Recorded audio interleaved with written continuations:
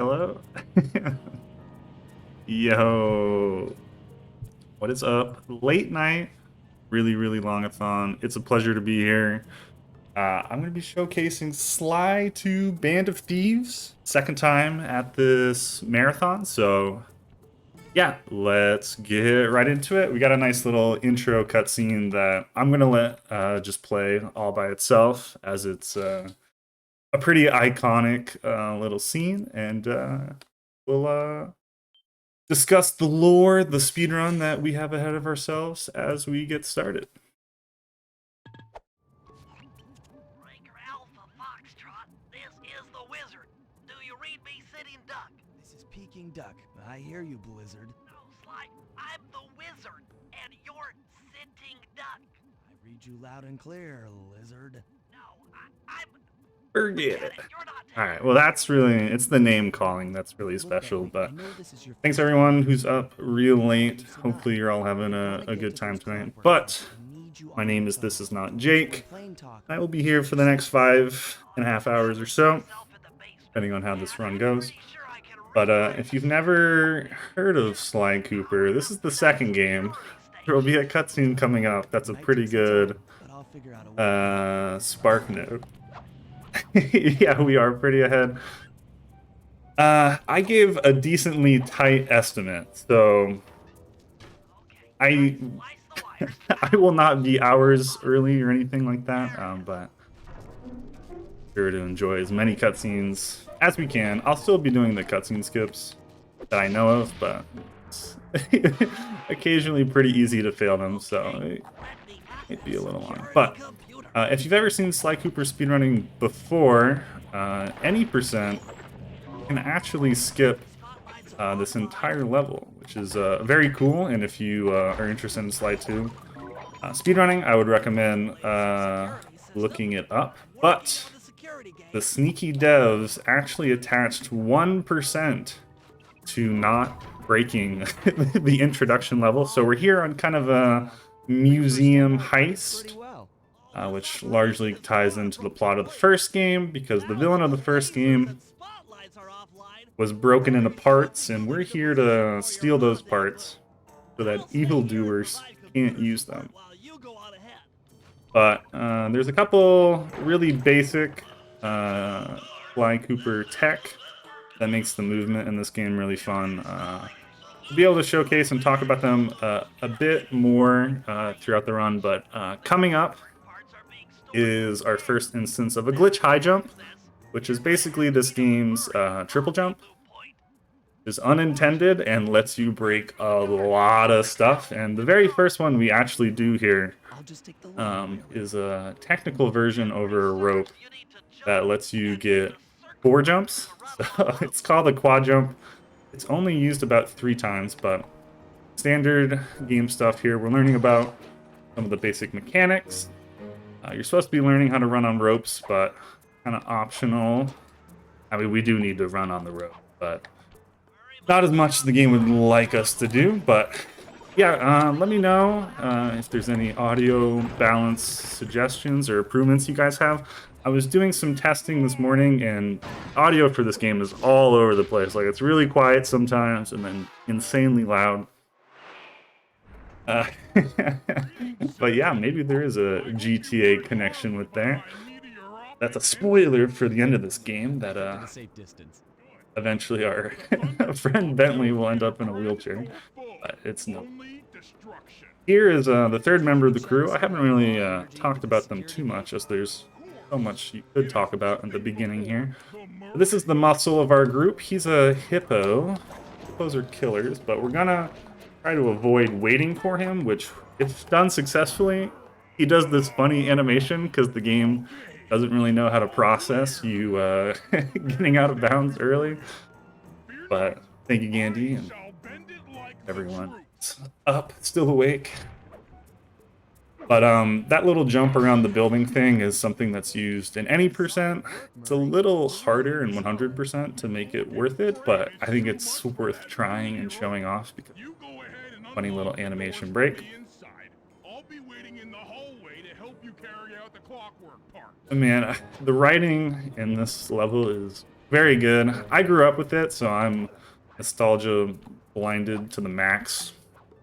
But everyone who grew up playing this game remembers this level very fondly for writing. But We need to pull the plug on this operation right now. the plan, it's failed. Freeze, Cooper. Inspector Fox, as beautiful and unpredictable as ever. Where's you, So Cooper? yeah, if you haven't seen the first game, You always return Sly has an to the interesting time. relationship with this I haven't foxy stolen policewoman, anything. Yet. where they kind of like each other, but they're on opposite sides of the law, so they kind of just flirt and yell at each other whenever they run into each other. He stole the parts? Don't play dumb with me. I think I've heard from like developer commentary, or maybe it was just like a YouTuber stuff, that they kind of took the relationship between like Lupin and Zenigata, but added a, you know, a more romantic. And, you know, maybe some people see Lupin and Zenigata in that way, but and Carmelita's here, but she's got a new character, new to Sly 2, Constable Nayla. Going to be playing a big factor throughout the story here.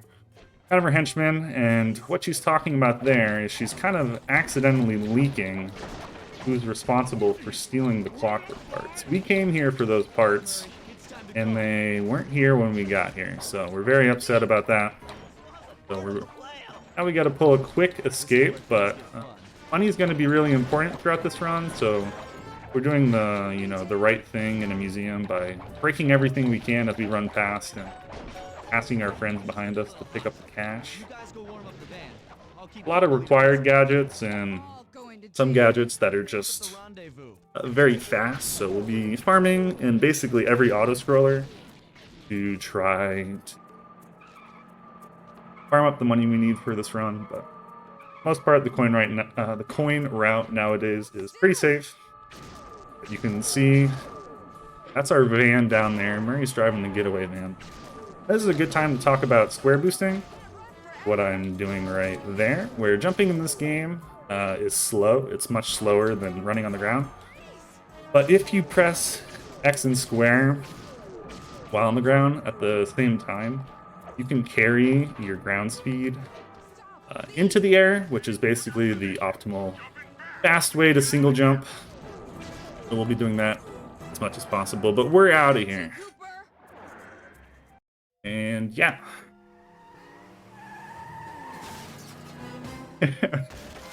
I don't really think about this cutscene too much, but I remember playing this game in high school, and I brought friends over for a birthday party or something, and I was playing this game, and God, they were teasing me a lot about the Carmelita in this cutscene.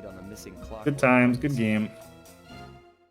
But here's Clockwork. Yeah, he's the big bad guy from the first game, and I could explain the first game, but the cutscene is kind of doing that now. Hopefully you guys can hear it well. I'll take a sip of water while we get a little bit of a break before we start with our first episode. First decision to replace his mortal body with soulless machinery. Ultimately, it did the trick. Clockwork lived on. He caught up with my parents, and I wound up in an orphanage. It's there that I met my pals, Bentley, the brains of our outfit, and Murray, the brawn. But yeah, one thing that I also haven't talked about 2 years ago is that we're playing the game in English today, which is not optimal. It's actually slower by about 5 minutes, roughly. It might be like 4.5 or something, to Korean. But in the spirit of lots of lore, you know, I figure majority English-speaking audience, you know, this is the dub that I assume most of us grew up playing. I thought it'd be cool to play the game in English. It's not too much slower, and it will lead to some interesting cycle differences. And I can explain why it's actually faster. Playing Korean in a second. But there's a funny little optimization right there where the game would normally just autosave But it's actually faster if you just manually save the game yourself and say like, no, no, no, let me do it. You don't know how to save, okay? I know how to save. Dimitri, a sort Which of is very funny. underworld celebrity. But if you mess up the menuing, you can actually load your file, which hasn't saved yet, and you'll warp back to Cairo, which is very bad. So I was a little safe on Who it. worked hard Got to it. develop his own visionary style.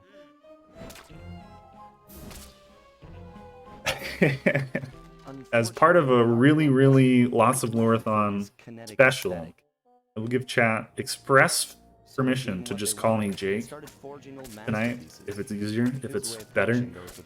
I won't answer if that's my name or not, but typing "this is not Jake" is a big pain in the butt, so feel free to just use Jake. Jake's fine. But I'm talking over the introduction for episode 1, so kind of the format of this game, like a 3D platformer, but it's more so about pulling off these heists. We're being introduced to the villain of the first episode, who's Dimitri, who's a big fan favorite. People really like Dimitri. He's very charismatic. So we're gonna go pay him a visit in Paris, where he runs a funny nightclub. But yeah.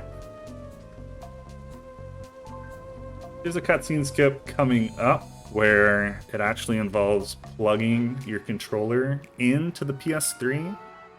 I'm playing on the PS3 remastered version, but when Sly goes to climb up this roof here, there's going to be a 1-frame window to pause the game. But if I unplug my controller, the game will automatically pause as soon as it can, because it's like, there's no controller, there's nobody playing, we gotta pause the game. So it's kind of a easy way to hit a 1-frame window for free. And that will let us skip kind of the introduction, where Bentley, the genius of the team, kind of explains how to find jobs, how to basically use the navigation system of the game. But here we are for our very first job, satellite sabotage. You'll notice that we jumped job trigger.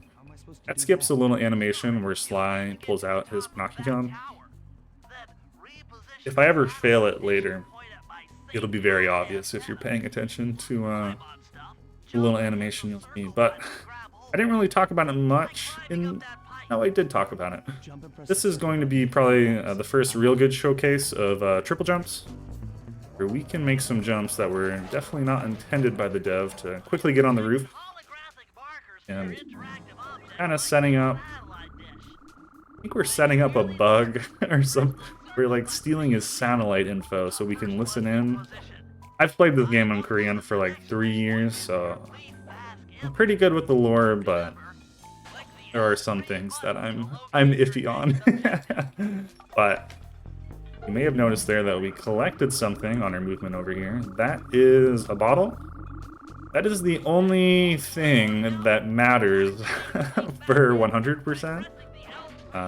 This game doesn't have too much side content, but despite that, I think it has quite a bit of fun to be had post-game from just exploring its worlds and stuff with the treasures. But every world, we're going to have to route in 30 bottles and then a visit to a vault. That'll get us 1 free gadget. Most of these gadgets are cool casually. They honestly provide some really funny stuff. The hardest I've ever laughed at this game is from some of the insanity gadgets you can get. But for the speedruns, sadly, the free gadgets you get aren't too good. But episode 1, I think it's really impressive that episode 1 is a lot of people's favorite episode, despite it being very tutorial heavy. You know, they gotta explain how to play as 3 characters, how the game works. But we're just gonna pick up all the bottles that are close to this next job and go in. And coming up is a pretty difficult job that's all about learning mainly stealth things. I say that, but there's a couple fights. We're gonna fight right now, but at the end of this fight, we're going to try to line up a table clip basically launch through this wall, which, if done right, we'll be able to skip a cutscene. We'll see if we can do it. Murray's a lot stronger than us too, so we're gonna let Murray handle... Oh no, I'm stuck! Oh my god. Well, you can skip this cutscene, but I accidentally got in a stuck spot. I don't think I've ever done that before on this job, so scratch off your bingo card. Then 15 minutes, and we're already off to some good stuff. But Thanks for the help. if we didn't skip this cutscene, you know, we never would have learned how to double jump, so that's good. This is what a table clip is supposed to look like if you're not stuck. Basically, if you ever have a question about what's broken in this game, 9 times out of 10, it's the charge attack. The charge attack is broken. This is a stealth section. Get caught, we fail. Gotta be careful about that, but... This part's funny, where they're trying to teach you how to do a one-hit KO move, basically, and not required, and it's slow. So you actually ignore the one-hit KO move. Hopefully never do it on this run, but... I'm taking a safe strat for that vent, as you can table clip that, but there's like a very low % chance that if you do it, that you'll miss the trigger at the end and you'll fall out of bounds. You have to restart this entire job, and it's very sad. So any marathons or like Fecta runs I do, definitely skip that trick. But kind of a common format of this game is that the first job in every episode is typically about reconnaissance, where we'll go out and take some pictures, and Bentley, our strategist, will kind of talk about the plan ahead, what's coming up. What we're going to learn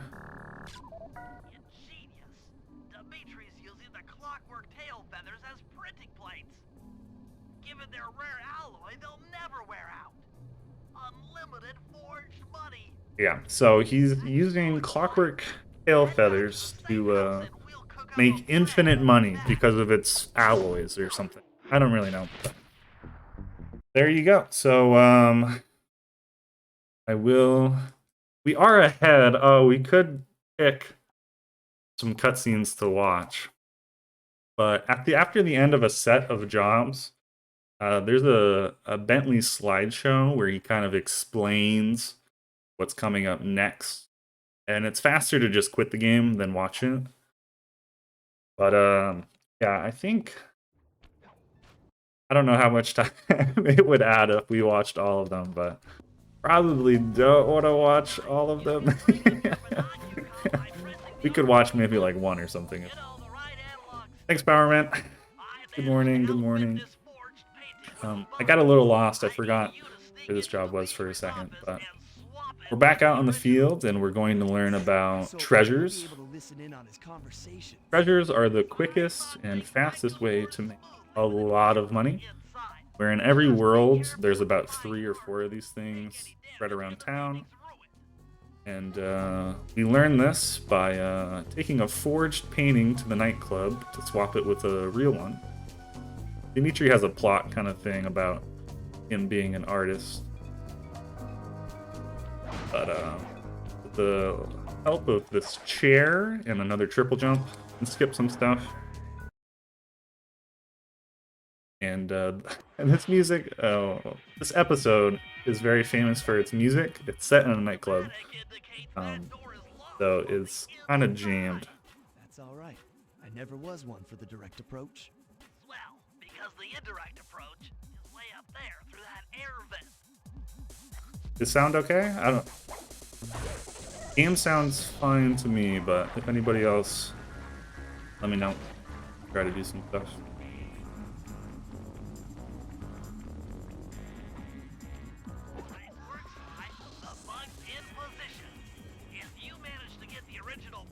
So this is the room where the vault is, but we don't have all 30 bottles.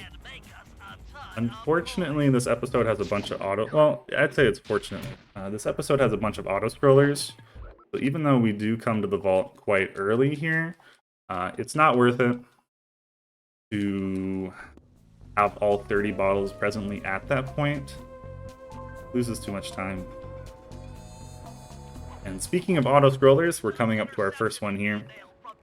And the funny thing about the treasure tutorial is that it's too slow to take the treasure. It wants you to learn the mechanic about back to the safe house. That treasure is too slow. So one thing we'll do a lot in this game is just load a file to get back to the safe house quicker than running. But it's time for a Mongo autoscroller. This is the job that haunted me casually as a kid, where I could never beat these missions. And as a speedrunner, missions provide the opportunity to farm a lot of money, so might be a little quiet when I need to focus up. But the main mechanic that probably could be... Oh no! Oh no! Oh, why is there a guard there? Oh my god, it's a goddamn disaster. I'm very scared. We might fail. Keep it smooth, baby. Okay. I have no idea what to... Get funky. That really hurts our cash. Got the juice. Smooth. We might not be able to do the gadget route I normally like to do. Make art. Hopefully we just don't fail the job. If we fail this job, we have to start it over from the beginning. Be kind of bad. But one thing that I was talking about, I was trying to explain before I messed up the very thing I was trying to explain, that guard spawns are controlled by camera. Stand tall. Basically, guards only spawn in the direction you're looking. So if you ever see me looking like backwards or in a crazy direction, The kinetic. just assume that it's like Make art. it's for guard manipulation. Be art. But it would have been sad to explain that and then fail it. But there's not supposed to be guards where there was. Means we're going to be really broke. Baby. I think in theory it'll be fine. Stand tall. Get funky. I just feel like this game has too many tricks, man. How am I supposed to explain everything? Right now. I'll explain in a second. Give me a second.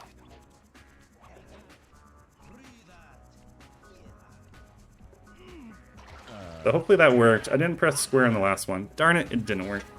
That's a trick that carries over from Sly 1. I don't know what my camera was a little weird. I cared more about not failing the job than perfecting the super jumps. Ideally, you would fall in the water and then respawn right by the treasure, because we will be taking our first treasure up next. But one thing I really appreciated about this game is that you don't fall, or you don't die in one hit or falling off the map or anything like that. You have a handy dandy health bar, and anytime you fall off, the game remembers where you were last standing and will warp you back there. But if you can jump around, basically without the game updating your grounded position, you can kind of abuse it to do some tricks. And yo, kill it. What's going on? But it's time for our first Murray job. Murray is the muscle of the team. And he's here on a mission to destroy a water pump. Very important to the plan, I assure you. But we're just going to be learning Murray's basic moves. There's a couple small strats in here, but nothing too crazy. Power box by throwing something at it. Press the circle button to use your stomp move near the ice machine to pick up a block of ice. Then press the square button to throw the block at the power box. Hit the circle button to pick stuff up and the square button to throw. Got it. Got it. So, it takes 3 hits to break these alarms. And we will be picking up the coins here. Fun fact, this alarm is too close, and you can just punch it. Which saves a lot of time. And job's very short. We let the guard kind of hit us and boost us on purpose, because it makes the guards come over to greet us quicker. Takes 5 rats to break the water pump. Don't question or ask.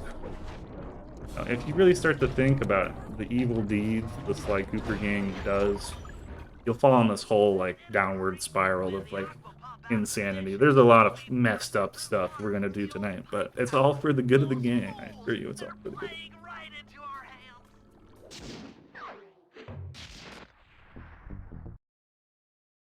Reset again as we're heading into the 3rd set of jobs, basically.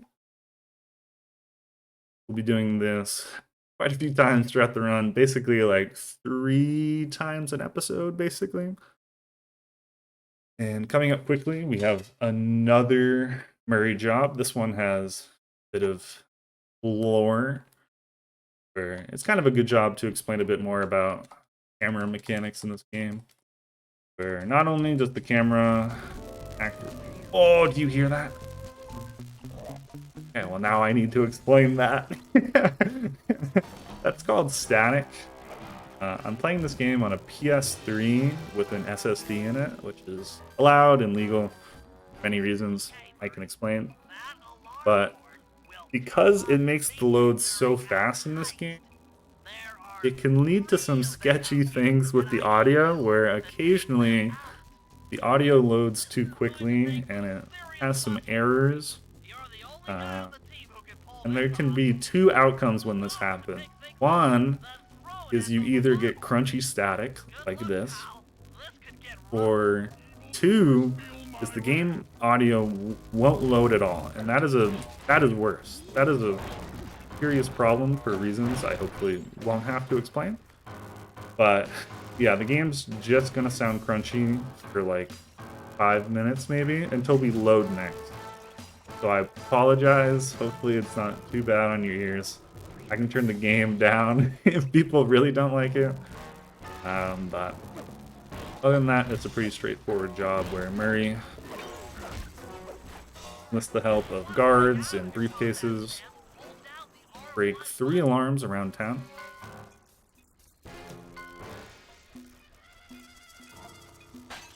Also gonna get this 1 bottle as it's pretty quick. Normally you shouldn't ledge grab, but I jumped a little early.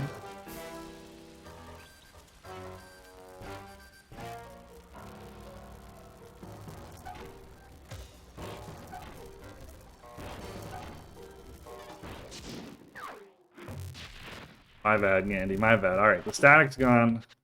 Hopefully it'll never come back.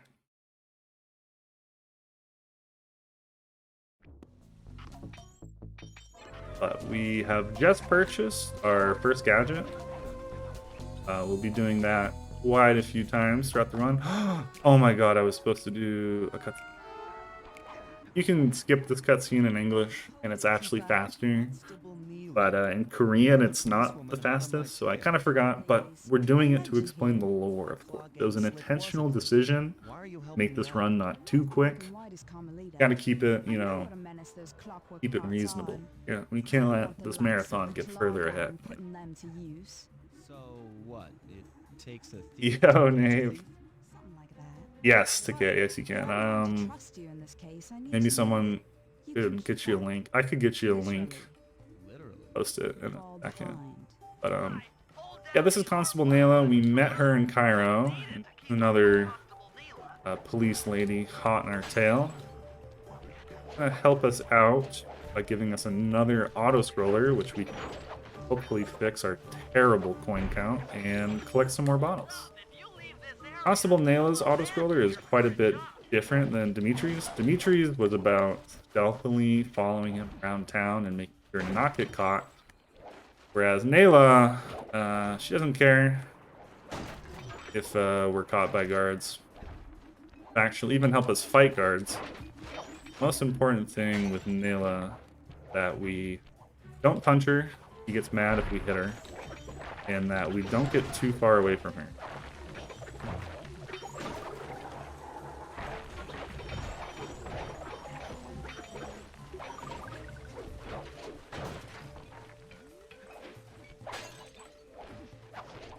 But yeah, I think most people were in ads. I kind of explained the Nayla basics, but basically just don't punch her, she'll get angry, and don't get too far away are the basics of it. There's some more complicated things you can do for little optimizations. Shout out to Knave Strats, Knave's in the chat. Here's a scary spot that is in the spot you accidentally put her. But the whole reason we're chasing her is because she has a key to the back door, and she's gonna let us in, Well done, Sly. which will be our first Bentley job when we come back around to it. But Now, legally, yeah, I kind of forgot. I don't think I had ever done runs with the Moonlight Rendezvous cutscene scope. Even when I used to play in English. Like, I played in English a decent amount before I swapped. We are absolutely going. But I never did it. And I had a practice run yesterday where Sonic stopped by and was like, hey, do this cutscene scope. The hell is this? I don't remember this at all. And I did it once. It's not a super hard cutscene scope, but I forgot about it. I forgot about it. Sorry. We're here for our last 4 bottles. We get 30. And we'll go drop them off in the vault later, but it's time for another cutscene skip. If I fail it, it's for lore reasons. It might seem weird, but I have to open the PS menu there to guarantee that I get a shot at this cutscene skip. We're gonna lure the guard over here. And we're gonna kill him, and then walk into the cutscene trigger. This whole job is about pickpocketing. This is the pickpocket tutorial. And we killed the man who has a key, which the game doesn't like, because we have to get this key. But by killing him and then starting the cutscene, we can basically fail our way out of the cutscene, skip that. We're in the theater side part of the nightclub. I don't really know. But we're just gonna make quick work of these 6 guys. Smoke Bomb is the newest. It's not the newest edition. Hey, wait, Picket's Pocket. What the? Is the second newest edition, the full game route, and it adds a lot of security or safety in this job where Smoke Bomb will let us lose guards when caught. Very nice. And we do need lore. Yeah, how am I supposed to explain my 5-page essay about why Nayla is the best Sly Cooper character? We skip all the cutscenes. But this is probably the most tricky part where these guys get a little congested. Managed to get all that. Nice and simple. What is the point of this job? Why are we doing this? I don't really remember. Like, we're getting control of the spotlight security. I guess that's helpful. Maybe there'd be spotlights in like the boss room or something if we didn't do that. I don't really know why we're doing it. We're doing it. Use some glitch high jumps to get up here a little faster than intended. We got Turkish in the chat. Yo, Turkish. Come on up.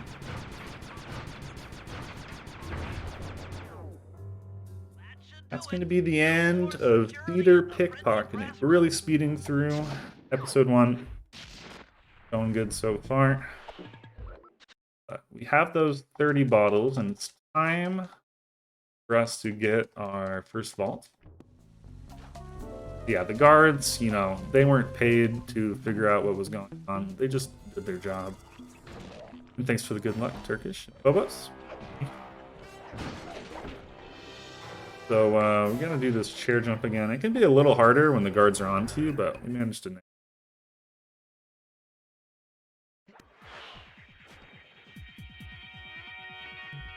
Yeah. Back in the club.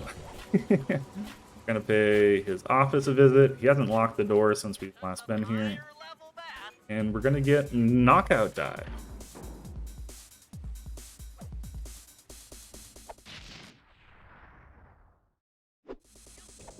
I'm not quite sure if Knave is telling the truth about Nayla %. He might be lying. But for some reason, there's a save icon there that's a total scam. Like, pretends to save, but it doesn't actually save for you. So we have to save ourselves and load, as that's the fastest way to get back. And we've got Bentley for his first job out in the field. Bentley, kind of a weaker character. He has shorter range. I don't know if he runs slower, but he has bombs, which I'm seeing me use a lot. Actually, you use bombs midair, it gets you down to the ground faster, so you can sprint. Bentley, with his bombs, is able to do quite a few cutscene skips. I forgot how to do it. No, I don't want that healthy. Alright, well, we're gonna get it. It's gonna work. I just forgot to bomb roll. I don't know why. I just had a major brain meltdown. But what's confusing here is that there's two different strats for running up this hallway, and I think I like combined them to one, which is not good. Hopefully that hits. Yeah, so the whole point of this area is we have to use our bombs, break 4 pillars supporting the disco ball. Disco ball is very important to the plan. We really have to bring that down. So setting up bombs, and then trigger bomb gadget that we bought, using our normal bomb to kind of take care of 2 of them at once, which really speeds things up, as otherwise you'd have to stop for cutscenes 1 at a time. So it's really nice that we can get that trigger bomb gadget in episode 1 for pretty cheap. And yeah, disco ball down. More crazy shenanigans from the Sly gang. But it's time for the operation.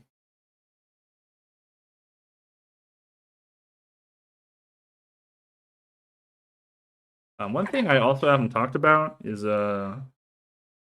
educated or the Germans out there might notice that my PS3 language, the system language itself, is not set to English.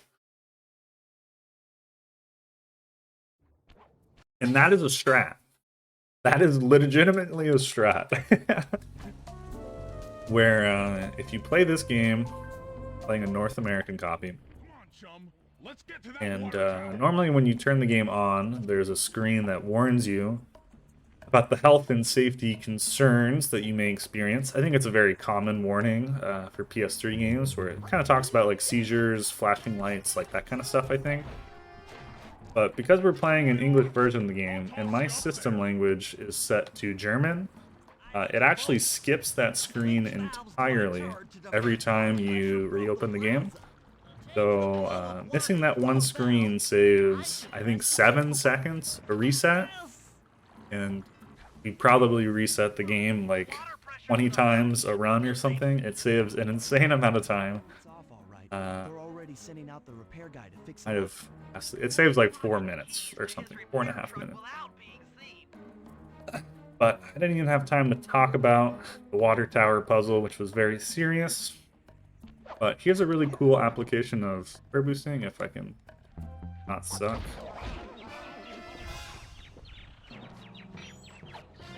Playing really weird. We're gonna get hit here by this guy. Oh, never mind, he's sucked. Generally, the idea or strategy there that you square boost to the guards so they don't hear you, but because I got stuck on the cement thing, which is something I do know about, and I should know that I need to be further right. I kind of panicked and I forgot everything. I forgot the square boost. Yeah. Also, they really don't expect you to get caught from that segment, as you can tell, because guards just despawn after we steal their key. But the whole point about everything we've ever done, it's all led up to this. We're the printing press room below this water tower, and connect this tow truck to the Peacock. You have to defend the truck. Our Ford F-150 is major danger, so we're gonna take care of these rats using this triangle's squares, kind of double our damage output against them. Got it.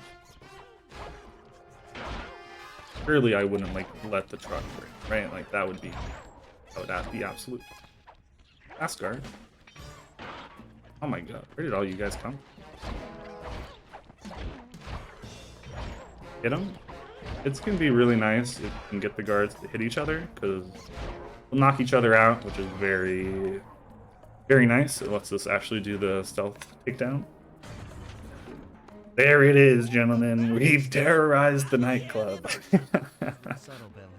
Okay, you jump in. Yeah, you're right. We must be, And we're this out must of be a Chevrolet type truck. I really wish I had more car knowledge. I couldn't even name a Chevrolet truck.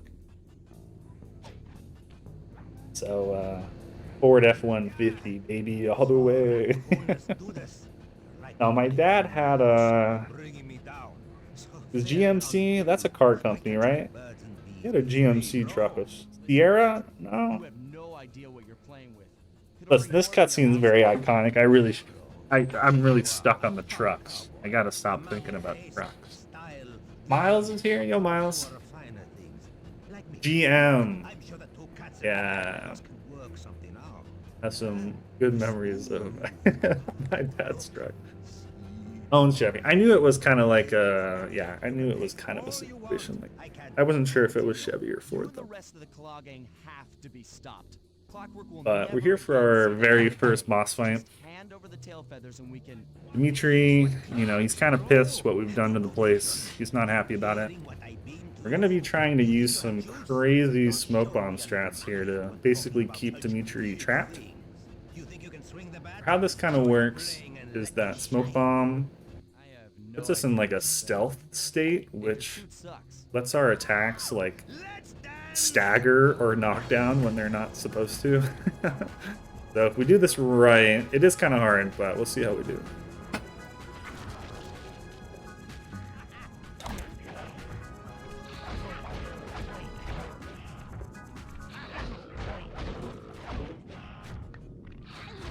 So yeah, we can interrupt his teleport by uppercutting him from Smoke Bomb.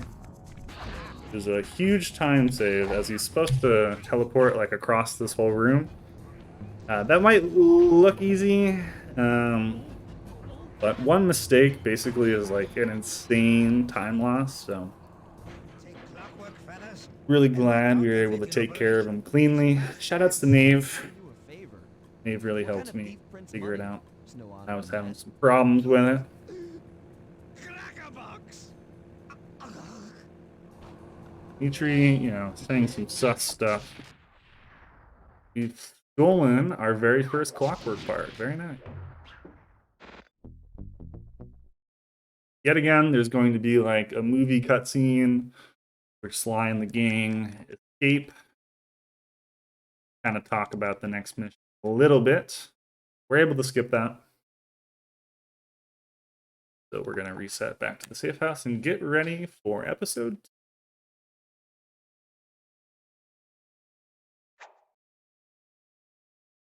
Skipping lore. Yeah. Problem is that marathon's what, like 2 hours ahead or something? And, you know, I was ready and primed for me to go at midnight when I signed up for it. Another clockwork But me starting early is nice because I get to go to bed earlier. And I don't think there's anything I can do that would make this game 2 hours longer. A self-made man We- who grew up poor I on mean, the maybe streets we of could if Calcutta. you watched He literally started his every life by cutscene. flying selling Didn't do illegal any spices cutscene in the skips, black right? market, eventually growing his small outfit to a sizable operation. But the and cutscene earning skips are himself so a seat in the cool. prestigious Claw Gang. He And since if crowned it's himself okay with Lord of the everybody. Hills, and while he goes to Uh, great lengths to convince others of his royalty, I appreciate being able to go to bed early. So, true to form, just gonna do he's the round laid I a had lavish planned to ball do. in his newly purchased Maybe we'll ancestral watch palace. in The episode reason 8, there's a to show off very his latest long acquisition, cutscene. the Clockwork And if we're Brothers, far enough the ahead, like symbol we're having a of good my run, envy. If you saw we'll the watch moon it silhouetted because we against the skip night it sky, all it the was time, already and it's too like the late for most him, important cutscene especially for if like you're the new end to game lore. Like nothing about the final episode will make sense when you skip that. Rashawn believes displaying the wings Oh. will bring him prestige. We'll see how we're doing. Maybe they will, but they're also bringing me. But if you've been trying to pay attention or listen what they're talking about behind me. Our next villain is Rajan, the tiger from India. He's hosting a fancy dance party where he's going to show off the clockwork wings. We want those wings. We want those. It's going to start right away with kind of a tricky cutscene skip. We'll see if we can do it.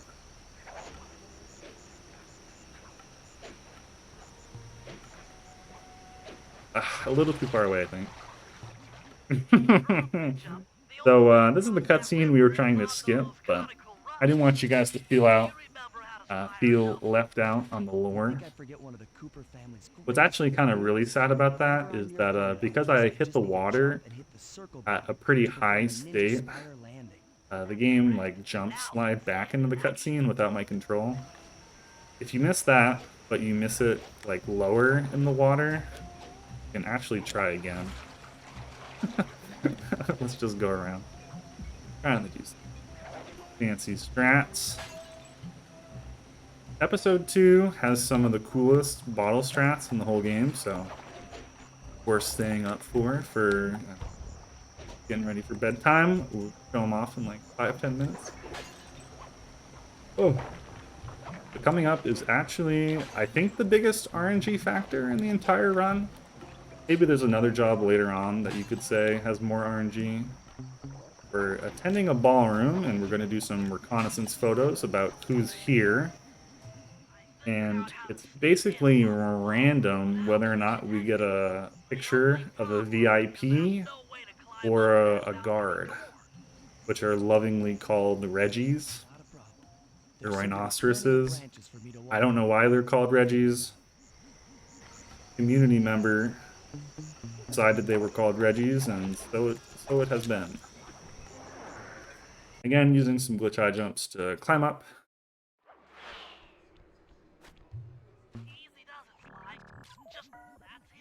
But that is right, as Nave is showcasing, we are raising money for the Open Medicine Foundation. Anybody who's financially stable and willing, very appreciated.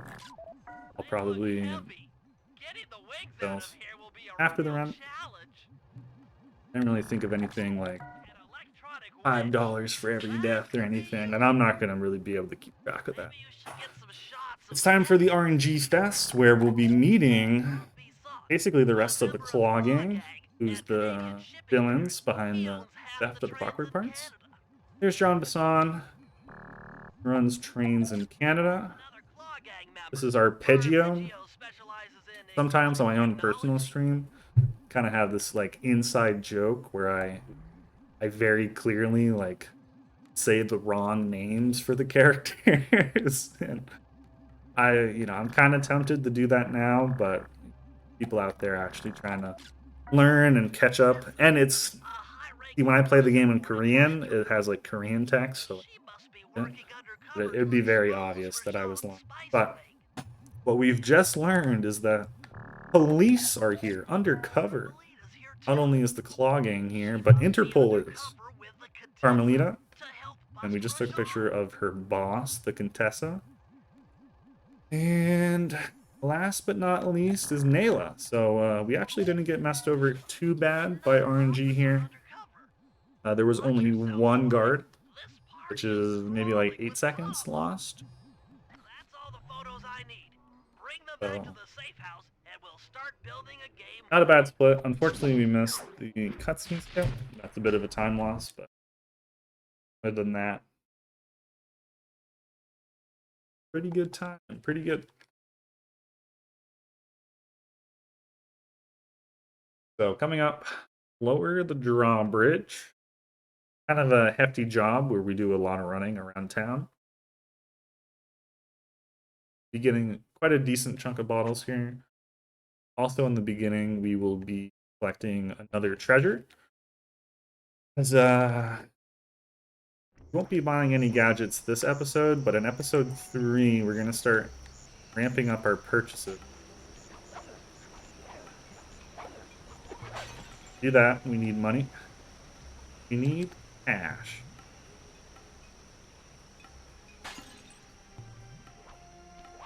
So we'll take this back. The fastest way to the next job is actually to jump on this elephant. If you are successful in the cutscene skip I tried earlier, those cutscenes actually linger here, so you actually can't leave without hitting the cutscene unless you do this trick with the elephant. But it's pretty easy using the triple jump we have, the glitch high jump. With the winches all locked down. And it's time for another pickpocketing mission, but this one's kind of across the entire map.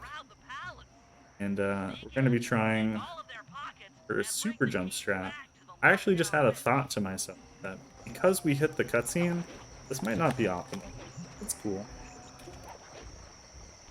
So we're going to sneak behind this guy. Pick his pockets. We got a lot of cash. I didn't actually talk about it during theater pickpocketing, but for pickpocketing jobs, the game kind of alternates between set coin stashes and random RNG-based coin stashes. Theater pickpocketing has some RNG to it with how much coins you have to dig through before you get to the key. This job does not have RNG, I know. Could be misread.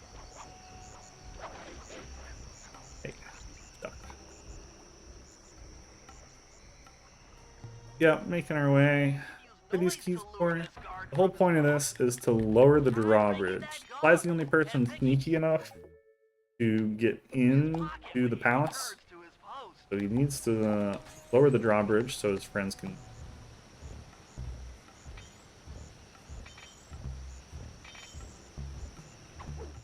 I kind of need to take damage. What this guy? Oh! Wow, that was really sick. I'm going to ignore that bottle too, because we'll have some black magic to collect that later. We're going to be doing a death warp after we get the 5th key.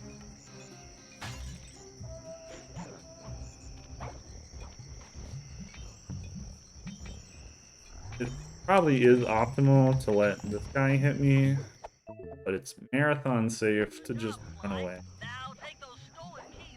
We're gonna play safe. This die on purpose. Fastest way to get back to the drawbridge. Got all the bottles we need. And it's time. So now other people and our teammates can come in as well. But it's time for probably the most broken thing in Slide 2 speedrunning, I would say. For camera crashes, bottle crashes, did we really settle on a name for it? I don't know. I'm going to demonstrate. The game might get a little loud. It shouldn't be too bad. Might take a couple tries. And I'll explain. Jumpy for it. I'm jumpy. Terrible stuff. I don't feel like I'm even getting close. So, yeah. This is like a very funky trick where you place the camera in a spot it's very uncomfortable about. This game has a system where cameras, can't travel through like walls and stuff. Like cameras physically like make contact with stuff. So put the camera in a spot it really doesn't want to be in, and it tries to get itself out. And when it tries to get itself out, it essentially proxies to infinity. And I think the game's coding recognizes Sly's position as literally Nan. So he's everywhere, everything, all at once, basically. Which lets us warp to these drop triggers if we press square while in this state. So we just traveled from the ballroom to the guest room in pretty quick time. And the icing on the cake for this trick is that you can probably hear it. You can hear bottles breaking. Anywhere near where we warp to, we basically collect all bottles that are nearby with our swing as well.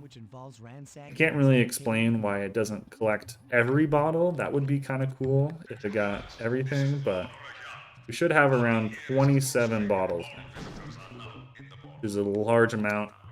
It was kind of one of the newer tricks for the game, and saves a lot of time in 100%. Yeah, the cosmic camera. I like that. So this job's all about ransacking. Basically what we learned, that Sly isn't allowed in the ballroom because he forgot his tuxedo. He pulled the tuxedo skip. That's a major time loss. So we're scrounging in the guest room for spare parts, which is very funny. We're gonna find one piece of clothing from all 5 rooms. Kind of struggling with the movement there. Did this happen to you, Nave? You've done this? Funny enough, this is actually Rajan's room. I don't know why he's in the guest room. Rajan should treat himself better. Or he's in the hotel with everybody. Rajan should have his own. He should move out. He does have a nice room. I'm gonna borrow his clothing. I don't remember what clothing it was, but we're taking it.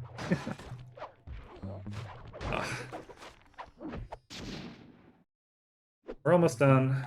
It's pretty impossible to avoid taking damage from this guy. If we get lucky, yeah, it's kind of lucky for him to knock us that way, so we only take damage once. Sometimes that guy can combo you a couple times. There you go. Oh, good point, Nate. Point. He's only here for the dance. How could I? This is why we need the lore expert. But that's the end of that. We're going to take a load out, and it's time for our very first turret section. Oh my god, we only have 26. Okay, that's fine. That means we have to check this route. Might have missed this one. Didn't. Is that fine? It's very low, but I'm going to assume that's... So, there's a little cheeky cutscene skip right there. Oh yeah, you see there's a bottle over there. That one, you can sometimes get it on like the left side of the screen. So we'll get that one. I think we'll be fine. I don't know if I've ever experienced having fun. We pulled off a little cutscene skip there, which sadly is some of Murray's funniest dialogue, where he talks about a potato gun. And basically almost convinced me to convince my dad that I wanted a potato gun. But never happened. Anybody out there ever use a potato gun? Was it fun?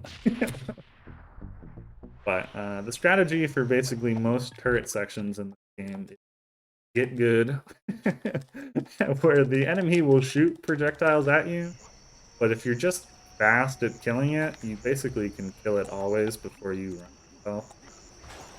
And there you go.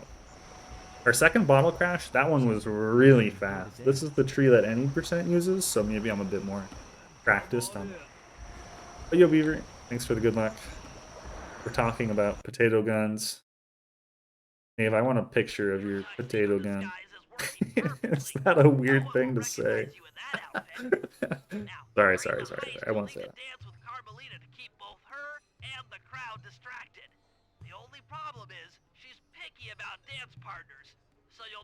Good question, Melody. Just the girl for the job. That tech was discovered by Lovely this evening. Exu, who's a legend in the speedrunning community, but he's kind of a quiet guy, so not the most sure what his thought process was, but he originally found it in a different spot, and then it kind of became a community effort to try some other spots for it, and what we've settled on right now is pretty good. The tech has not become usable in any other episode. It's only episode 2. But I think he was just looking for strats, and he stumbled upon it.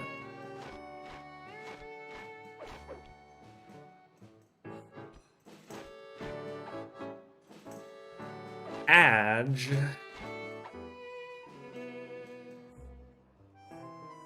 Anybody here not in an ad? Should I talk about this exciting It's a gameplay. bit old Ironsides. Yes, I am. Do you mind? Not at all. But if anyone doesn't have an ad, basically the plan is we're trying to steal the wings in the back. Nice. They're in a very crowded ballroom. So the plan for this is to dance with Carmelita. And if we dance really well, you know, everyone's going to be really distracted. And then we can steal the wings. Yes. Carmelita is picky about dance partners. So we have to impress her by dancing with Constable Neela first.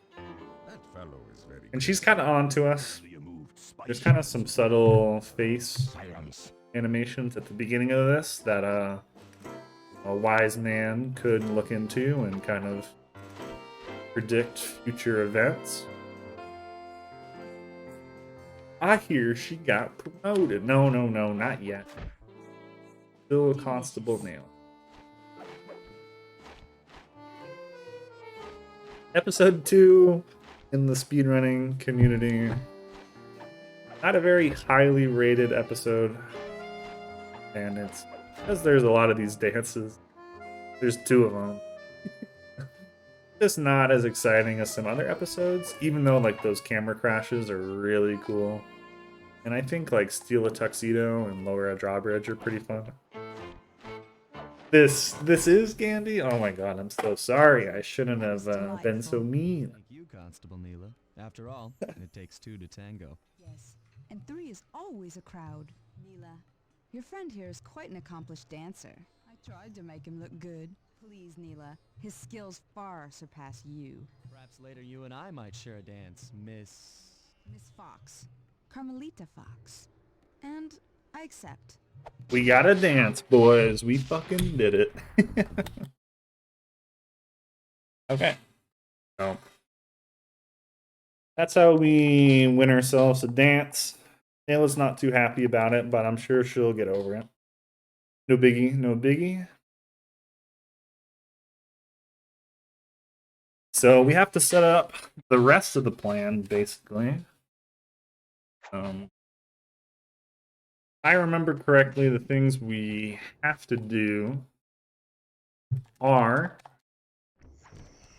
take care of a air defense Jeep system thing. We have 27 bottles. That doesn't sound right. Did I miss one? I'm so scared.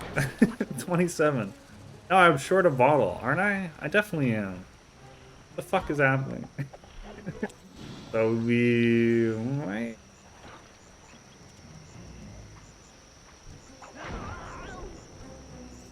$27. Get the one in Elephant Rampage. We get the one... I'm in position with the RC chopper. All systems are go to neutralize. Yeah, their we surface might have to do a little defenses. improvised We're going to need free search. reign of the sky during the heist. Maybe when we're in the helicopter here. We have an RC chopper. Style has been sighted. We'll be going to war with this car here. To steer the chopper and hit the X button to drop bombs. You know there's one bottle in Elephant Rampage. We bottle after Elephant Rampage. Launching missiles. Turn hard to dodge them. Nah. Here's the Elephant Rampage bottle. Darn it, we didn't get to explore very much. Well, that's a problem for Jake to figure out later.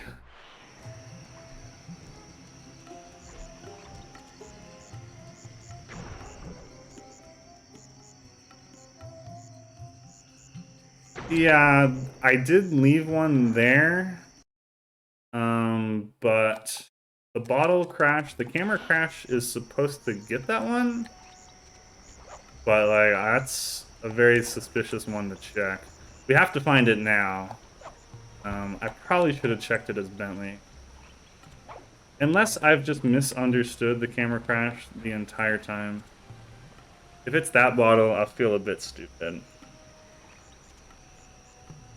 I was a little...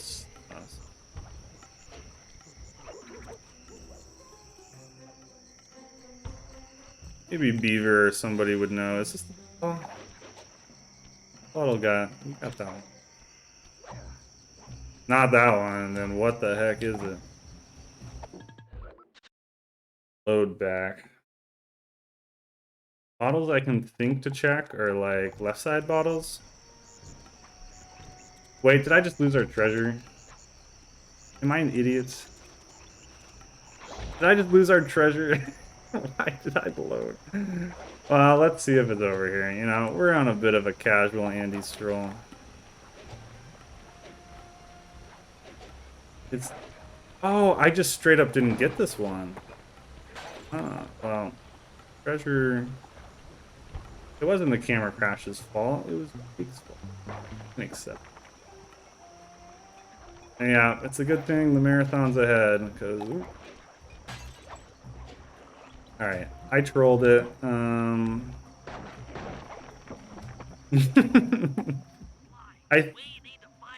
Yeah, that's awkward. I'll tell you exactly what I was thinking about when I skipped that bottle. Maybe I can crawl on that Is I was with thinking steps and find about an alternate route. wow. There's a guard GSM there where a guard can really beat butt. And I was thankful that he did not beat. Now here's the question, Sly Enthusiast. We are not going to be able to afford Stealth Slide if we do not get a treasure. So, my proposition, what if after this job we get the treasure by the ballroom? And then we could literally do the camera crash a third time just to fucking swag out to get to the next job. Crystals is here? Yo, Crystal. What you want to do is you want to glitch high jump on the elephant. We're going to steal his ruby gems. We need these to make a saw strong enough to collect the clockwork. We're good. We'll go swimming. I don't think we're swimming. Oh, we are swimming. Quickly cheese our way back on here. This is an insanely paced elephant rampage. That was so fast. Uh-oh.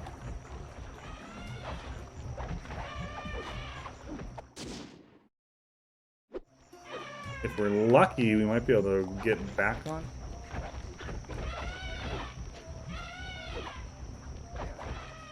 Yeah, this is really good.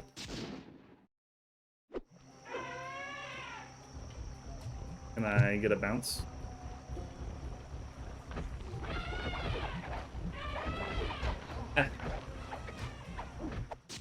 I don't know.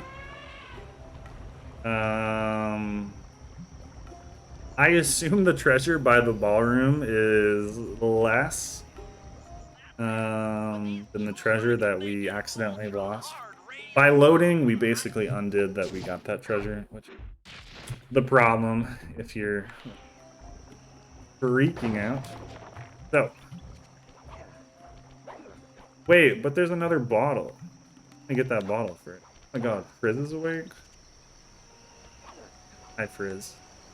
Thanks everyone for staying up. Trust me, this is pretty scuffed. I wish I could blame the camera crashes, but it's my fault. Let's take responsibility. If anybody here wants to be an overachiever, that would be...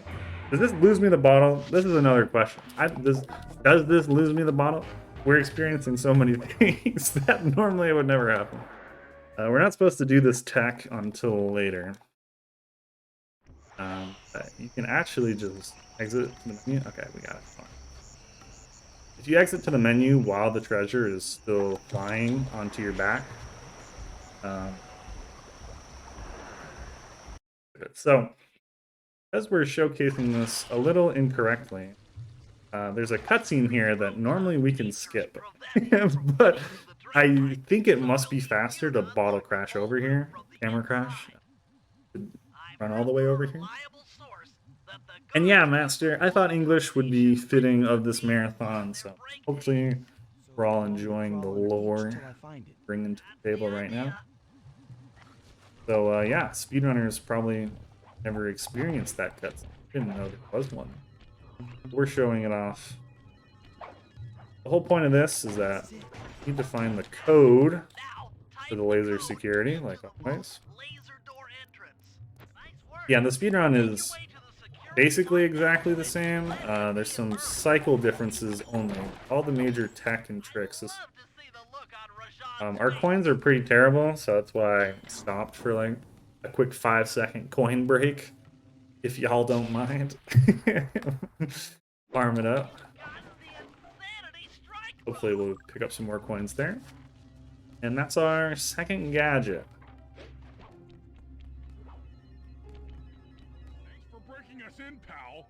Fortunately, the rest of this job Let's get down to brass tacks. is Both the vault room computers basically a to get big control of the auto-scroller electronic where wrenches there's above the some ballroom. RNG to the amount of money we can get. Here for.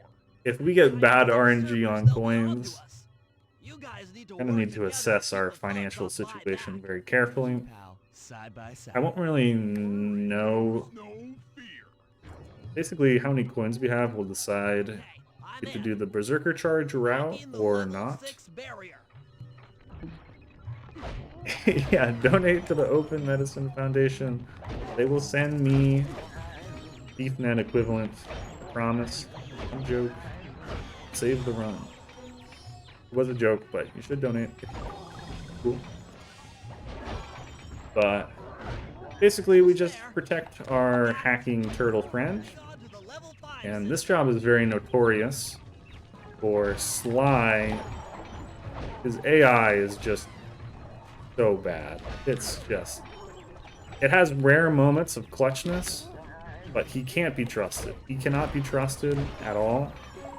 And sometimes he just follows us around and doesn't really do anything. Okay, I'm close. Thanks a bunch, Nave. Appreciate it. You're a legend. Nave does a lot of like community managing and also take care of that guy. Sly. Like, I was watching Sly. I thought Sly killed that guy. Like, Sly's got it. Sly's got it. He's got it completely under control. No, he doesn't. Sly has nothing under control, you idiot. Hey, going for level 3. But yo, Lobster, thanks a bunch, man. Appreciate everyone who's staying up late. Or waking up early, maybe in Priz's case. But it is actually time loss to let the turtle get hit, as it takes him like a second to adjust himself. So close. But it doesn't matter too much. Yes. Headed for level 2.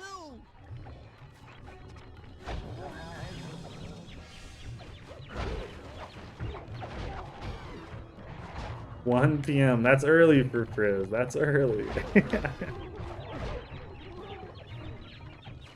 Yeah, so after a while, the coins run out. Like, would you stop pushing the turtle? Going for level 1 access. Okay, he's heading for level 1. I kind of need to go do a coin strat, but I'm scared. I can't really do the coin strat. It specifically works when he's full health, and our turtle is not full. Very scared. We're just gonna take kind of a casual ending, probably. Try to do it a little bit. This is tense. So basically what we're waiting for here is for him to say, "This is tense." That's kind of the code word that it's okay to, like, the auto scroller is ready to end. I've got So. control of the winch. Thanks for the Yeah, backup, guys. bit of a disaster there, sorting out everything that happened, but hey, it's no biggie. The show goes on. Is your sleep schedule really this bad, Lobster?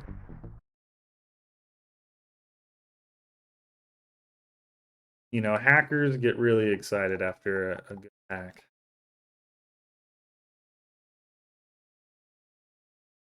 Everybody here, you know, we're all hackers here. We can all relate. Right? We all say.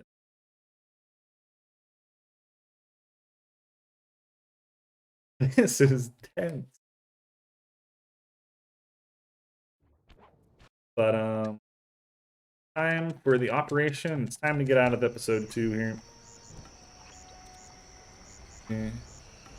complete meltdown. Unfortunately, this is one of the more boring operations. Please don't. That guy's. We're gonna have to go for the quick scope. Got him.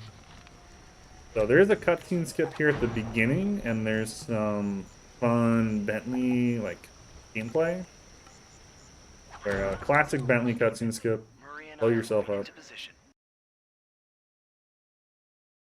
A Woody Knave. Maybe we can invite him on. But yeah, so there's that cutscene skip, which saves like 25 seconds or so, and then kind of schmooving his Bentley here. Kind of a small tech where, similar to square boosting with Sly, there's bomb boosting. Will be more apparent later once we have another gadget. Kind of a smooth way to move around. Busts out the trigger bomb strats and blow up the bridge. Now the question live fans never ask is, how does Bentley get back to the other side if he's stuck on this side of the bridge? Don't ever ask that question. No explanation. Won't be happy. Find out. But he'll be fine. You know, surely there's some other way. The whole point is to distract the guards so the guards go investigate the bridge. And it's time for the dance. I like that explanation. A little distraction Good one. did the trick. Initiate phase 2. You know, Gandy, I think Lobster has the answer. I'm going with Lobsters. Miss Fox, I believe you owe me a dance. About time. I thought you had left. Just waiting for the perfect moment. So somehow Carmelita doesn't recognize that we're Sly, if you're wondering why we're dancing with the policewoman. Because we're wearing like a mask. You know, we could be any raccoon. Carmelita, you know, has a crush on Sly, so she's willing to overlook it. Yeah, this is fun. But you may notice in the background, the hippopotamus is making his move.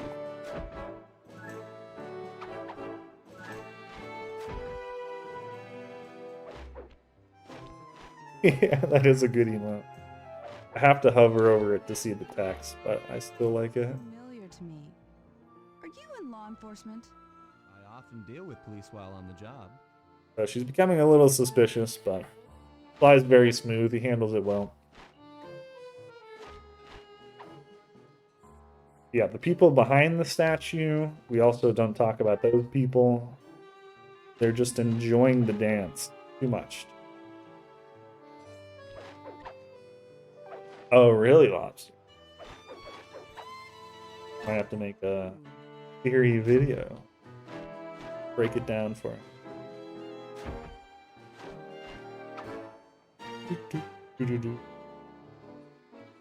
So, I think Murray is literally using a saw to chop off those things. They must be like silent or something because we don't hear them. But he's got the wings and he's going back up.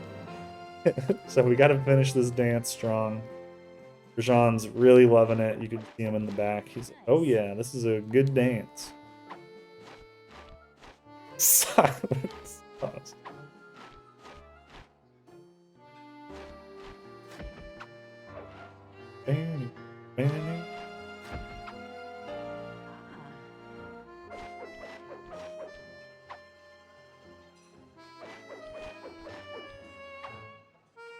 Yeah, you know, it's a rave, basically.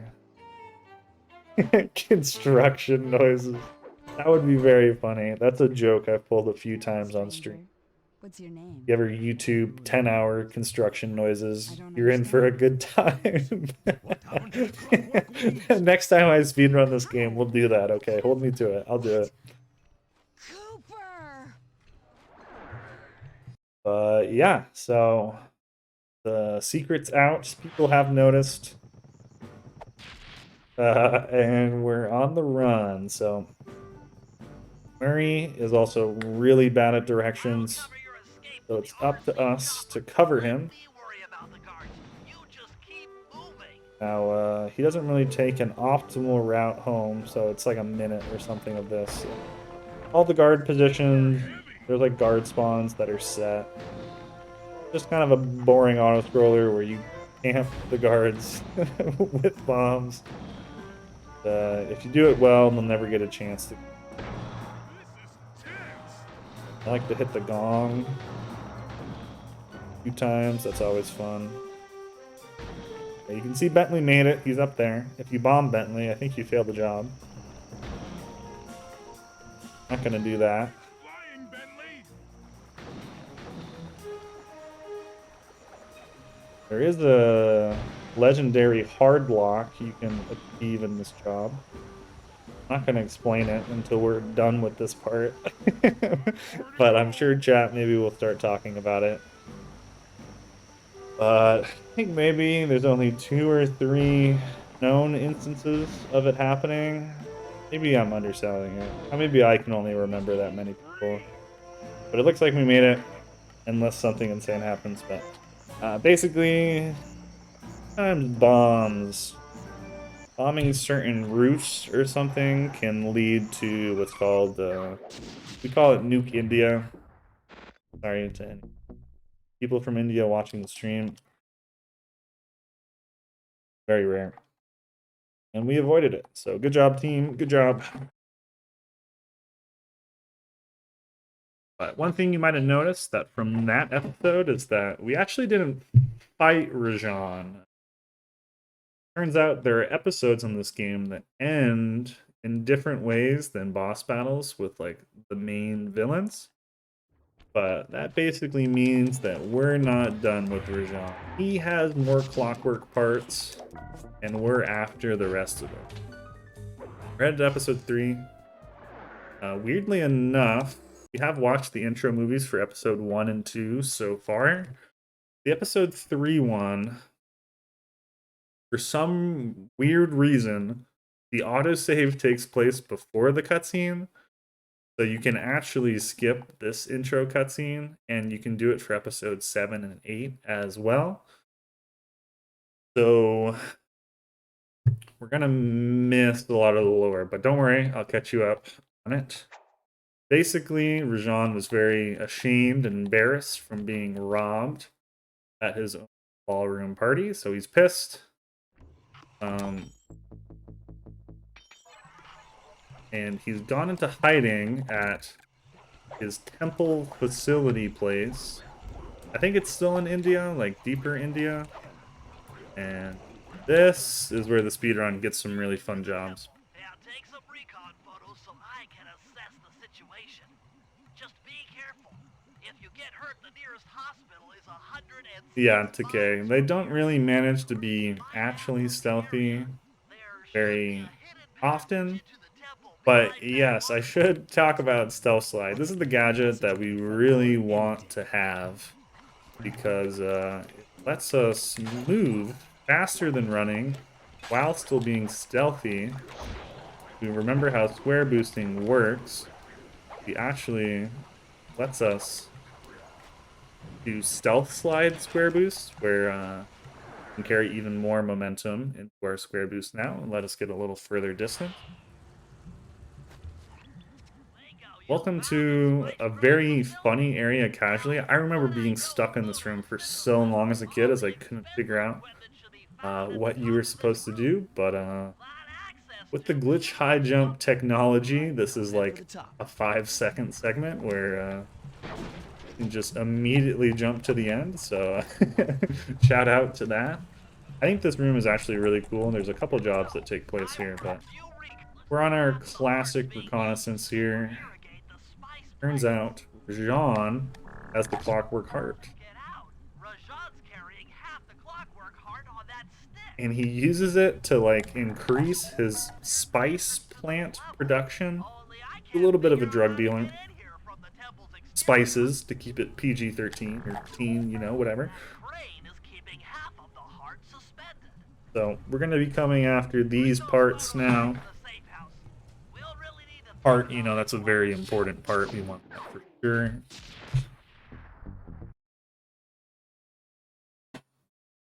But okay, it's time for leading Rajan. Has a very complicated cutscene skip. It has some difficult jumps in the beginning, so I'm trying to explain a little bit of it now. But basically the goal of this cutscene skip is we're going to glitch ourselves inside the job trigger without it starting. And then we're going to go plant a bomb under where Rajan spawns for the job. And then start the cutscene immediately as we blow it up. So we do everything right. It's pretty crazy. Also some precise jumps here. Hopefully we can... No, I had it, but my finger slipped and pushed it a little side. Gonna be fine. Gonna have to pull out the emergency sleep darts. Are we fine? I think we're fine. The health here? How much health do we have? Yeah, we're fine. So you can jump across those spheres there, and it's pretty cool. But I'm not gonna try it twice. Here's a trick. I'll explain that later. I gotta focus on this. So we glitched ourselves inside the job trigger. Come over here, plant our bomb, and we go swimming. And there you go. So the whole point of this job is that we need to lead Rajan to these melons. We'll make him fall asleep, and we can steal blueprints. And you're not allowed to fight him during... Am I ledge grabbing? What the... Let me off that. During this mission. So that's why hitting him with the bomb fails the job, which took the cutscene. That's a pretty crazy cutscene skip. And as Nave says in chat, the old spice grinder bypass is a bit of a meme about the name behind that trick, but essentially when you fall onto a ledge,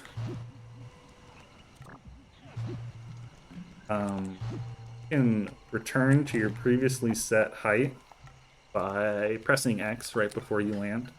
So from jumping down from the tree onto the ledge, we can basically take and bounce. But stealing the blueprints, the third one is the scariest one. I'm gonna try to despawn a guard that's behind me by moving our camera back and forth like a psychopath. Didn't work, so we're gonna cry. Put him to sleep. Call up the big boys. We might fail. No. So I was a little scared. Small guards were getting involved. That normally doesn't happen, but there was another trick there that involves taking the blueprint before he falls asleep, which works by holding bomb and circle while you're waiting. Involves some precise positioning, but actually taking it isn't too hard. Yeah, they give you a very hefty amount of space. But it's time for freeing the elephant. We're getting a lot of elephant-based jobs. I think Rajan really likes elephants. Don't ask why, all the characters in this game are animals. Oh, does the stream look bad? Uh-oh. Is it okay? Uh-oh. That doesn't look good. Now if you can hear me, or if it doesn't get better, I have the stream open. Maybe it was just on my version of the stream. This would be a sad job to miss. It's fine? Alright. If it's not good, I can at some of the organizers. Some help, hopefully. But, oh no, I failed the kilo strat. It looks like it's going down again. It might be safe for me to bring it up to them anyways. God, we're having a really great split so far. The English cycles make the beginning strat here a little harder. That's my excuse. Okay, I'm sorry. Oh, and we're in an ad now. This job's really cool. Essentially, we get to go around the entire kind of episode here collecting spice plants we're going to use to free the elephant, eating it spices. But on jobs like these where you get to run around the map a lot, they are really good chances to pick up a lot of nearby bottles. So we'll be picking up a hefty 21 bottles this split. My math on that is right. Yeah, I gotta, you know, for the subscribers out there. Appreciate it. The show goes on.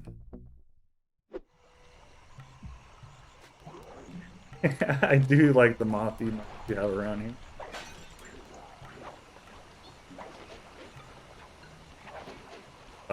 We got lucky here. There's gonna be some guards that spawn here that can really ruin your day.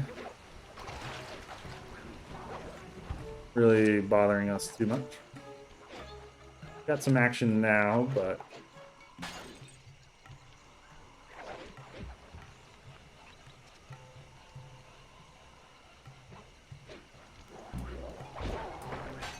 this episode has like bottles really spread out. I normally wouldn't go this way, but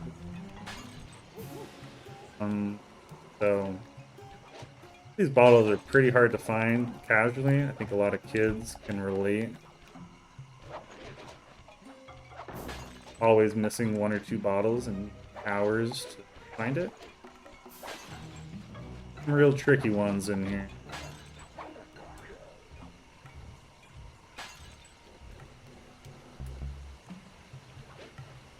We're almost done. We're halfway there. There's some cool jumps coming up. Seems like it's still freezing a bit. Not sure if it's bad enough that I should bring it up to the Discord or not. Seems kind of bad though.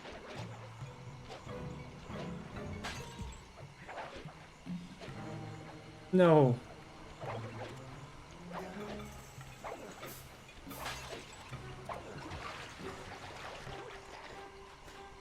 Peek 2. So we had to get that bottle later eventually, but ideally we make that jump first try.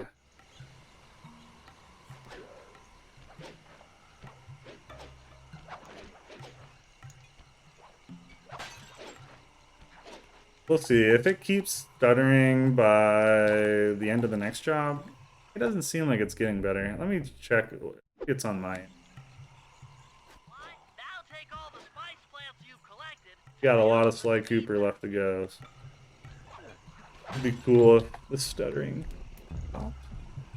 Sayonara, satellite array. How's my bitrate? My bitrate looks okay. Get a couple mistakes to the split with the jump. Yeah. Oh, has it been fine? Maybe I need to refresh my tab. My tab is still stuttering. Maybe it's good for everyone else. Still bad stuttering? Alright, I think. Appreciate it also, Softenham. The insect in that pool is a rare Indian water bug. If you can carry it into Rajan's office, its wings will transmit local sound waves at a frequency I can monitor. Let me get this straight.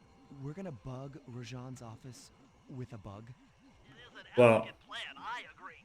time to open the vault for episode 3. We have the water bug here, which is another Rajan's 386. I really need to Short remember. swim every now-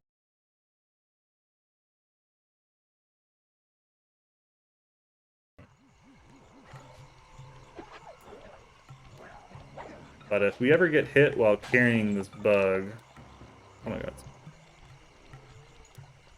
we'll have to restart the job from the beginning.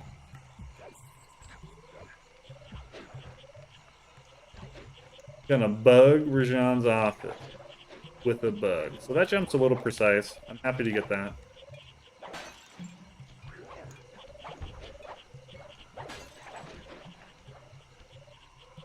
Let me speak. But thank you, Softenham. So I don't want to jinx it, but so far it looks good. Let me know in chat if anyone's having problems.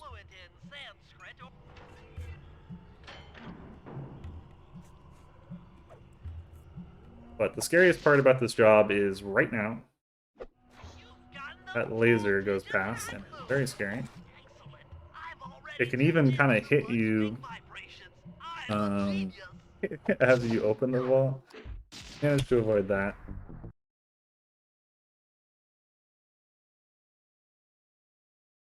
Our savior. The show goes on. The show goes on. It's a good thing. Got 4 hours roughly left.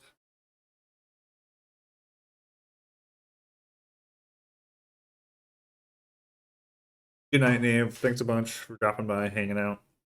Good luck with work tomorrow.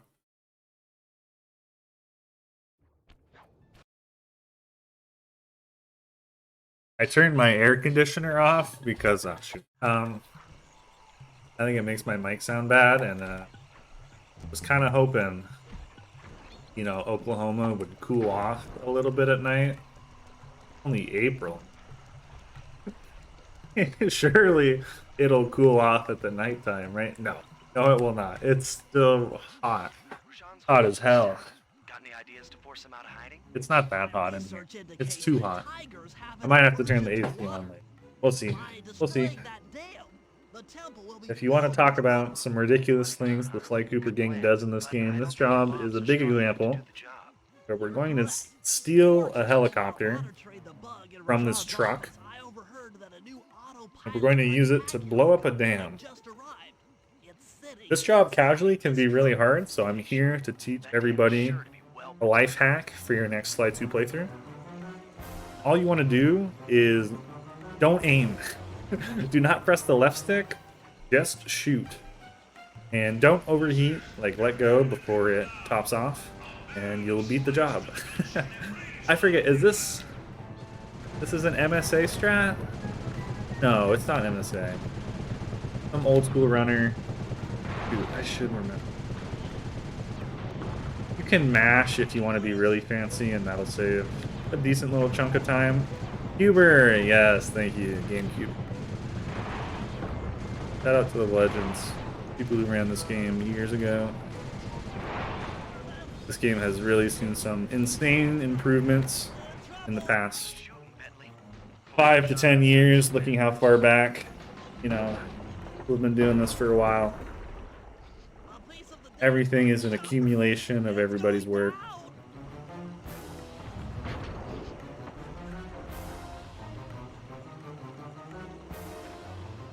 Ooh, boomer. I like that.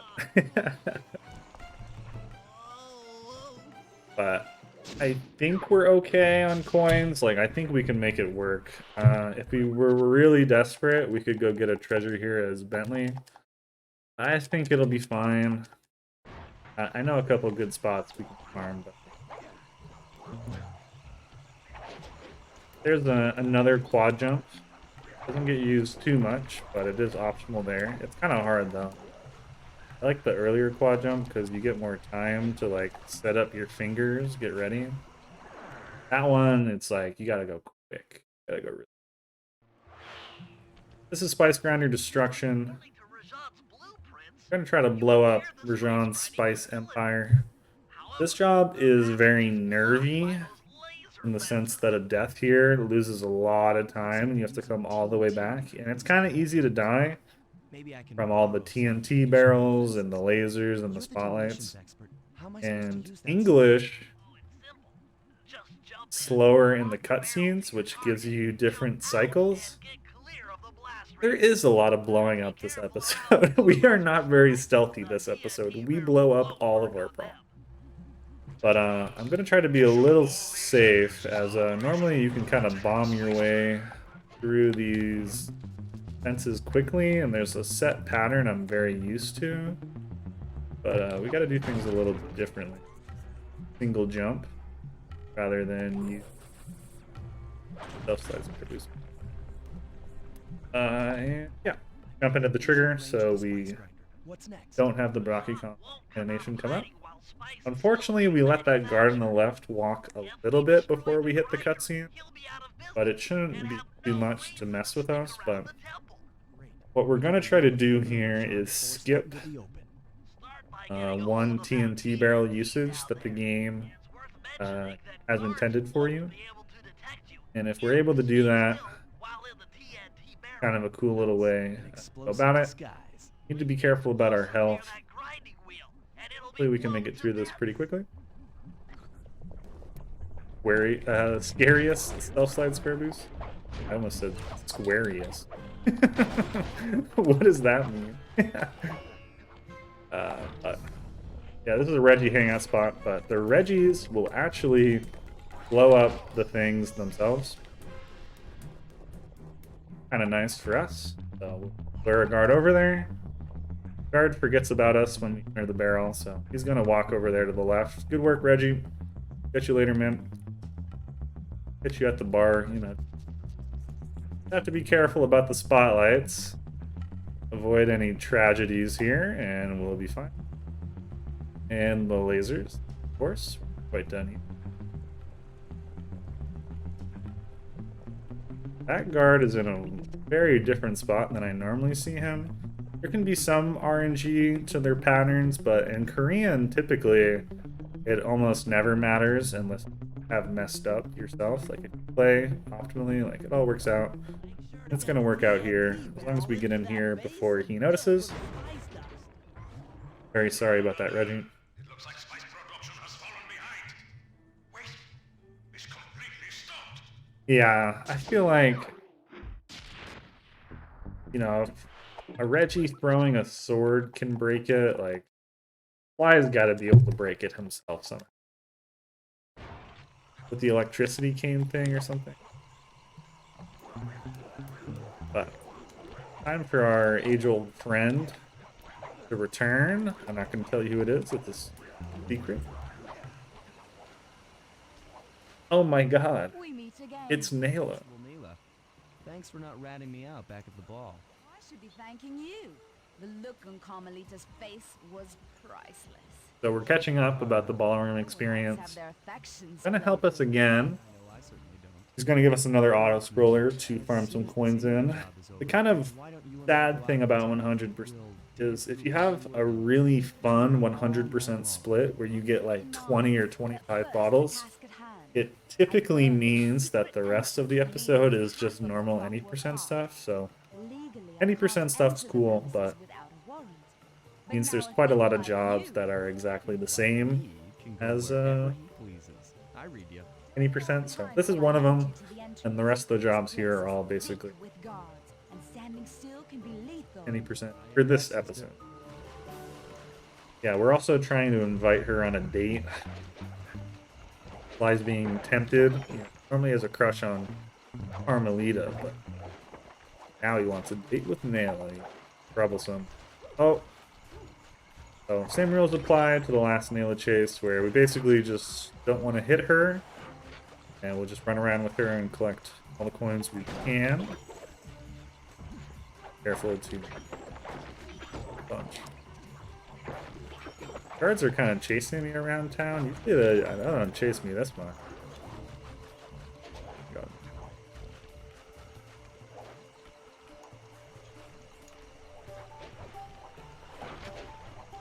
Normally, so when guards are onto you, it kind of prevents new guards from spawning, so we actually missed out on probably like a couple coins that we would normally get just because that whole time, but it didn't matter. There's a little sneaky jump. Every time I hype myself up or try to like give a tutorial for that jump on stream, I fail it. So really surprised we didn't fail it today. Oh no. I want to get those coins. But yeah, staying close to Nayla doesn't count verticality, so you can be close to her on a floor below her and she duck. Nice. But we're almost done chasing her around town, coming up to the end. I didn't really talk about it, but in the reconnaissance portion of this episode, there was a secret door or something that we couldn't find, but Nayla knows where it is, so that's what she showed us. And we're on for that date in Bollywood. We're on. We got the date, baby. Let's go. Normally when I stream, I don't talk this much. I never really practice talking the entire run. I did like segment kind of practice where I practice how I want to explain certain things, but I feel my throat getting a little sore. I need maybe a cough drop or something. their keys. But this job's pretty simple. There's only 2 people here. defending the Clockwork Heart, just half of it. So we're going to do the safe strat and kill him, and kind of skip that, I think. It's based on RNG of how much he walks, what kind of strat you have to do. We'll take the 2 keys and we'll lower the draw winch for half the Clockwork Heart. And that'll be the end of Nayla's secret. That's it. Half the Clockwork Heart. Thank you, Frizz. Thank you. Won't be growing around here anytime soon. So coming up next is kind of our Murray job of the episode. We haven't played as Murray yet. But before we do that, we're going to get one more treasure, as this one's pretty conveniently close. And hopefully quad jump. Struggling with, but we made it. We made it. There's a quad jump to avoid a ledge grab there, so only saves like half a second or something, but quad jump fans go crazy for that one. So we'll see how our coins are looking now. Sell that. What do we have? 325. Are we stacked on coins? Is that one treasure we took worth more than the one we took? 325 sounds really high. Oh no, this guy's gonna be on. It doesn't matter. No. Just gonna smoke bomb. No. No, please don't fall. Okay. Be a little finicky.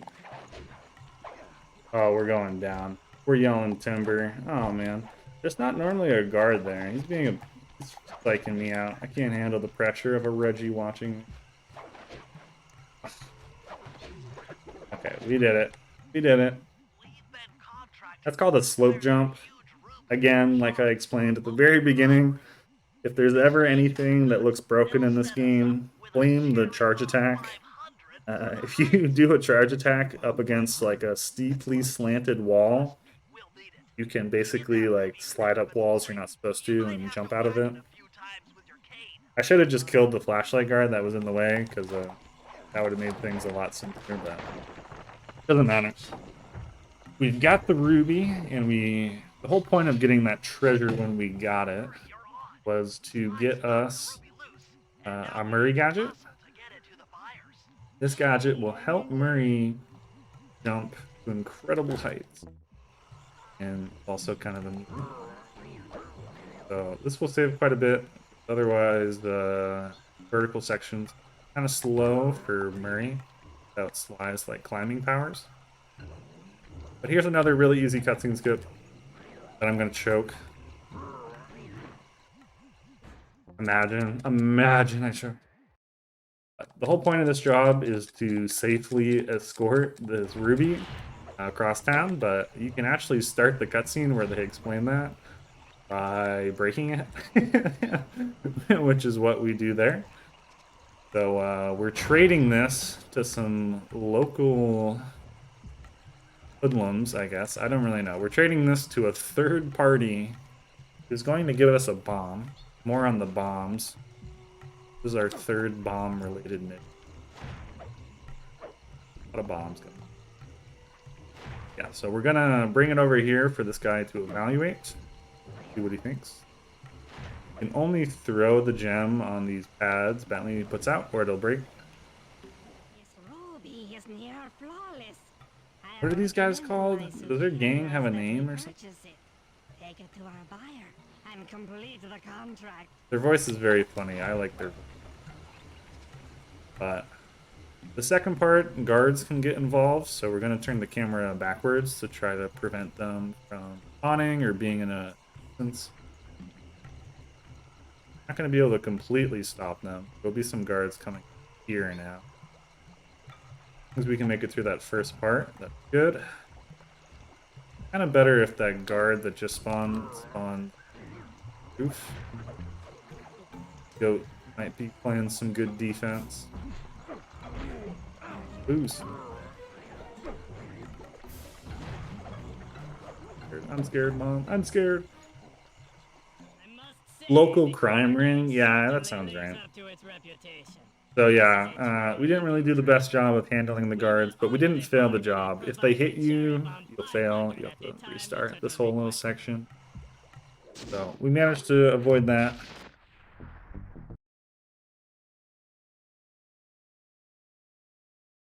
And it's time for the operation.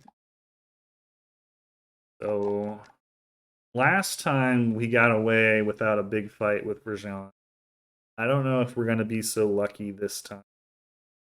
There's going to be a long cutscene during this. And I might leave you guys to enjoy the lore while I search for a cough drop. I'll be gone for like 30 seconds.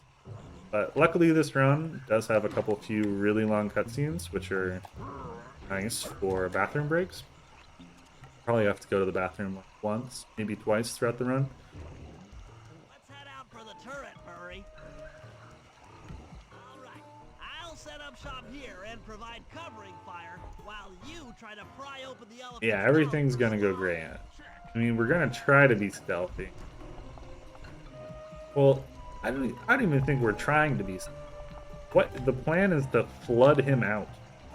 We're gonna flood the whole place. Plan. And then take the part from him. I think that's the plan. Stick to the plan. those guards before you take a crack at opening them out. So we gotta take care of 4 guards really quick. Did anyone spawn? I like blank. I think anyone spawned. Yeah. So 4 guards. We'll try to work the lever. Rajan is raining down a bunch of Hunter-Seeker bombs on Murray. Yeah, he's dropping Hunter-Seeker bombs. I destroy all of them. We're gonna do our best to clean that out.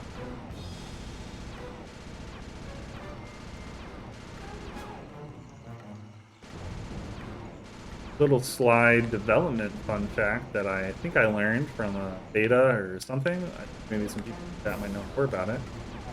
That originally the game design was supposed to be paratroopers here.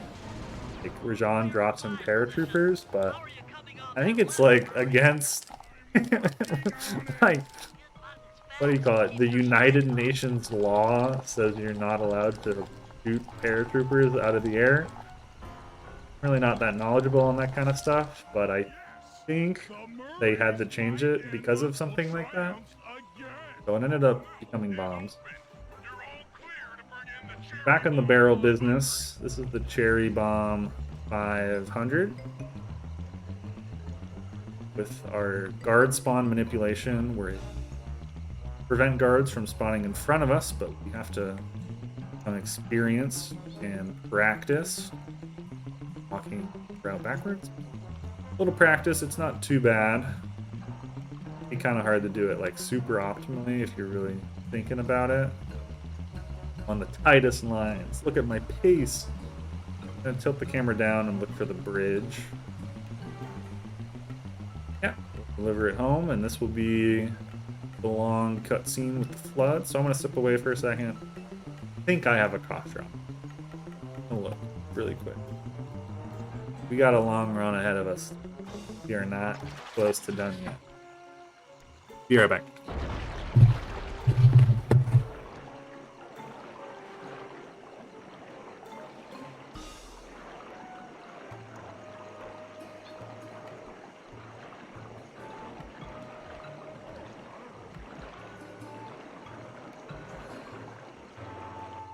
Clouds and thunderbolts! My spice temple ruined!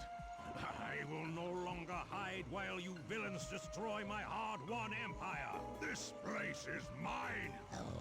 Here I am king. Come, face me, Cooper. With Clockwork's black heart, I will show you true power. The plan is that we're gonna go steal it now that he's outside. I think there's something in the plot where, like, once after you do the first set of jobs, Rajan like refuses to go outside. He becomes a NEET. So this whole plan is like we get him outside and then we figure it out. But Nayla here is like, she's down to help out. She's like, we'll help. So it's a good thing Nayla's here. And I did find a cough drop for people following the cough drop saga. I knew I had some. Hopefully I don't sound too weird with it. But I'm gonna get revenge on the thing I messed up earlier. We have to do it again. Oh, yeah, that's revenge. Okay, there you go. Second try. Sorry? Oh my goodness. So, I don't really know what happened there, but Ayla didn't help. What was that about? So, Sly got knocked out by Rajan's attack. He has some, like, thunder powers. Yeah, black clouds and thunderbolts. I don't know how he does it. But it's time for Murray to save the day. Murray's gonna go hand-to-hand fisticuffs. That's not really hand-to-hand. He has his, like, spear stick thing. General strats is that 3 hits will stagger him, and if you also do a well-timed thunder flop and bounce him into the wall, which is a bit more optimal. The hardest thing about this fight is that he calls in small guards to help out, and they can be annoying. Some of them have packs where they slide on the floor, like that. Overall, can be just little troublesome buggers. Well, I went for the double. But this is going pretty smoothly. There can be some really tragic things that happen. Like, you can get stuck outside the fence if you're really unlucky, and some real tragic stuff. With finesse. Yeah, Rajan does really have some iconic quotes this operation, but that's going to be the end of it. But Nayla's here. She'll help out. She'll help again. Here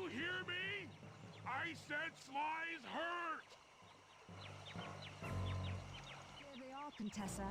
Just as I promised. The Cooper gang and Rajan all incapacitated. What the heck? Police were Constable Mila. What is happening? Never been able to catch the Cooper gang. So yeah, if you've never seen this game before, the plot actually goes so hard. The plot is so good. Shout out to Sucker Punch, absolute goats. In the year 2004, created my favorite game of all time, Sly 2 Man of Thieves. And it turned out Nayla betrayed us. We thought she was our friend. Really thought. Turned out she's not about it. And currently, she's throwing Carmelita under the bus. So Carmelita, our friend, even though she's a police lady, we consider her a friend, is also being framed for something that wasn't her fault. I'm not calling it bot. I'm not calling it that. But luckily, Bentley was not there, so he's free. He's the only person who's not in jail. Yeah, that's a really fun part about streaming the game in Korean. Probably don't take advantage of that enough. Making up the plot, but... The next episode just so happens to be called Jailbreak. You can imagine what we're going to be doing there. A little obvious. Yeah, it's up to Bentley to save the gang. He's in serious trouble. This is the first time anything like this happened in the series.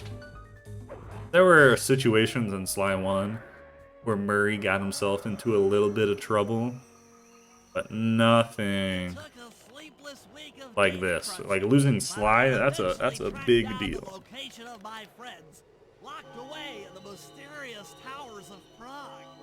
I'm not telling you today. You can figure it out. You're smart. Of Interpol's most renowned prison warden, the Contessa. While still a criminal psychology student, she entered into a whirlwind romance and married a wealthier... So this cutscene kind of the Contessa backstory. As the general suspiciously died a few weeks Basically, after the she ceremony. married a wealthy man The widowed and then Contessa put killed her him. education and newly acquired And estate to work by opening a became an criminal extremely rehabilitation center. high-level prison warden. Pioneering use of hypnotherapy has produced some good results. And She's Carmelita's subsequently boss, earned her a Contessa's, prominent or position within Nayla's Interpol. boss.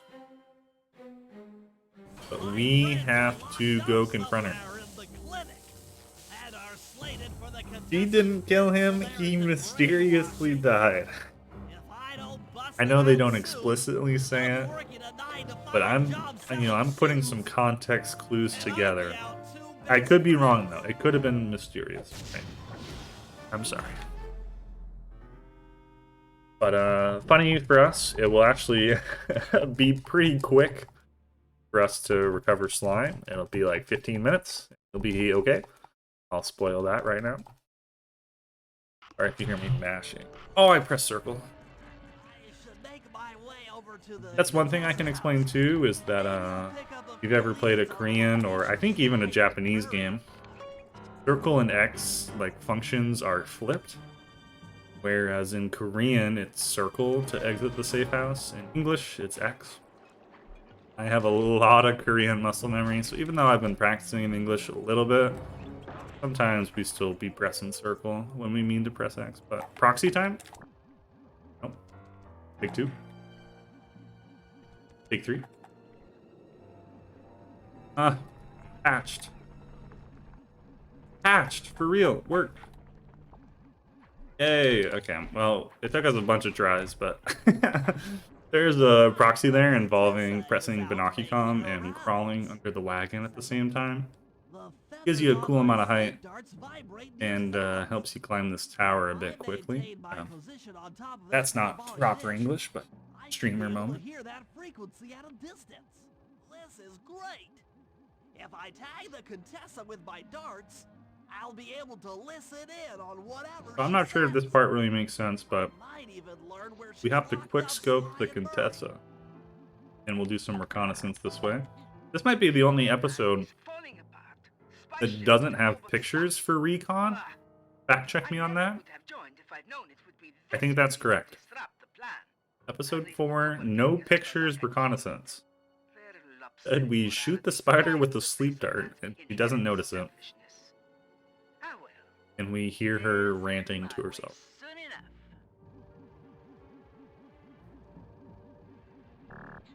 So it's RNG where she lands. It's a small difference either way, but having her land furthest left or furthest right like she just did is the hardest and the slowest. We really appreciate when she lands in the middle. That makes things a lot easier. Right here, come on. Okay, well, second best. But some of the lore that she's revealing a ton of lore right now. She's exposing herself really badly. But apparently she hypnotizes criminals to tell her where they've stashed their loot. She's very excited to hypnotize Cooper Gang to find our loot. Oh, we missed. Oh, that's awkward. Stop spawning in the farthest spot. I can't hit you. Such a complex and rebellious mind. A month or 2 in the hole should break his spirit. Let him squat there week after week. He's seen that the guards along the Has she revealed that she's a Claw Gang member yet? I don't think she has. I think... No, she must have. Did she reveal that? When did she reveal that? Was that not this episode? Is that still a secret? I might have just spoiled something. Sorry about that. Don't pay any attention to that. Oh, did she do it already? Okay, I kind of spaced out. So, I'll trust the K. Turns out, she's also a part of the Claw Gang, undercover, working for Interpol. So, we'll find out later that she has some clockwork parts of her own. But, now, discovered Yeah, that sounds right. I was pretty sure it happened in that conversation. I just wasn't paying attention. Control system for the electromagnetic trade. By hacking Oh, all the Frizz, controls that's along such a the good idea. contracts, I should be able to I'll reverse the commission Genga polarity, to draw it. thereby turning the trade into a giant projectile. Without question, Give us like a hack on the prison screensaver walls wallpaper of should it or create a something. hole large enough for Sly to escape through. But also from that conversation, we learned Fly is in the hole. Fly is a little bit harder to hypnotize because he's Nothing like a good not an computer idiot hack like job. Murray. Now the left analog stick should So be he's in controlled a by spot that's cyber easier to avatar. break him out from. So Bentley has a plan I'll have to hack on using both analog sticks at the same figuring that time. out. I'll be able to move Unfortunately, and I shoot in kind of both forgot directions. the strat for the first hack, and the strats are kind of important. This job is notorious for being a bit more difficult on English than Korean because the cycles really matter a lot.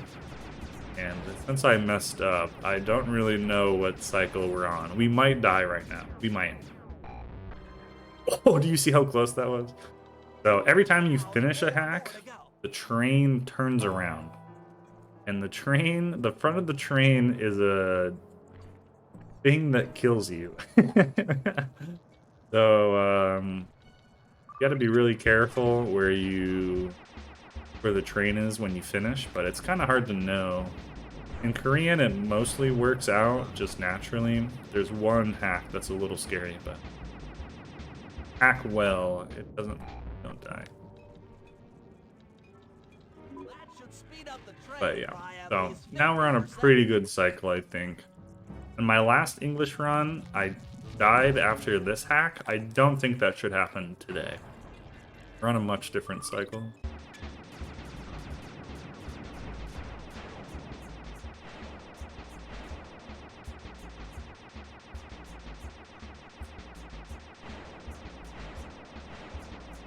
Here's a hack thing that I should explain and haven't yet, is that hacking in this game, your bullets do more damage to the firewalls the farther away you are from your targets.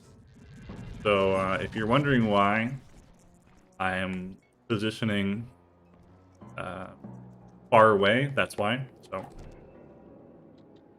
this is something that they changed in Sly 3, where you do equal damage no matter where you are, but for some reason in Sly 2, it's optimal to stay far away from your target, which makes the aiming kind of hard. Practice the strats a bit.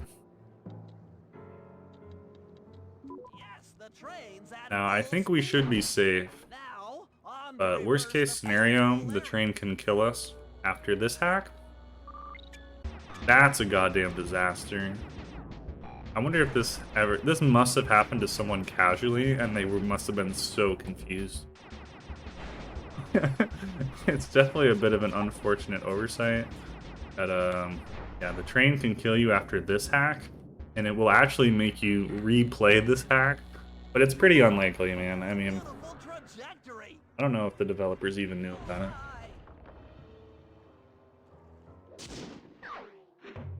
But there you go. Got the train off the tracks and put a hole in the prison wall. That'll be important later.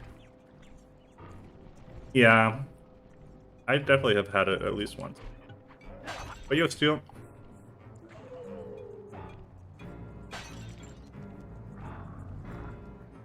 All the guards along the prison wall are outfitted with a motion tracking The device. water tower. Uh-oh. There's no way for Sly to escape. Unless I take those guys out with my RC chopper.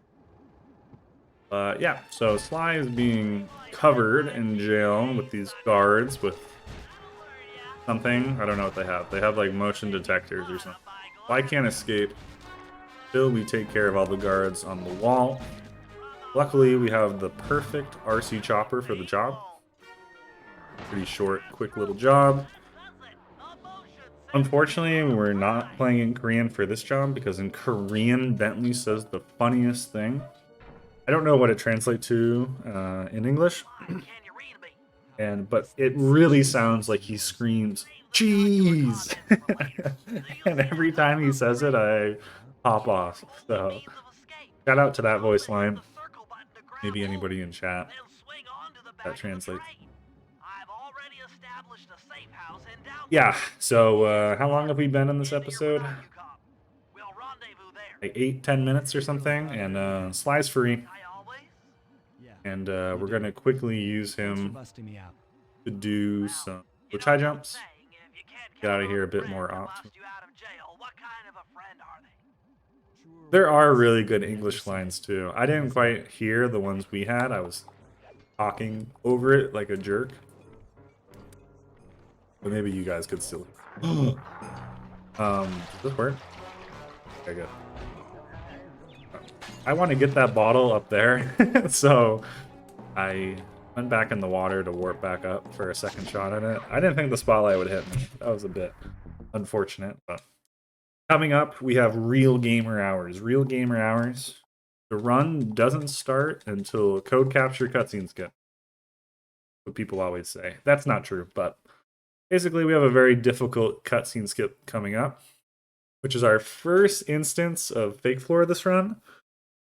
And fake floor is a very complicated thing that I will explain more in future usage, but by basically setting our position, our grounded position on an object, and then moving far enough away from it that it despawns, but it's still our grounded position, you can basically trick the game to breaking, put it most simply, where the game will lose collision, kind of, so.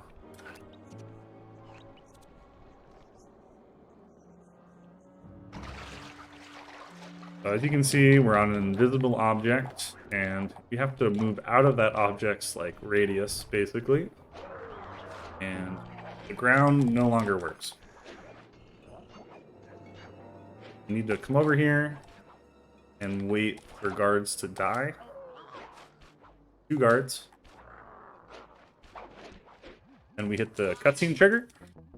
And there you go. This is another job that involves pickpocketing, and because it's more complicated than this, but the basic explanation is that because there's no floor, the job fails.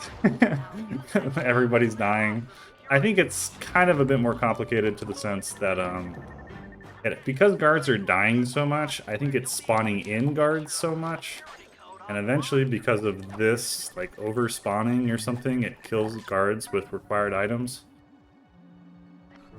But, yeah, that's probably one of the scariest tricks to learn in this game. We're kind of goofing. Hopefully they lose us.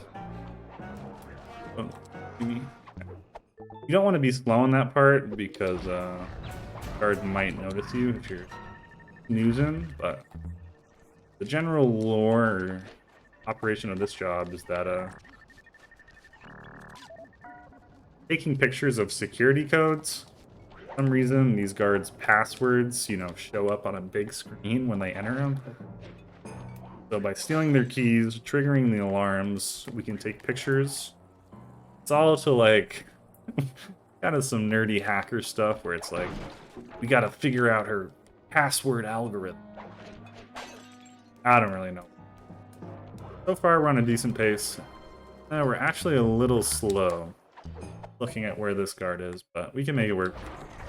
That's bad. Okay, I did not mean to punch him. I was trying to punch the barrel. Whenever you input the code, all the guards will lose you. Normally, you wait to input the code till he's like really close, but I accidentally punched him. And I'm scared that guards will come join the commotion. That's why I triggered it. Because of this, we're going to have weird cycles coming into this 4th guard. Safe about it. Actually kind of an optimal spot, which is... Let that guy shoot us. We get caught, which is unfortunate, but it doesn't really matter. Uh-oh, that map. Good time. But we don't have time. There you go. That's a really scary job. I'm happy that we made it work. Basically no major mistakes. That cutscene skip itself can be very finicky, where it's largely consistent, we all believe and enjoy. But any mistake on my end can ruin that consistency. And I still think sometimes it maybe just doesn't work in extremely rare situations. But I could just be coping.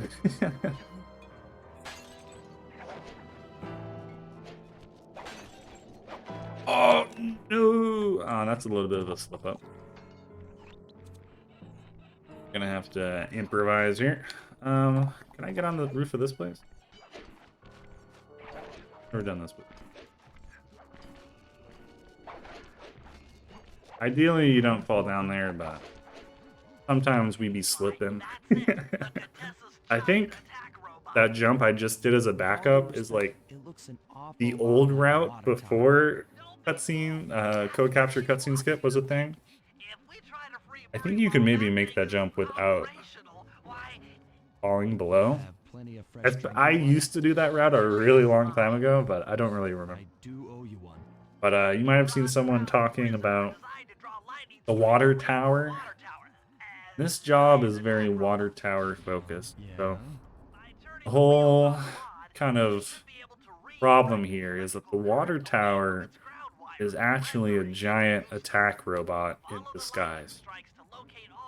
I know it sounds crazy, but you have to trust me on that. It's a giant attack robot. Okay? So that a bolt will strike and destroy the giant attack robot posing as Sly's not really believing it, but Bentley's, trying to convince him it's important. So there's a bunch of lightning rods around town, and we're going to disable all of them so that... Oh, make it? Oh, that would have been so sweet. We disable all the lightning rods. Basically, the robot will take critical damage. Aw, man. Trying to avoid getting zapped. So the most important thing about this job is that there's RNG as to which things the lightning strike. Don't want to die, obviously. So if you use the iframes from the valve animation itself, you can actually kind of avoid taking damage from lightning. But wasn't able to do that on the last one. Collecting some of the bottles along the way. Should end with 26. This is another job with quite a hefty amount of bottles. We also, I haven't talked about it. There's a lot of things to talk about. Very sorry, but under my health in the top left, you can see like kind of a brown meter. That's how much gadget we have available to ourselves. It is very ideal, darn it. We might die. Being 1 health into the end is kind of scary. But it's very ideal that after this job that we have some gadget. Actually, now that the route's changed, I don't know if it matters as much as it used to. I don't think it really does. But in any percent, it's really important your gadget management through this section. Darn it! I'm blasted. Yeah, that's unfortunate, but it'll make... We can play less safe in upcoming parts. This route is very new. That is kind of a showcase of me not being the most familiar with it. I think I knew that the spotlight could get you there, but I wasn't the most familiar with how to avoid it.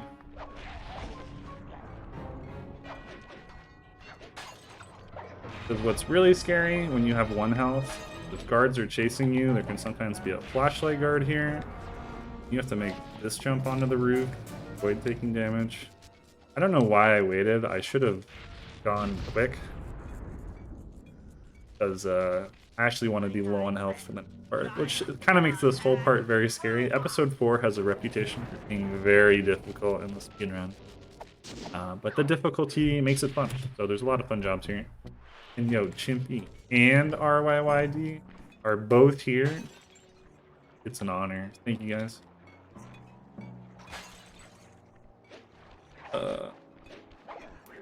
Guard might bully us. Oh, get out of the way, jerk. Those giant pipes under the bridge feed power to the prison's Did I type Drake? I'll need to cut the connection. I should. I shouldn't have asked. What do you need me for? And Keela's here. Appreciate it. I hear you. You'd like a little protection. It's time to replace the for That's correct. Love to help out, but there's no our next uses of fake floor, and I actually kind of have time to explain this one quite a bit more. I think I gave a decent explanation though beforehand, I pose like a statue. The guards but walk on by, this then is kind of a pow, weird I hit instance of somebody. it where we're You're a genius. essentially this job is normally kind of auto scroller where you wait for enemies to approach you and then you have to fight them. This is so but we are we're in a weird situation where we're going to lose collision, and then because we go on the bridge, which is so important for this job, we're actually going to regain collision, but only on the bridge. So any guards who try to spawn to attack the bridge actually can't spawn in. One of the trickiest parts about this. Get this bottle without getting too wrecked. Bottle makes things a little annoying.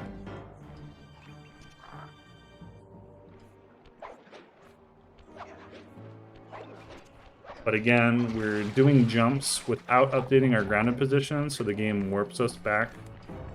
Object that is loaded out of the game. This game, you know, it's a PS2 game originally, so there was data saving tricks, memory saving tricks that involve objects despawning when you move far enough away from them, and we abuse that. So now, typically guards, you know, would kind of spawn and walk in, and you're supposed to hide here and take them out before they find Bentley. But we've set ourselves up in a position here where we have the bridge all to ourselves. No guards can interfere, and we basically just sit around until the end of the job. So this job's kind of stressful to set up. If those flashlight guards hit you when you're coming over here, it can ruin everything. But once you've made it to the bridge, you are fine to just sit still and enjoy one of the more broken things in this game. Now, kind of a cool thing about the current route that normally you would like just load here, but we're gonna do our best to travel in this world without collision. Now, you may be asking, like, why do guards have collision? I don't know. Fake floor makes sense until it doesn't make sense. So, for some reason, guards get back collision. We don't. But as long as you time your jumps, you can still get just fine. But we use that to get here as quickly as possible. Mainly doing stealth slide square boost. But at the end, if you fall, you'll fall off the map, which is really bad. So eventually switching to just double jumps for safety. Close to Contessa, we're at half health. I'm gonna go around the spotlight. Try to avoid the tank. I think the wolf herd. Yeah, you might have noticed there's a small guard. This is something that I could improve about myself is when the tank shoots at me, it hits a wall and it gets the attention of small guards, which kind of ruins the optimal strat you want to do here. This is another tough job. Any job that involves the boss walking around the hub world typically was too scary for me as a little baby kid. This job's very quote-unquote easy in the speedrun. You're supposed to be stealthy, but if you just jump down and take the key, kind of ignores you. The intended strat is that you're supposed to slowly, like, kill her guards and then pickpocket her, but we kind of don't care about her guards. We'll do it again. Basically, they don't catch you fast enough. You're too quick for the job fail system. Third one requires a bit more movement to get down there, but it's pretty fun with stealth slide. Kind of messed up. I think we should find that.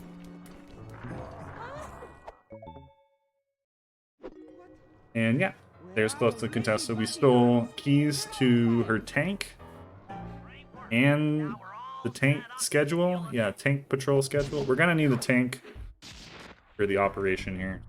Good to have. Time to check in with Murray. Some people out there might remember that Murray is a part of this team, and he's in prison right now. As Bentley's explaining, we need to get Bentley into solitary confinement, as we think that's easier to break him out of. If you really question it or think about it, you'll find out much later that no, it's really not. Bentley's being kind of an idiot. The spot where Bentley is being held in prison will very easily get into. But you know, maybe I'm being harsh. Maybe I'm overlooking something. It could work out. I'm so glad to see you. They've been forcing me to eat meals But in spice. so if you're in prison, how do you get in solitary confinement? Well, the Sly Cooper answer to that question is that we're going to kill 50 other inmates. Inmates? Guards? I think they're guards. The Contessa's situation is very weird, where I think she like hypnotizes inmates to become guards. So they're kind of both that you're fighting, I think. But yeah, high score coming up. This is a nice job to farm some coins.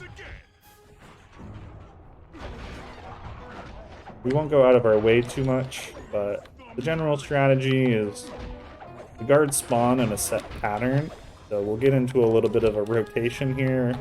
And anytime you can one-punch guard into a trap, that's optimal. Otherwise, triangle square.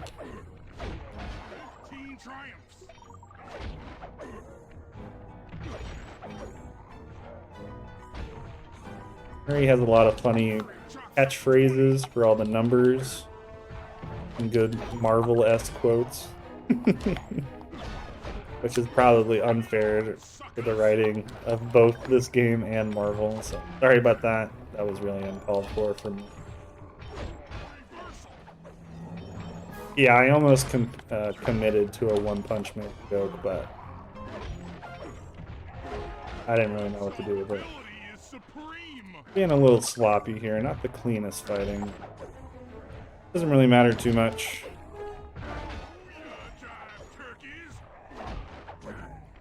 I'll go for the spotlight kill. Kind of a risky strat. I think it's optimal, but kind of scary. You have to punch him pretty precisely into that circle, or it won't work. No. There you go. Yeah, our coins are really good. We got a bit of a treasure situation for anyone who showed up after episode 2. I messed up pretty bad, but it all worked out. It all worked out. Oh my god, you can use follower emotes in other champ. I forgot about that. Very cool. Good call though, Chimpy. Good call. I'm gonna get a sip of water.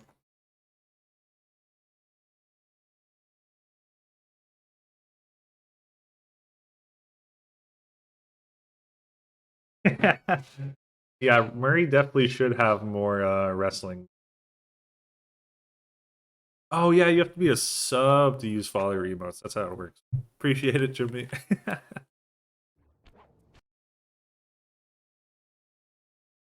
I don't know if Murray gets into wrestling until after this game. He might not learn how to wrestle until Slide 3. Wait, is that true? When does Murray learn how to wrestle? I'm exposing myself as a lore noob. It's at the end of Slide 3? It's at the end of Slide. If you want to see Sly 1 and 3, the professor just did a trifecta on PS2 literally one day ago, so there's a VOD of that. Oh my god, this is a goddamn...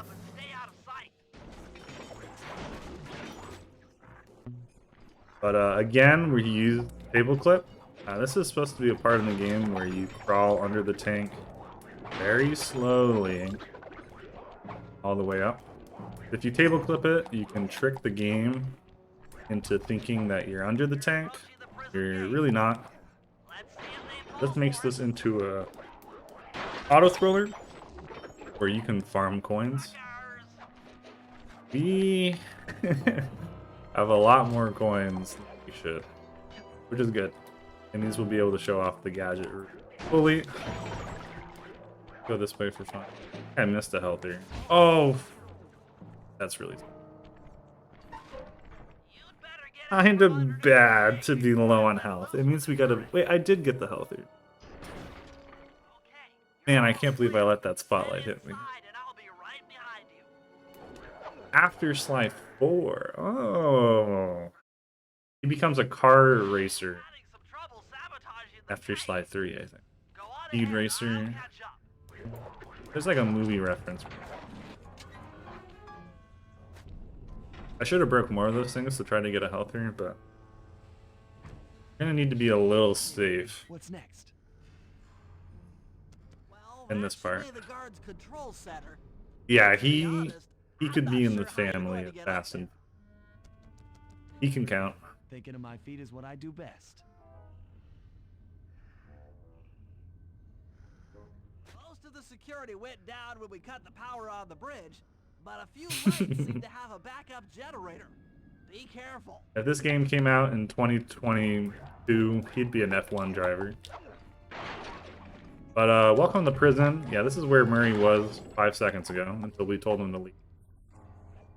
That is prison skip, where that is a glitch high jump with circle boost, which means on your third and final jump input, you hit X and circle at the same time, which gets you a little extra distance to reach that pipe, which is otherwise pretty far away. Don't hit me. Oh, you're so mean. Okay, it's okay. We have... Really, the scariest thing is being 1 health at this part. But we can take 2 hits. In theory, but we have to be kind of precise. He's all twitchy. But yeah, that skips all of prison.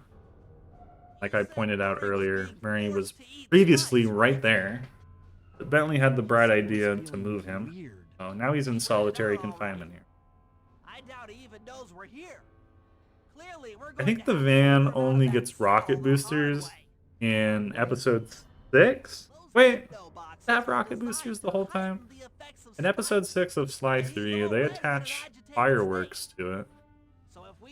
That might be a different thing than what you're talking about. It does have like a turbo boost in Sly 1. Pick up the nitro.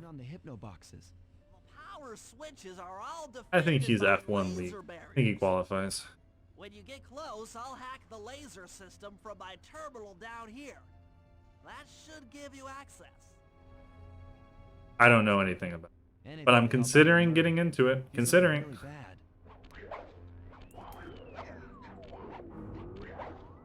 Yeah, so some clean movement there.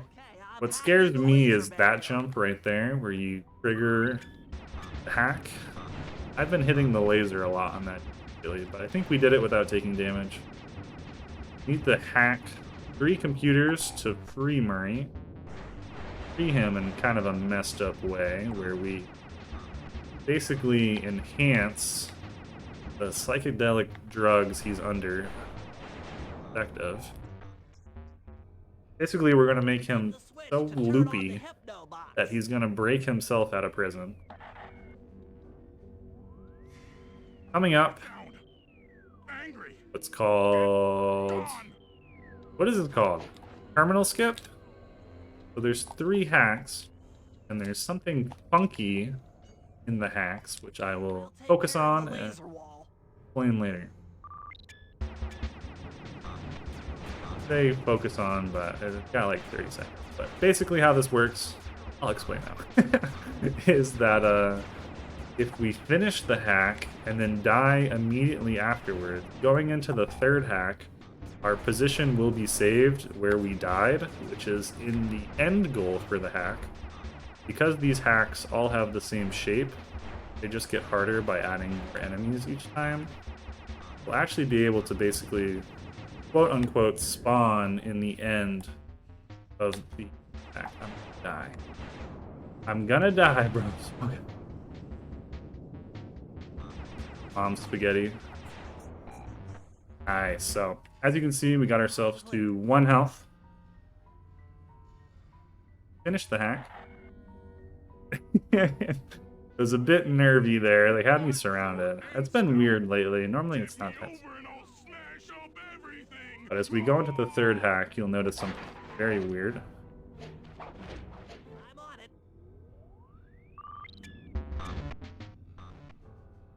The hack just instantly completes, and that's really nice because the third hack is the longest one by far.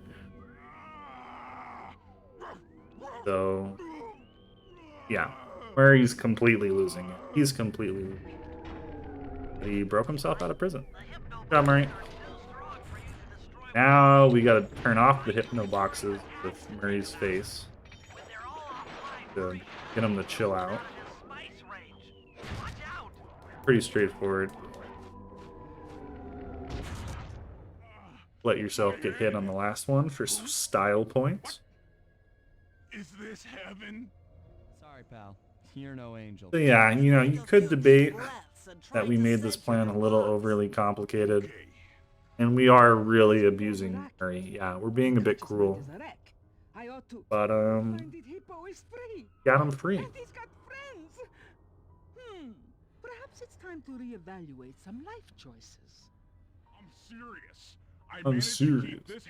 Alright, if one person in chat tells me it's a good idea, I'll try to do the funny strat in the chase at the end of this operation where you go like the long way around. It's slow, but it's very cool.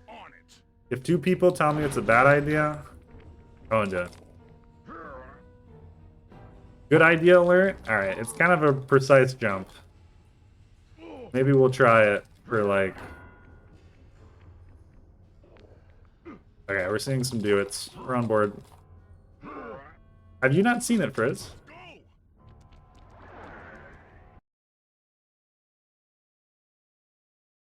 Five tries? Okay, we'll see. No good head shrinker. That blows my mind, Frizz. If I don't get it, I'll send you a vid. Or maybe I'll post a vid. I can find it. But I know this. Like, there's a clip of Swappy doing it, I think. And sometime on stream,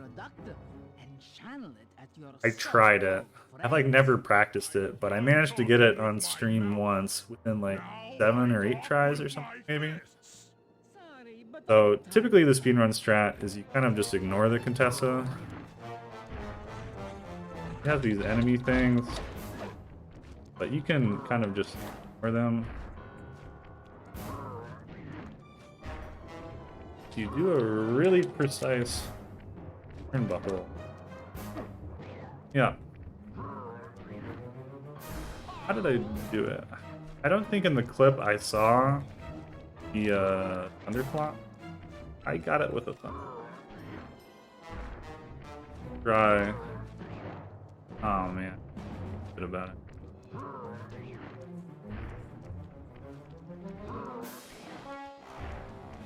Okay, 2 more tries.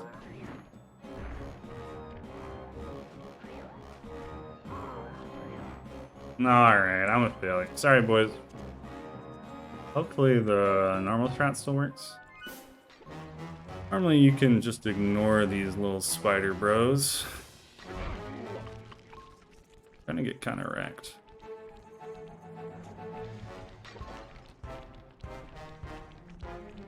So ideally, if you do this strat in the normal way, you can get in front of the Contessa. We might be able to here. Stops. No, let me pass, you jerk. tank our way to the end. Go, go, go, go. Are we gonna die? Oh, I think we just died. We would have died on that explosion, so we tried something a bit silly. Contessa is like, what the hell are these guys doing? Oh, I forgot to split. Keeping track of my own split here to help me with the route. It was a bit nervous. It came down to the wire there. If we had died, I think we could have showed the strat, the normal speedrun strat, which would have been cool, but I'm afraid this episode ended in a stalemate where Contessa gets away. We're coming back for it. Let me see if I can find... God, I don't know where it is. I don't want to let myself get too distracted. Go to swap use. Find it. Time for a little payback. The Contessa, having escaped us in the prison, is now hiding out in her castle estate. It's a well-fortified Gothic nightmare that would make any thief run in terror. Terrible or not, that's where we're headed. To sweeten the deal, we've learned that the Contessa, who until recently was a secret member of the Claw Gang, He's in the is Claw possession Gang, of the bro. Clockwork Eyes. The Thieves Raccoonist describes the eyes. Oh man, I don't see it on his dead clip in their channel. tracks, Sorry. If I find it later, maybe It after doesn't the take stream, I'll give it a genius to better figure out search. what an accomplished hypnotist could do with such powerful artifacts. News of the Contessa's corruption has spread to Interpol. Constable Neela, So, closest to the case, time for was granted episode a cash 5. allowance to hire an We're almost army of halfway local done. mercenaries. Somewhere in here. It looks like we're walking into I a guess- full-scale war. Yeah, maybe But we like have to halfway act into now this episode is like before the things go halfway from point. bad to worse. But as this cutscene just explained, he has the clockwork eyes. Helps her with their hypnotizing. And we want those. We want those. We're gonna finish the job with her.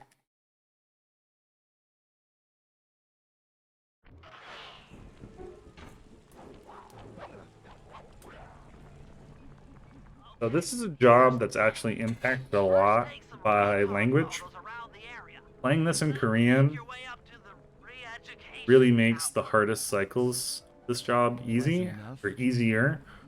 But in English, this cutscene is quite a bit longer, which means some of the cycles that we try to hit can be a bit more difficult. Like dang and rob, but what? We need a picture of the boat.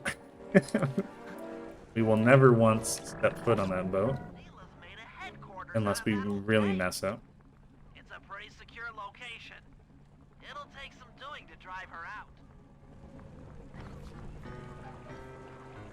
But it's all about this tank cycle coming up, and there's a blimp cycle. No, we missed it. Man, I feel like we really didn't mess up at all. Playing on English is messed up for this job. On Korean, you get here so early. It's like not even close. English fans are suffering. Oh no, we need the bottle. But it should be fine unless we make a mistake here. We gotta be fast though. That blimp is probably like 2 seconds away from being too far right to take a picture. And if you miss the blimp, that really sucks. That's really bad.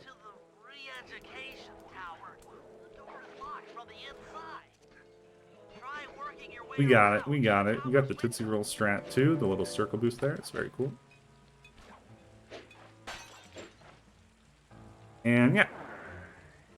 So if you've been wondering what happened to Carmelita, we are about to find out.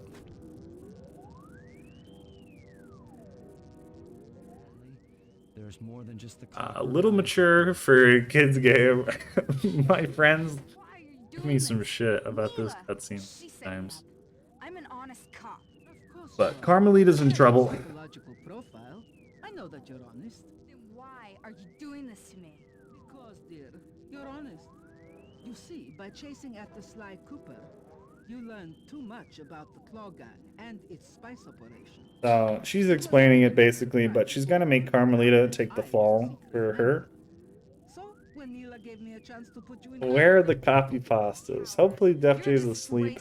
I really don't want or need any copy pastas. I'm afraid your life, let alone your life's work, isn't going to last much longer. Once I integrate the clockwork eyes into this device, your life's work will be whatever I tell you. I won't be brainwashed that easily. That's right. It won't be easy. Or painless. This is the what? But I will reprogram your I mind, can't and believe will you would get to type follow something me at Interpol. at 1:30 in the Now, morning. I just have to lay read a back message and like relax. that. Oh Go my to your goodness. happy place Oh, and stay there oh. forever. Okay. I don't think they've seen you. Take a few photos. But basically, Sly's pissed. Sly doesn't like this. I've got to help Carmelita. She's in trouble here. There's nothing you can do now. Get the recon photos and come back to the safe house. I swear, we'll find a way to help her. So we're gonna reconnaissance our way through this. Interesting. Inspector Fox is restrained in an old Iron Tech 250. Crude, but effective. Clockwork eyes. They seem to be routed through that control I almost board. read it out loud, I Get a guess. shot of the Almost console got me. so I can decipher its make. Shout out to the Shadow Guards. Those are the Contessa's elite Shadow Guard. Tough is too sissy a word to describe those guys. These guards are hyped up, and the only difference between them and the normal guards is they wear a hat. I didn't think So they yeah, were they're real. pretty serious business. We don't want to mess with those It's made of guys. equal parts science and black magic. Indestructible to conventional weapons. That old terminal should be hardwired to the systems in this tower. We need to find a way to get it online. All right, head back to the safe house and we'll get a plan together. Thank you, Briz.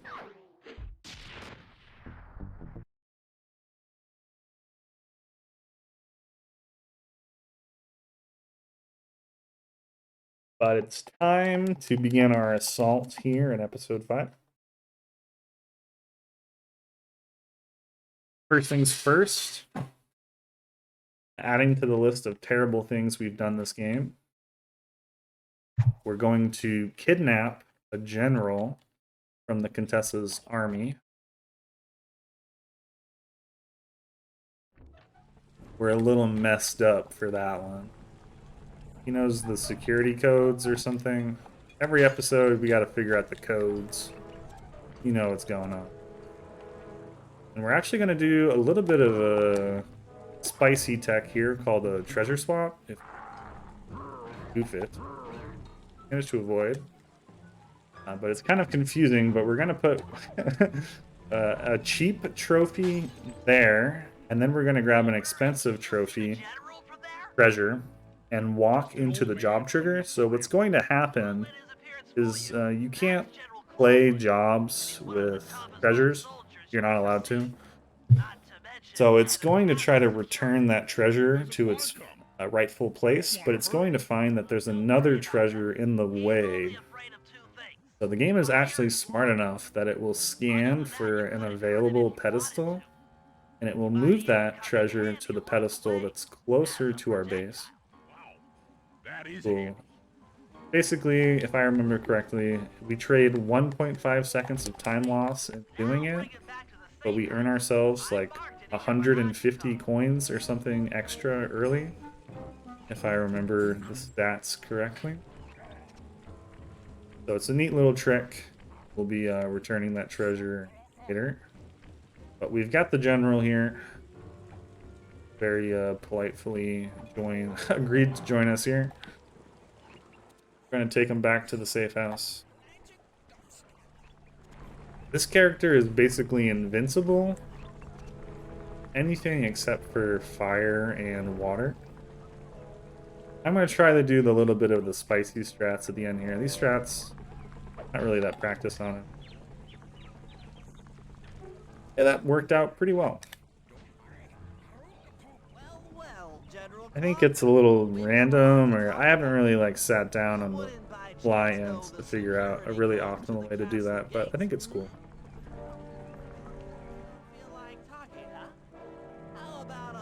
Yeah, he does, Cobalt. He says you can use him to throw at guards. But if we play that job correctly, we don't encounter any.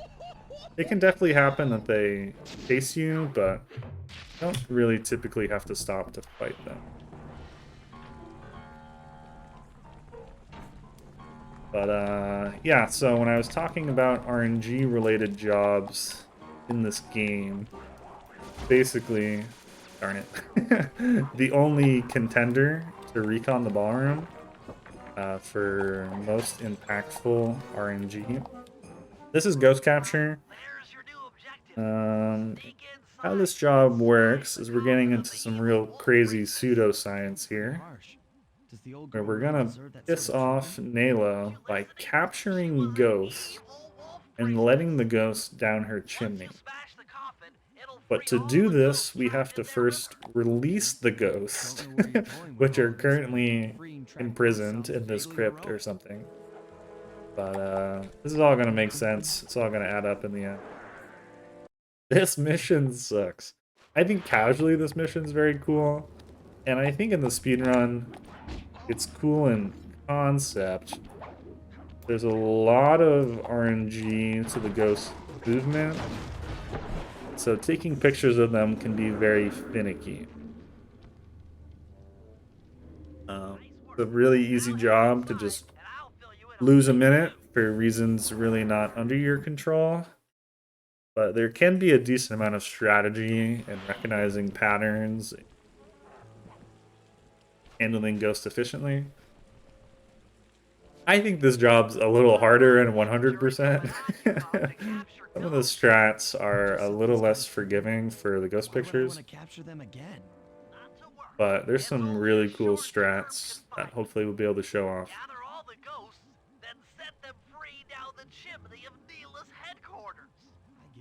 She'll think it's a sneak attack from the Contessa. But yeah, the whole point of pissing off Nayla. Oh, I really love that Bentley line. Shoot, I should have talked over. If I did my math right, and I always do my math right. We get to really freak out. I think Bentley says that in like all 3 of the original games, or like some kind of version of that. That is one of the quotes I referenced. Yeah, so like this, see, we're not here at a good time. We can't get the picture. Get the picture now? No. Please come out and play. Fatal Frame, yeah. Oh my god, I was just talking about Fatal Frame with some friends the other day.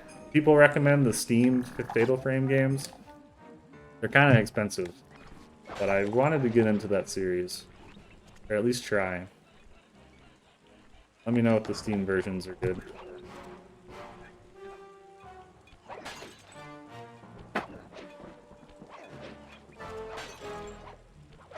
There's another super jump. Hopefully it'll work. Good. I'm gonna take this picture this way. We're not caught by guards. Kind of a strat Keela's been telling me to try to do for a while. Makes things a lot safer. That's a hook swing jump there. That's a little precise. That's a really good picture. That happens quite a bit in this game where sometimes things are in the way, but the game doesn't know it, or the game doesn't care enough. We're able to get some crafty picks. Ghost at. On up, buddy. I think I read the manga. It's like pretty short, isn't it? It's cute. It's fun as a fan. So these tanks are kind of the last really scary thing.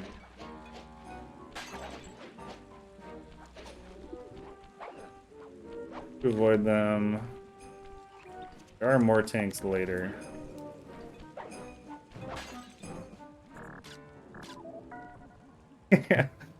Yes, what Frizz is typing in chat is the name of my YouTube tutorial for that trick. One of my better pieces of work.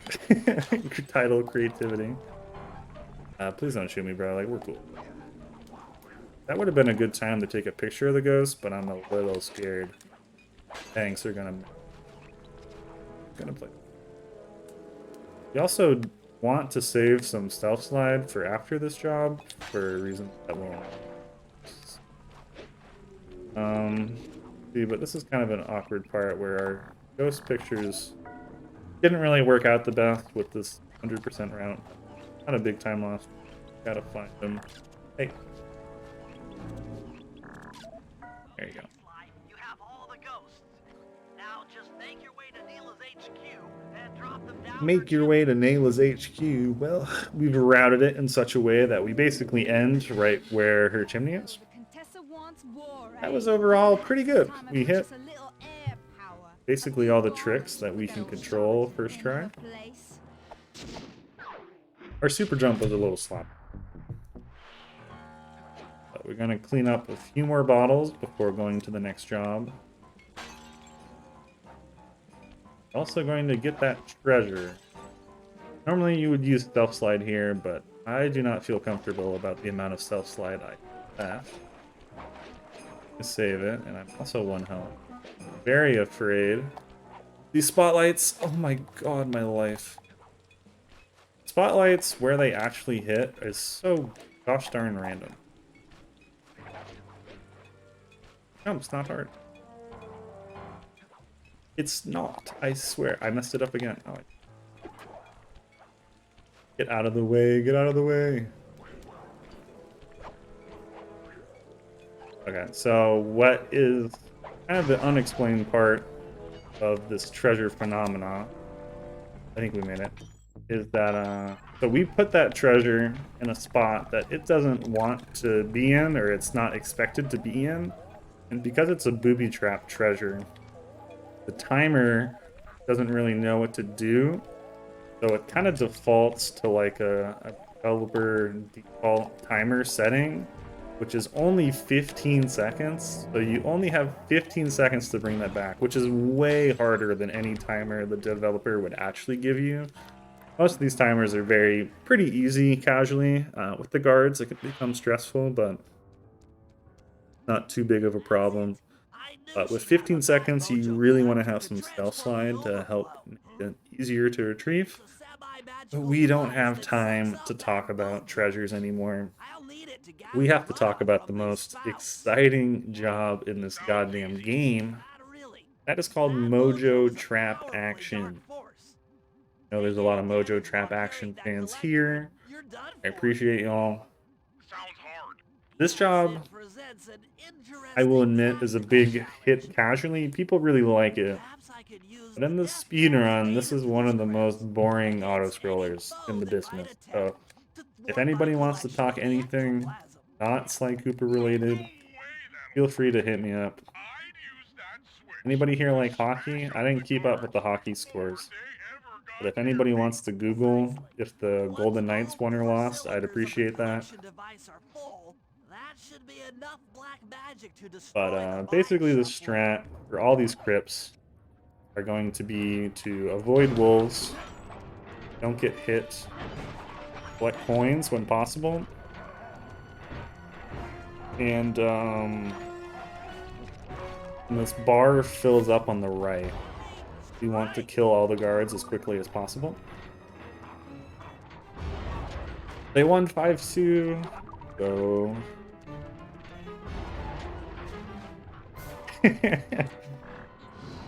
You know, 2K, I'll be honest, I don't even know why myself. So, these jobs, you know, are auto-scrollers where if you mess up, you lose, like, minutes, die in one hit, so they're very annoying. I'm not going to talk about it too much more. The first crypt is almost done. There's 4 of these. There you go. But, talk a bit more about hockey. I'm from New England. Currently, I live in Oklahoma. So I'm first and foremost a Bruins fan. But I have a friend who's really into hockey, and I always, half joking, half seriously, would always bug him about how I really like Jonathan Quick. So I've been like a side Kings fan for a long time, but the Kings betrayed him and they traded him, which was potentially a smart financial move, but pissed me off. But I think I still like the Kings because I'm attached to the team. But I like the Golden Knights now because they have Quick. Those are my 3 teams. They're all doing very well this year. So, good year for me to follow hockey. It's been a lot of fun. Hope the playouts are fun. Exciting.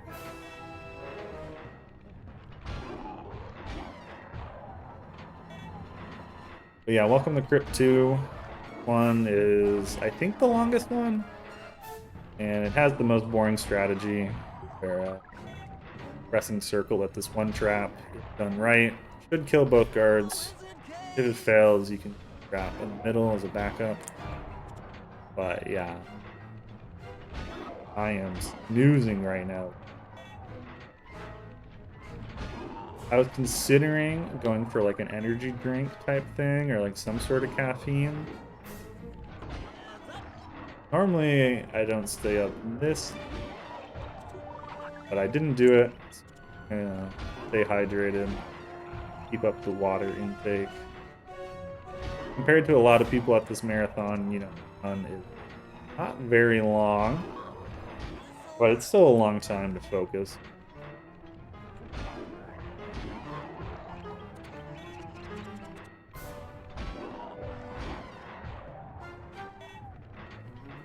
Is Riley still here? I had a brief thought to myself that really longathon 7 is coming up later. I was thinking about what would be interesting.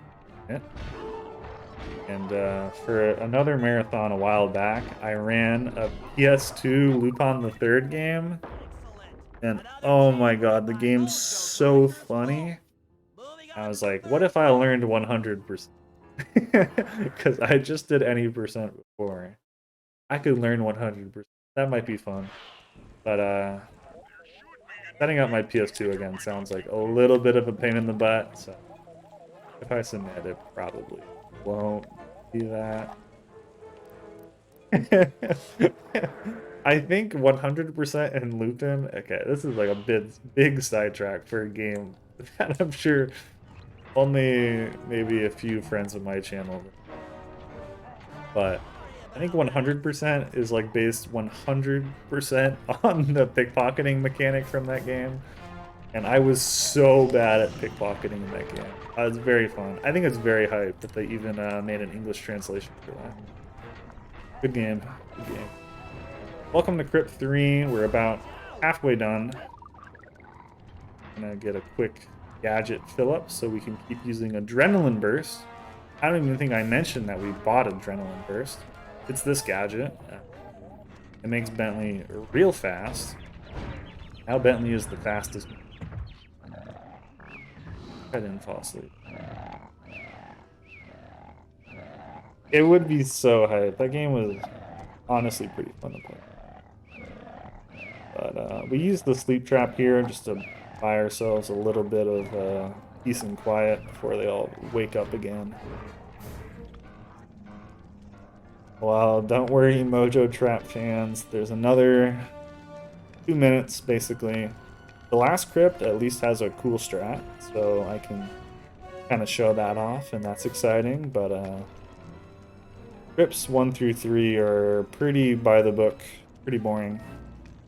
Getting an optimal end on this one is a little hard. Start trying to set it up. We're a little slow on it. Group up, everybody. Group up. We got to get 2 bottles. Don't forget about the bottles, everyone. This is 100%. 2 of them here that with Adrenaline Burst we're really quick at getting.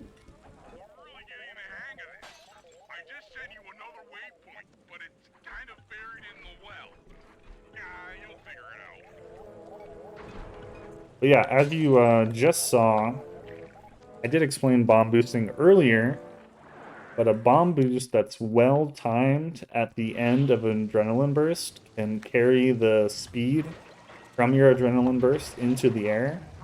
So it's actually optimal to do that like every time after you adrenaline burst, but sometimes the spacing for it doesn't really work out. So we'll be trying to do that a lot. It's kind of a hard strat.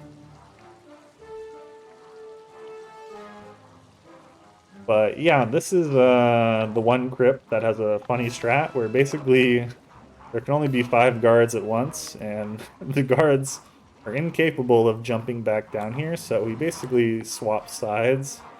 We're like, alright, you guys handle that side, I'll sit over here. So you just get to sit still for like 30 seconds here for a while. Feel free to try this out on your next casual playthrough. It's not too hard to get over here by jumping on the platform, but we're going to start sleeping everybody to try to give ourselves a peaceful ending. What is that emote from, Frizz? It's so funny. Love it.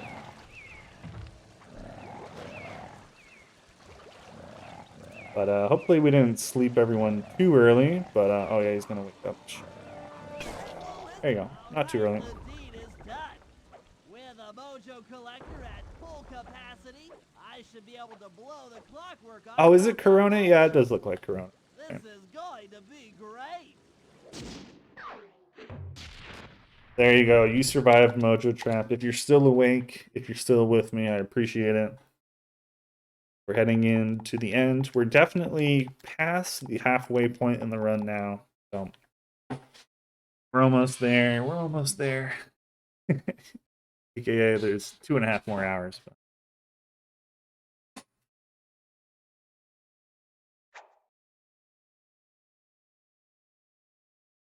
Mojo Trap is over. I'm sorry. I'm sorry. We're actually going to stick with Bentley here, double down on the Benster. And we're going to the next job called Crypt Hack. This job is sneaky hard in English. Where in Korean, there's like this really cool like strat you can do where basically in these crypts, there are spikes cover a lot of the ground. But they're actually placed in like a tile system where if you know where the breaks in between the tiles are, you can run in between the spikes. And there's kind of a strat where run across a lot of this instead of having to jump just slow.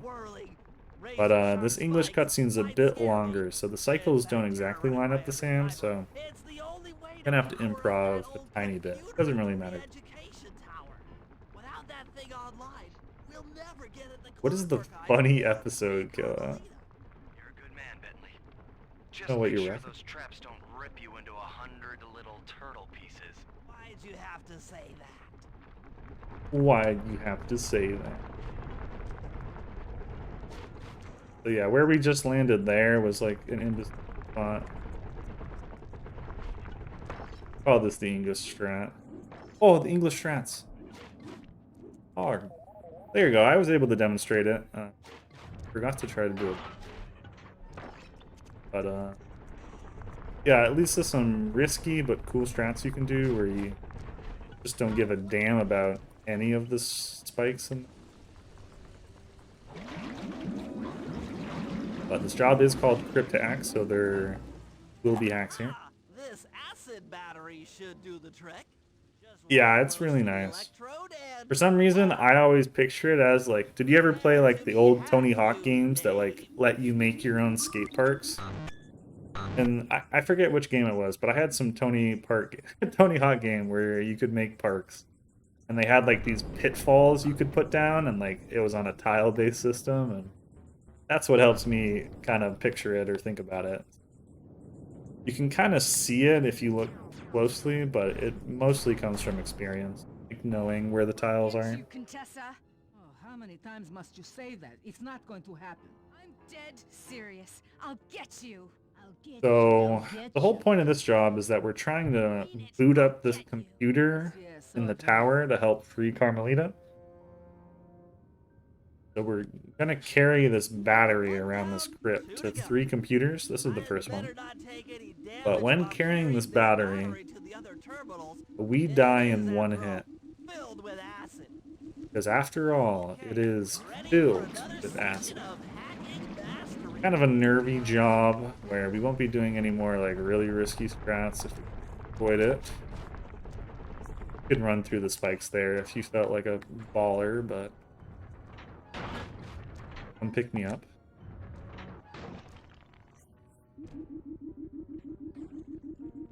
But there you go. You get a checkpoint every computer, which is nice, and there's another hack, which is the exact same as the last one, but they add on a bit more enemies. One place. Okay, so to give you my casual tier list. I do prefer Slide 2 to Slide 3. But one place I think Slide 3 undoubtedly really improved the system is by creating a lot more unique hacks. Slide 2 has a lot of jobs where you basically do the same hack 3 times in a row, and it gets a little bit harder. And I don't really think it's anything that, like, it didn't stand out to me as terrible when I played it for the first time. But when you play the hacks in Slide 3, you're like, whoa, these are a big upgrade. They really did a good job with the hacks in it. But again, with the spikes, you can try to jump through these axes, but Mamma Mia, it's a little scary, so you can kind of just go around the outside, and that works. I also don't think I ever answered Kila's question about Bloons tower defense. I haven't played that game since like middle school. I've always felt like I should try Bloons tower defense 6, but I never have. I'm gonna have to go with Monkey God. That's a thing, right? Are they called sun gods or what? There's like a god tower defense, I think. Those guys are sick. Also a superhero. Yeah, Slide 3 casually, I understand. I'm soft. So that's kind of unfortunate. Sun God? Yeah. Probably the most OP units. Have bad taste, but That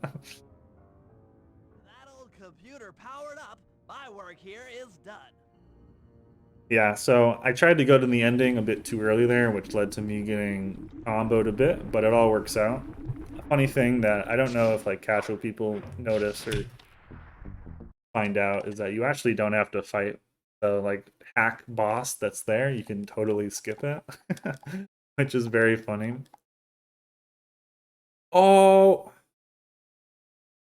I just autopiloted something I wasn't supposed to do. Darn it. Oh, whatever. That's any percent muscle memory there. Supposed to not reset the game. Yeah, I did. Don't worry. This is going to be really optimal for a save. So when you finish that job, you actually come out of the crypt, and you're really close to a treasure over here. I'm taking the long way, but I'm gonna make it.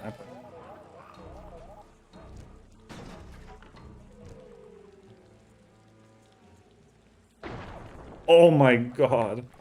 If we fell into the water, that would actually be really bad and the strat wouldn't work, but everything worked out.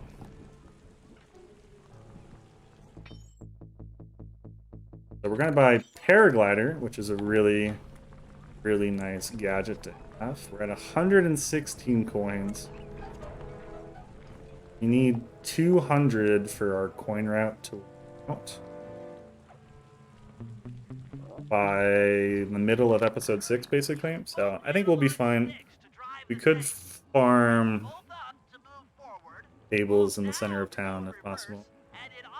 Unfortunately, Murray is too heavy for the paraglider, but Murray is good at tank combat. This is another job where English cycles are very different than Korean. In Korean, you get a couple seconds to like line up your shot, but in English, you kind of have to quick scope it for the fast cycles. We'll see how we do. I didn't practice the English cycle too much. Hey guys, I'm in a tank. I'm in a tank.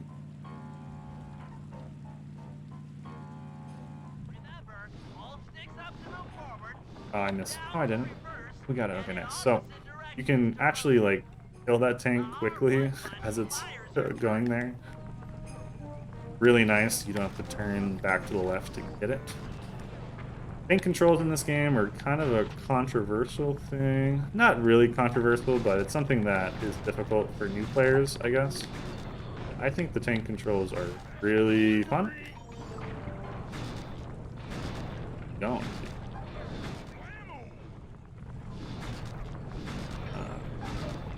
Involve each. Okay, so using your 2 sticks controls the 2 treads of the tank.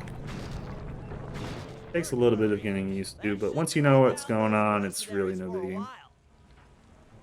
Yeah, it's fine. It's kind of a. I understand being frustrated in the operation where like you have to do that under kind of stressful circumstances, and not like it's practiced that much.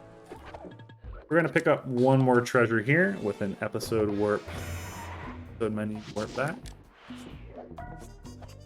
Time for Stealing Voices, the last job, and it's a really cool job before the operation here. It happens. It makes sense. It controls very differently to anything else, but just like every good game out there, we now have a paraglider. Shout out to the Breath of the Wild fans out there. Very excited for that new Zelda game coming up. But Sly Cooper did it first.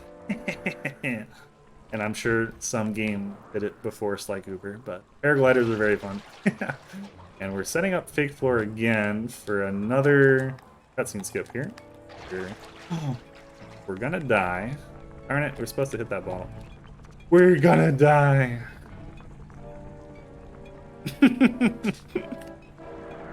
Okay, well, this is not very fast, but we're gonna have to do that again. Take 2, everybody. Nobody mentioned what just happened, okay? That was our little secret. This time, I'm gonna do it the right way.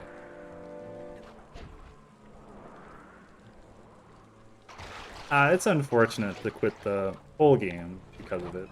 I can understand being frustrated. Okay, so imagine that I did this the first time. We're all saying, "Wow, Jake, you're so good at this. How did you know how to do all these tricks?" That's because I'm a wizard. But yeah, here's another very basic example. By removing the ground collision, the guards die, and guards have valuable things that we need. So it'll skip the cutscene. Thank you, Chad. Thank you. I really needed. Oh shoot, we're gonna get smacked. Got the first 2 set of keys very quickly. Gonna here.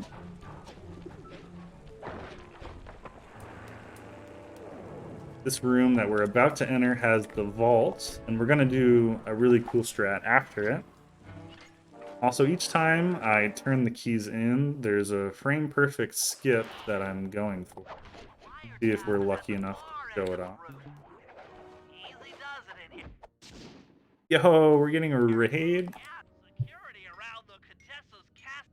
Freedom Pulse. Thank you so much, man. Hope you had a good stream today. Got the Rage Bomb. And got the voice modulator. This strat is kind of an optimal like cycle skip here. We'll see if I can pull it off. Requires a little bit of precision for 2 in the morning, but gamer. Oh. So it's kind of hard to get over that guy, but with the triple jump, we can make it happen. That saves having to wait for him as he walks back and forth on that balcony. That makes sense.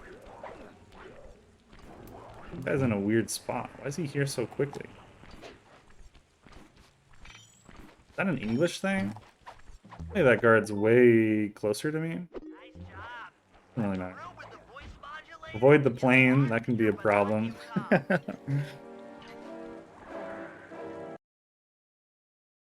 Everyone gets hit by that plane.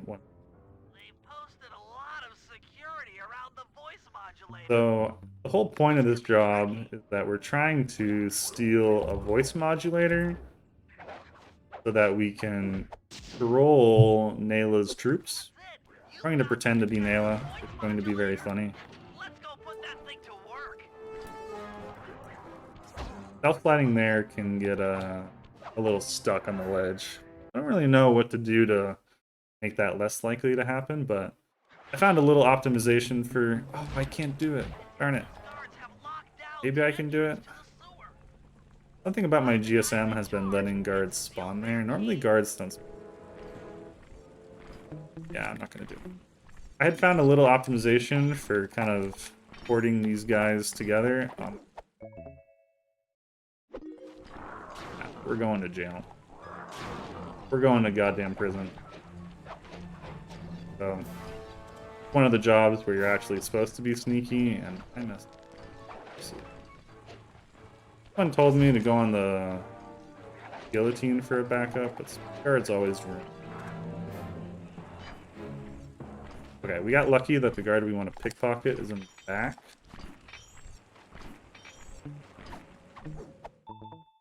Minor inconvenience, but got it done. Got it done at the end of the day. Oh, he ruined my stealth slide.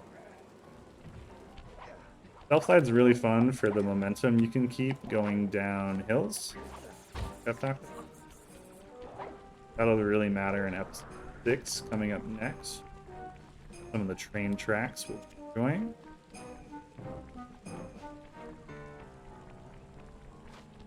Being 1 health is a little sketchy for the ending. Overall, this is a hard split. You really shouldn't die at that thing at the beginning, but leave it to me, baby. I will die there every time. Looks like we got lucky. The Contessa's men have already excavated Neela's satellite cable. Yeah, those last 2 guards. I really rushed it by trying to get the key from that one guy. He had bad RNG. Those guards are examples that they can have either 2 or 3 pockets of gold. I think he had 3, which led me to acting risky, a little risky out there, but doesn't work. It didn't matter.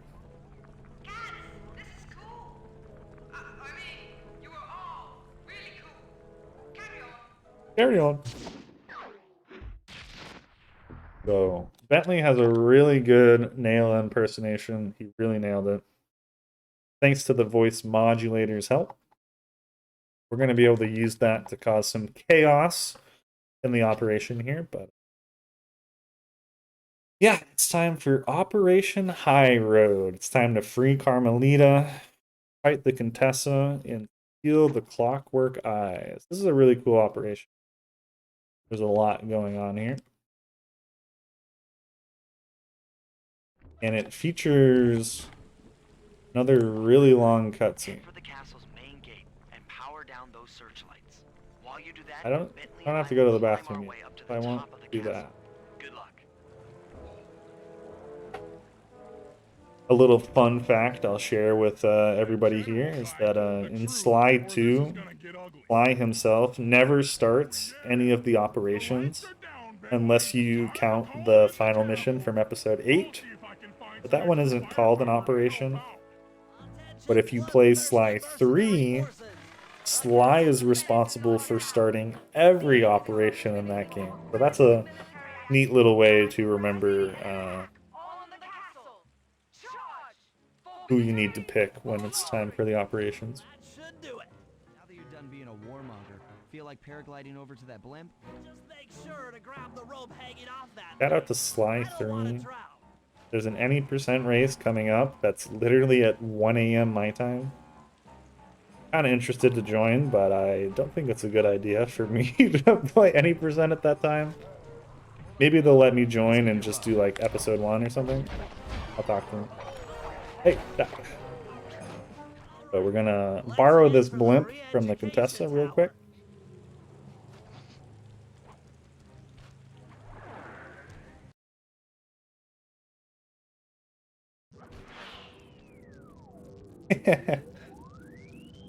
Are you gonna join, Keela? If Keela joins, I'm there, baby. Let's go. All of you go! Defend this tower to the last man! But yeah, we've basically sicked Nayla's troops. onto the castle, so My dear, that's a good excuse to get the shadow guards out of here, Let me out of here and I'll leaving be your Contessa trust. and Carmelita all alone. Looks like the Shadow Guard is out And of the using our picture. hacking skills, we're gonna free Carmelita to get Contessa out of here. That Iron Tech 250 is a fully integrated system. Access to Carmelita's Oh, really, restraints Keela? has That's to be hype. in this old terminal Into somewhere. K, episode 1 and 2. That's plenty, right? Now, I think you're American. I can't advise any North American joins the race. But maybe they'd be cool with just doing episode 1 and 2. I don't know. You'd have to ask them. I was gonna plug it at the end of the run, but if anybody here is interested, the Sly Cooper Speedrun Discord is a very active place and is the place to be if you're interested in learning about these speedruns or just meeting the community and chatting it up. It's also where you'll hear about events like the Sly 3 any% race I'm discussing. So you can find it on speedrun.com. Like, find any Discord, it's linked there. So be sure to check that out if you're interested. There's also guides on speedrun.com, both very helpful. That Carmelita, always trying to resolve her problems with the shock pistol. But there you go, we freed Carmelita. This is a long cutscene. I feel like I might need one more cough drop. I'm gonna grab one of those real quick while we got a minute. Bentley, you okay? This is no place for an asthmatic. But I've located one of the clockwork eyes. Can you find the other? No worries, Taps. It's safely in hand. Neela? Thanks for clearing Huh? up the contestant. Nayla's here. Nothing I did could pry her away from the clockwork eyes.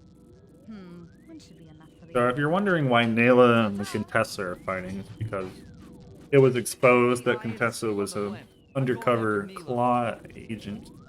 The plan! So Nayla was here to arrest her, but for some reason Nayla is ignoring her and instead collecting clockwork parts. Very interesting. I wonder what that means. We'll find out later, but for now, we got another Nayla chase sequence. This time as an enemy instead of a friend. So we're allowed to punch her now, but it won't do anything. But again, this is just another auto-scroller for us to farm some coins in.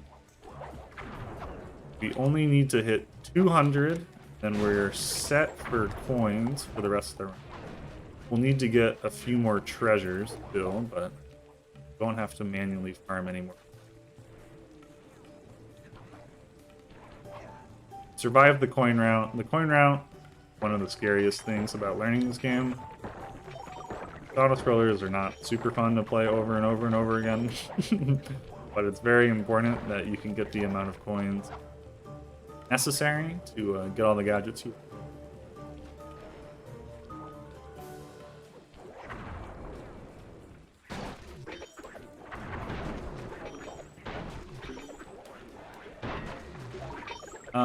I think Professor did it in his run, but if you ever played the PS2 version of this game, there's a really funny skip for this part of the job. The developers forgot to deactivate ending trigger, which is literally right where the chase starts. So you can just run into the ending trigger like as soon as this starts. Really should watch where you're going. It's very hype. This place is dangerous. So there's the clockwork eye. We got it back. So Sly has a clockwork eye, and Bentley has a clockwork eye. Actually, Mr. Cooper, the eye belongs to me. But the Contessa is pissed. She's not going down without a fight. But first things first. You're about to come under fire. Get to the blimp's turn and stay sharp. Okay, I can do this. I can do this. That is key. So here's another turret section. Pretty chill, but if you learn the spawns, do it a bit faster. There is some RNG a little bit to the spawns, or I don't know.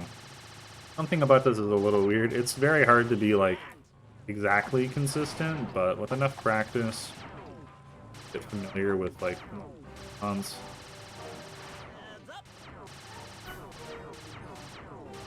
Ideally, if we do this well, we'll finish it before we reach that tower on the right. I feel like I jinxed it by saying that, but...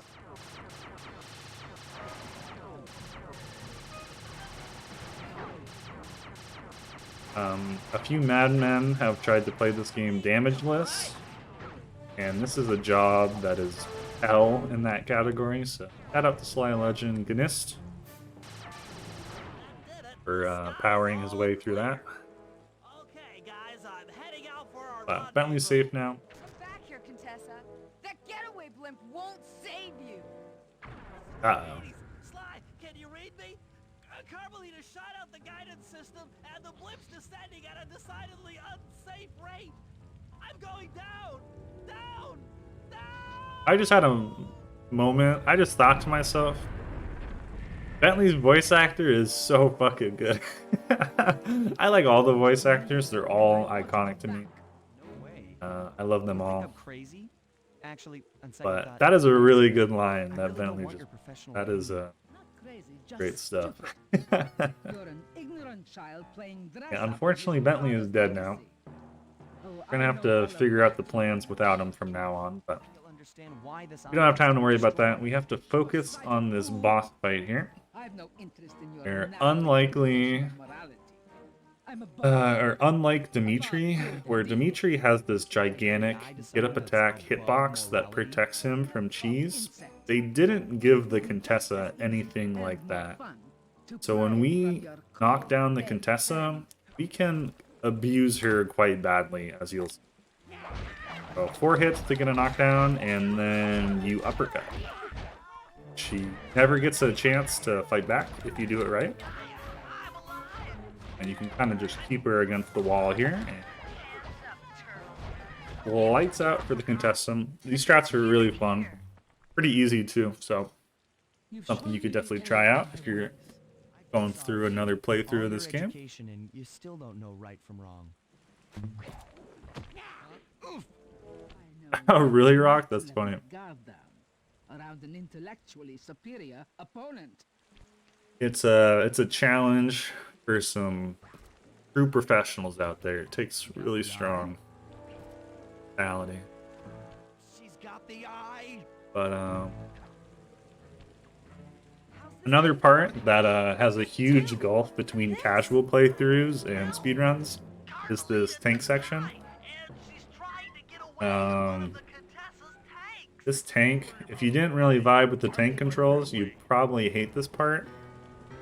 But if you know it's coming and you're familiar with the controls, this chase sequence with Carmelita is very short as you just destroy her. Not too hard to do if you know what's coming up. Gonna let Murray steal back the clockwork eye that we lost. But we actually have a part 2 fight with the Contessa, and this time we don't have a wall. And the wall is really helpful, so we're gonna be able to do the same uppercuts as before. We're gonna have to be a little safer, more intelligent with our movement.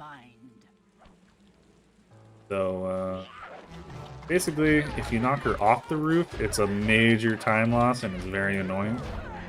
But we're gonna kind of corral her in these circles. Oh, see, we got her almost off the roof. Okay, we saved it. There, she's not allowed to fall off. If we let her fall off, we messed up. There you go. That was clean. You've got a strong mind, Cooper. Yeah, the funny thing about the tank part is that if you don't know what's coming up, it can really blindside you. And once Carmelita has a head start in the tank, it is really hard to catch back up. It is really hard, but once you're ready for it, it's not bad. But yeah, I agree, friends. All the boss fights in this game are pretty fun, at least when you know strats. And that one especially feels very satisfying to how little of a chance she gets to fight back.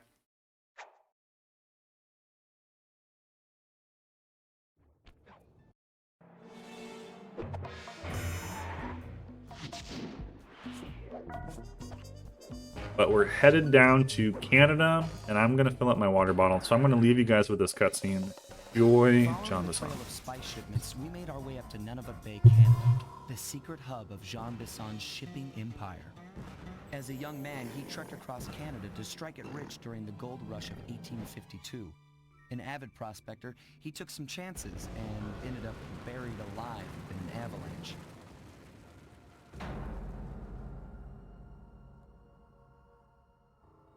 Miraculously, the quick freeze kept him alive, and 120 years later, thanks to global warming, he thawed out. A product of his time, he dreams of taming the wild north, damming every river and chopping down all the trees, with progress delivered at the sharp end of an axe. Shipping spice for the Claw Gang proved a lucrative way to bankroll his one-man war against nature. And yet, I have to feel a little sorry for him. He's just a normal guy from the 1850s. Back in his day, he'd be a hero, but today, he's a villain. Either way, that man's got more than his fair share of the clockwork parts. What a low-tech guy like Jean Bisson is doing with robot parts is a mystery. I almost don't want to know. But as always, it's only a matter of time before I find out. Okay, so is everybody ready for the Jean Bisson quiz? I'm about to initiate the Jean Bisson quiz. I hope you are all paying attention. Anybody who fails this quiz will be getting permanently banned from my Twitch chat. Not really long accounts. And I am legally obligated to tell you that I am joking. There will be no bans. But okay. Question number 1. When was Jean Bisson frozen and iced? That cabin may seem rustic, but don't be fooled.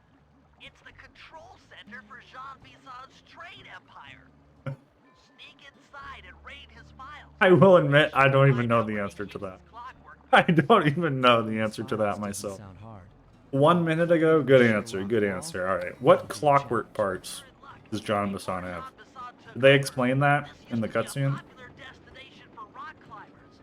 Hopefully they explain that. I'm guessing I just jump and hit the circle button to latch on. That's right. And remember to lean back before you spring off the hook. You'll get more altitude. They didn't explain it, really? I'll give it a try. The lions share the part, that's right. But I guess there's a new game mechanic or something here. Who really cares? There's wall hooks. Those are cool. But Jean Bisson, yeah, quiz is over. Great job, everyone, in the quiz. Not a question. You guys are clearly more experts than I am.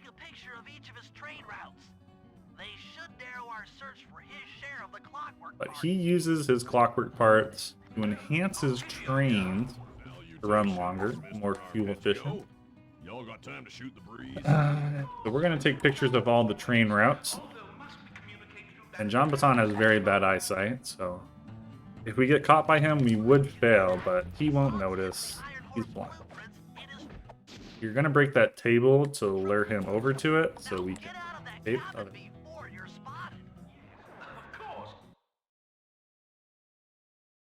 But, yeah, so there's supposed to be a whole long conversation there with Arpeggio, where you can learn some of the plan or something, but we're done so quickly in there that we kind of miss all that, and I don't even remember what they talk about. If anybody knows, let me know. I think they might talk about the Northern Light battery or something.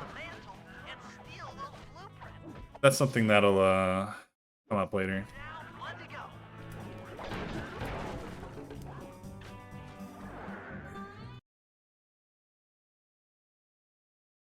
Oh yeah, I completely forgot about title and game category, so due to any whoever did that. I don't know how long we went without it, but it doesn't really do much. But that's the biggest stealth slide of the run right there. These train tracks lead to some really fun momentum with stealth slide, and that's a big slide. Yeah, they talk about, I think Bisson like wants to look at the clockwork brain to see if he can use it, but okay, I have to focus up. There's a potential hard lock here. We'll see if it happens. It would be very marathon-esque for it to happen right now. Top of the mountain, huh? Shouldn't take long. Okay, didn't happen. Basically, there's a chance that after that cutscene, your camera will proxy to infinity again. Yeah, if you aren't ready for it, if you press any button other than circle, the game will hard lock. But if you press circle, Sly will go back inside, and you'll save yourself. But we didn't get it. Very nice.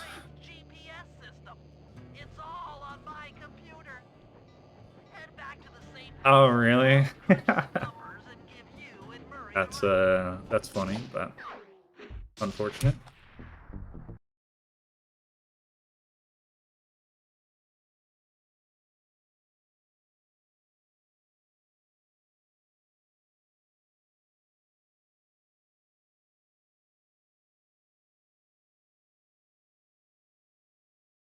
So coming up, we have another extremely complicated application of FigFort.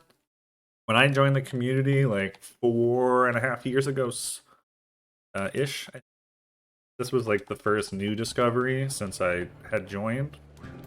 Basically, what we're going to do, we're going to set up our old friend FigFort, and we're going to mosey on over to the next job, and we're going to try to set our grounded position over the train tunnel as a one-hit kill barrier, kind of.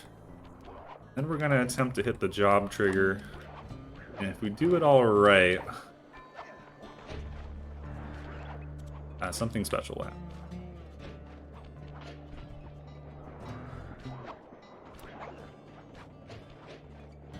I think this should work. So yeah, you hit the cutscene and then you fall out of bounds, so the game tries to return you to the game. Because you set your grounded position over the one-hit kill zone. Here's the trigger. Oh my god. Let me on the goddamn train. How did I miss it? I'm here, dude. What? That was crazy. I know it's finicky, but I was moving around quite a bit. Why couldn't I find it? But we found it eventually. And this is Spice in the Sky. This is probably what I would say is my favorite mission casually, just because paragliding is very fun. Speedrun, there's nothing really too crazy about it. We just kind of be bouncing around. But we have to land on the caboose of these trains. If we miss, we'll die and have to restart. This job has some cool bottle routes. So we'll be showing off a really cool stealth slide here if I don't mess it up.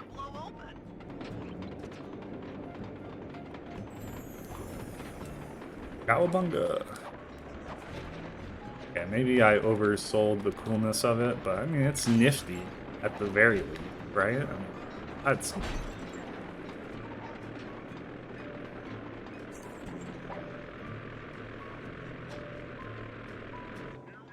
But yeah, we're gonna have to do this 2 more times. That's the job, basically.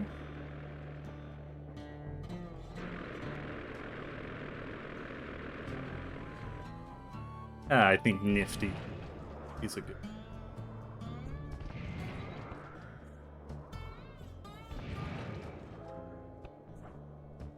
Oh, turn. Coming in a little low, but I think...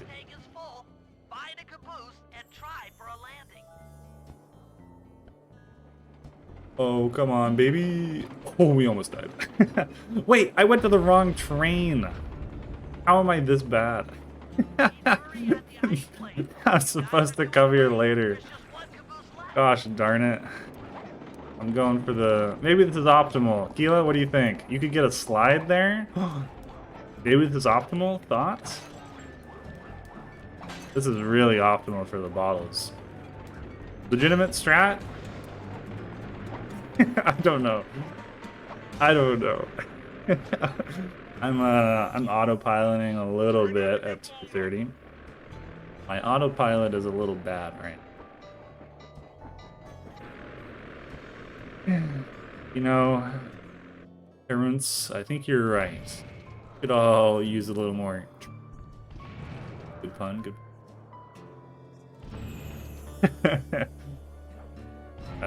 Fortunately for us, I don't think it matters as much as it could have. In any percent, that would be a really big mistake, but in hundo, it actually kind of works out. You guys did it! All the iron horse trains are unlocked! All the iron horse trains are unlocked. So I actually golded. I like.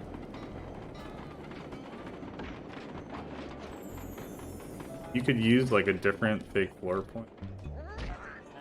But we're doing fake floor again. Episode 6 has back-to-back fake floor tricks.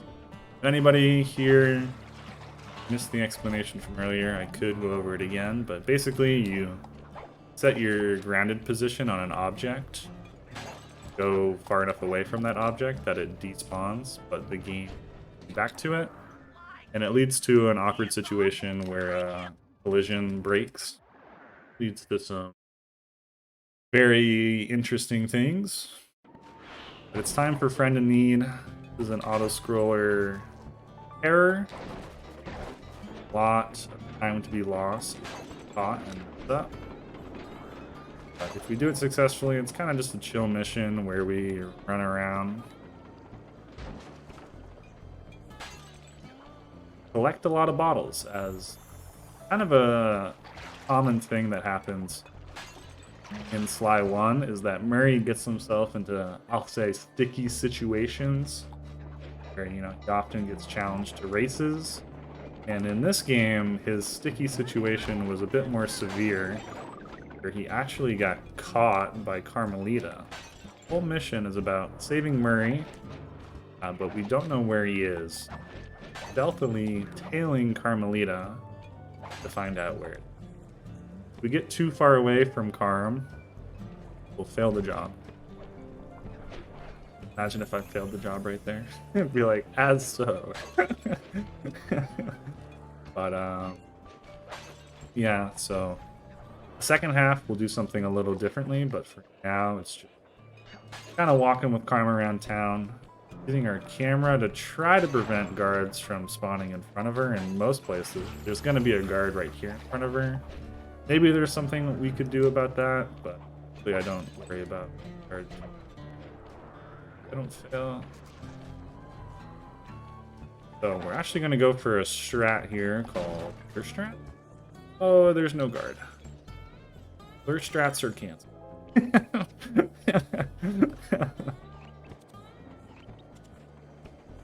Really a little strat where you can get a small guard involved off that roof and speed up the second part a little bit, but doesn't really matter.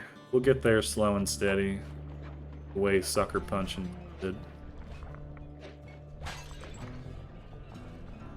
Coming up to the halfway point here, and Smoke Bomb's gonna have a little usage and coming up.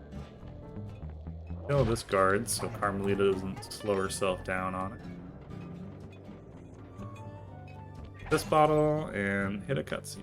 So we'll let the cutscene play, see what's happening here. How's Murray doing down? Hey, criminal. You doing okay in there? I know it's tight, but you won't get shocked if you hold still. I'm okay. And thanks for that bag of jelly beans. I was starving. Thanks for that bag of jelly beans. So, yeah, what Carmelita is going to explain is that basically she's on the outs with Interpol because of all the craziness that's gone down. And because of that, she needs to bust the Cooper gang to prove her innocence. Because they still think Nayla's a good person, a good cop. Being a little suspicious. Yeah, Interpol. Interpol is a 3-woman force, and they have lost 2 of those people in the past 2 hours, so it is problematic out there right now for Interpol. As you can clearly see, Murray is locked behind 3 padlocks.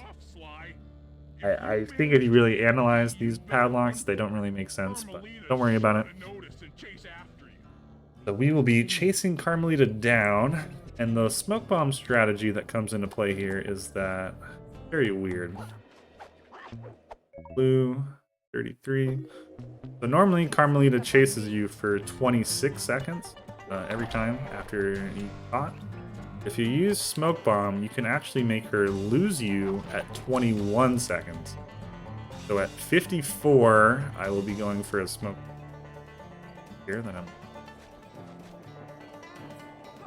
and yeah, be a little sketchy here because the train's nearby. Hey, look at me! Look at me! 02 at 23. I'll go for it. But we can use this time to get... Oh my god, I got sniped. Actually, it's optimal if I don't die, but it's 30.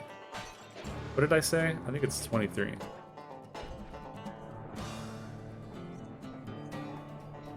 I want to smoke bomb. I'm doing it. You're no match for me. I'm scared, I'm scared, I'm scared. 30 plus 21 seconds. 51. He did not get shot. Let me go, let me go, let me go. Let me live. Yeah, Carmelita is train proof. She does not give a damn about the train. Yeah, there you go. A pretty successful Brenda Neat. Even though there's a duck behind me, do not worry about the duck. Where's the lockpicking lawyer when you even... He would have a field day with this whole situation. He would really tear Carmelita. You know how I love to mess around with Carmelita. Yeah, that's weird. See you back at the safe house. So these ducks, you may not believe me, but these ducks are actually the most powerful enemy Sly Cooper ever faces. Their attacks do double the damage of any other guard in the game, and they have 1.5 times the health of any other guard in the game. I don't know why they made the ducks so good. The ducks are goddamn killers. We have noob mode. There's another treasure warp to bring back this treasure. Time to bring out Bentley. And it's time for what a lot of people probably have really fond memories for this episode. Is the trains. This episode has 3 train robberies. Makes it unique from the other episodes. And the first one is done here by Bentley. Should be passing by any time now. I don't think the ducks are more powerful than the trains. You are right. I might be foolish about that. Maybe the trains are the most powerful enemy. Could be on. So something that I'm going to spoil right now is that the trains are extremely broken by the triple jump that we have, the glitch high jump. Let us really ruin these trains casually, which is a bummer because these trains are very cool. Bentley does not have a triple jump, so he's got to do it straight up, but he has this adrenaline burst. Very nifty in itself. Let's see if we can get a good bomb boost here. Not really. Quick scope that guy, because I'm a Call of Duty professional. Get a couple bomb boosts in there. It's pretty clean. And yeah, so these train robberies are very short and clean. That was a good split. Standing. Chalk up one strange robot organ for us, and one less Iron Horse train for John Bassan. But yeah, that is Clockwork's lung. Normally, you don't get the Clockwork parts until the end of the episode, but we will be getting 3 of them this episode, and that's the first one. And coming up is actually a job I was a little concerned about for the marathon, specifically because this next job is the loudest job in the game by far. So be ready on the volume control. I tested it, so it really shouldn't be that bad.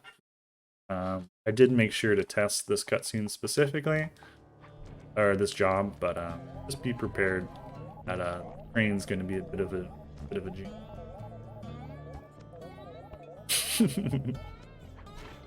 Oh shoot! Darn it. I guess we're saving something. Heads up I did the strats there a little weird than what I would normally do, but that's okay because English actually makes getting on the train a little bit harder than in Korean or English. Everything. So hard in this game, but we'll hit a nasty bomb boost to make it worth it. But it's time for some bullet hell. Anybody out there like any bullet hell games? Toho, what are we playing? I don't know that many bullet hell games. But Sly Cooper is about to become a shoot 'em up, basically. Basically, the important thing to learn about the strategy for speedrunning this part is that this helicopter shoots as fast as you are capable of mashing the square button. The bombs are not mashable, but yeah, the mashing becomes insane for this tank, or for this helicopter, and that will be important for something later. It doesn't matter too much on this job. Is a Zur lane of bullet hell really? Is that true?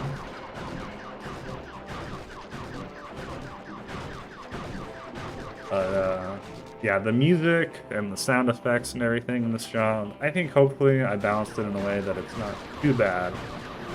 But especially when the planes are on screen, like, this is bad. You know if it's too bad or anything. It's good? Alright.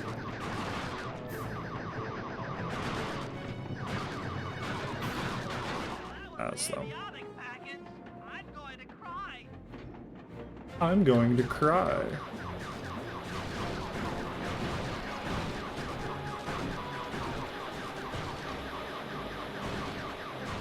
But once you actually get into the fighting part of this, there aren't too many strats. This part of the train is actually a full auto-scroller right here, so nothing I do right now matters. The next one will be the very last one.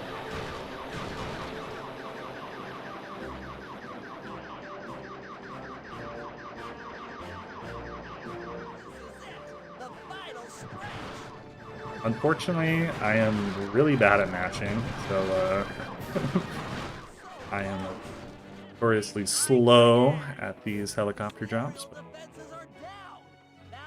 Galga, yeah, that's a good shoot 'em up. I should have said. Used to play a lot of Galga on the Game Boy, like port or collection of it. That's a good ass game. But it's time for our next gadget purchase. Sly has a movement gadget. Bentley has a movement gadget. It's about time we get one for Murray, I think. So we're going to be purchasing Berserker Charge. This is the newest addition to the route. Oh, that was really cool. This lets us move a little bit faster. And really the most important thing about this is that it enables a cutscene skip for us on this very job right here. So I'm under some pressure. I was a little slow at equipping it because I was planning got there. So we want to stand here, aim for the railroad, and Berserker Charge.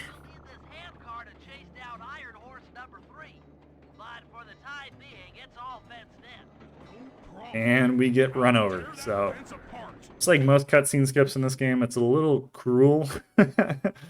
But Berserker Charge makes Murray bounce off rope or something and puts him back on the train tracks. It's a little run over. But trust me, that cutscene is really long. I might save like literally like 40 seconds or something. And it's very easy to do once you know where to aim. Taking the strats for this job, a little safe. I haven't really sat down to practice the new strats very much. I'll send you the coordinates to the next bear cup.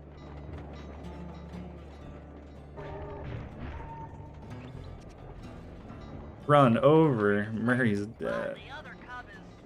Oh, the run isn't over. The run's still going. Murray's fine. Everything's okay.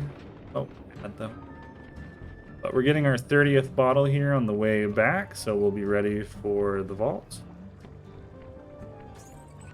And with that, this episode's almost over. Don't really know which way I like to walk back. Left or right there. There's a choice. Not really sure it matters. But again, a kind of another weird job where we piss off the bear population to do something that Bentley probably could have handled them. Yeah, the power of love comes back at the end. Bentley does have a special quote for it. I don't remember. A little unoptimal gadget usage. I could have used Berserker Charge one more. Uh-oh. I mean, so far away. But I gotta remember to take a quick pit stop in the cabin here. That's where the vault is. So I had talked about earlier how all these 100% gadgets are basically useless. There is some strats that I'm not doing. Tila might call me out for. I think he already did call me out for it. But this music box, actually part of a big skip coming up. And it's one of my least favorite tricks in this category. I'm not going to set high hopes for it, but we're going to do our best. It'd be really cool to nail it. Oh my god. He's swimming. Slightly off target there with that square boost. You know how it happens. It happens. Relax, Bentley. There's more than one way to get on top of that caboose.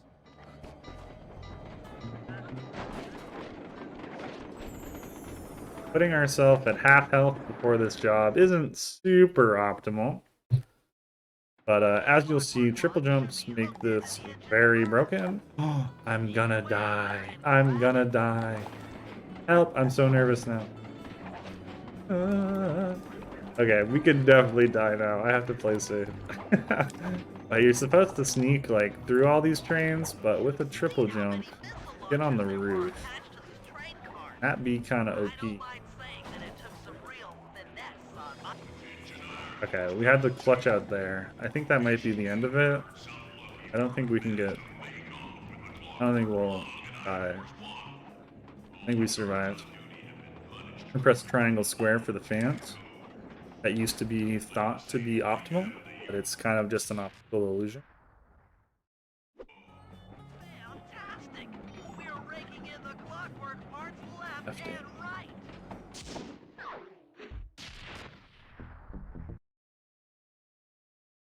It's time for the operation.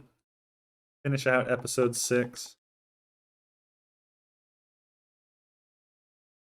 Did I say optimal illusion? Whoops. That's not what I meant to say.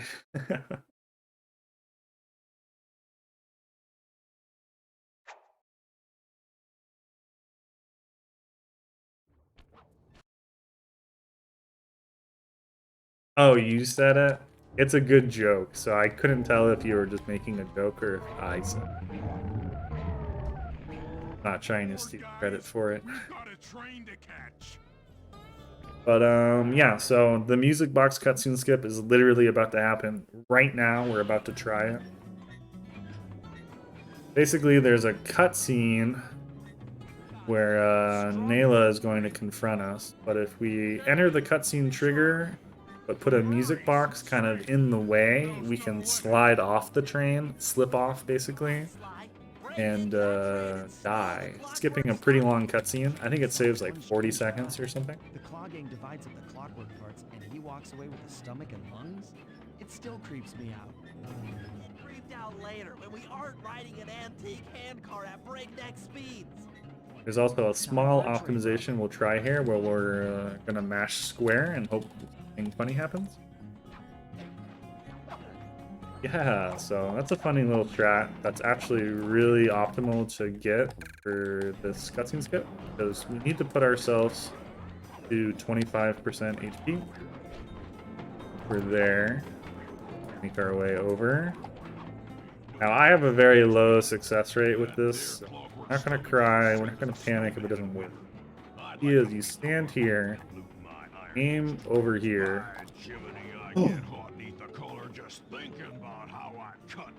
Let's go! We did it! Oh my god. I dropped down late, so I pressed square, which I normally don't do. But okay, it's a boss.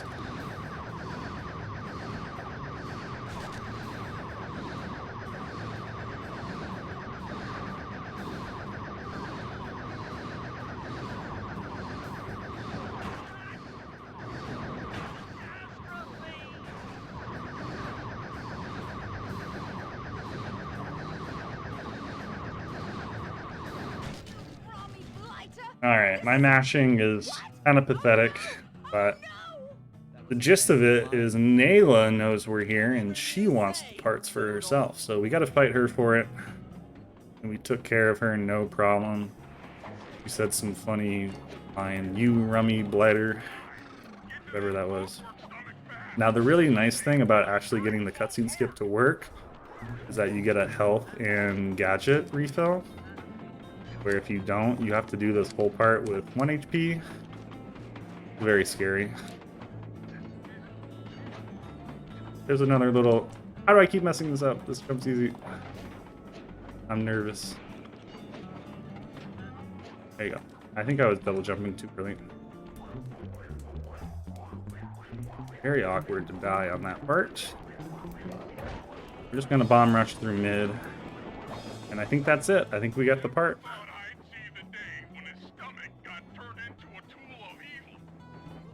Bassan's wised up and bolted the stomach down.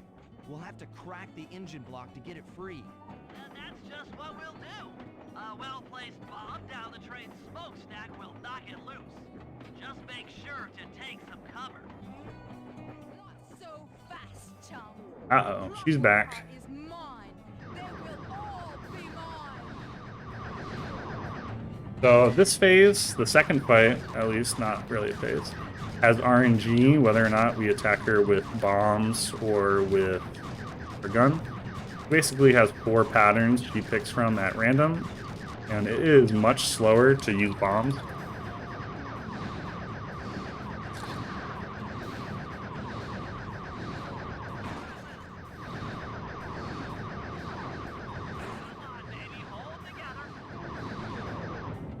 So while it is slower for her to use the bombs, I can actually talk during this phase, and I don't break out in a sweat from the bomb phase. The fucking mashing is so intense. Oh, I forgot to split though. Showing off a bunch of different phases. We appreciate about that. About Nayla, you know. I'm a big Nayla fan around here. That's going to be the end of episode 6, and as you may have noticed, we once again avoided confrontation with Jean Bassan himself. That means we have some unfinished business to take care of. We're coming back. We're going to finish it for real this time.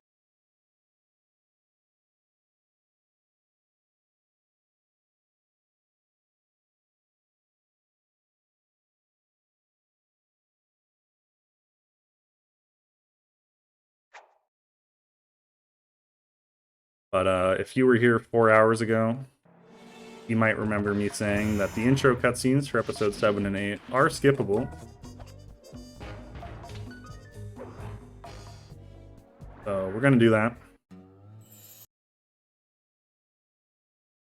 If it looks like we're a decent bit ahead of estimate, we might watch the cutscene in episode 8 after Blimp Recon. I think it's like 2 minutes long or something insane.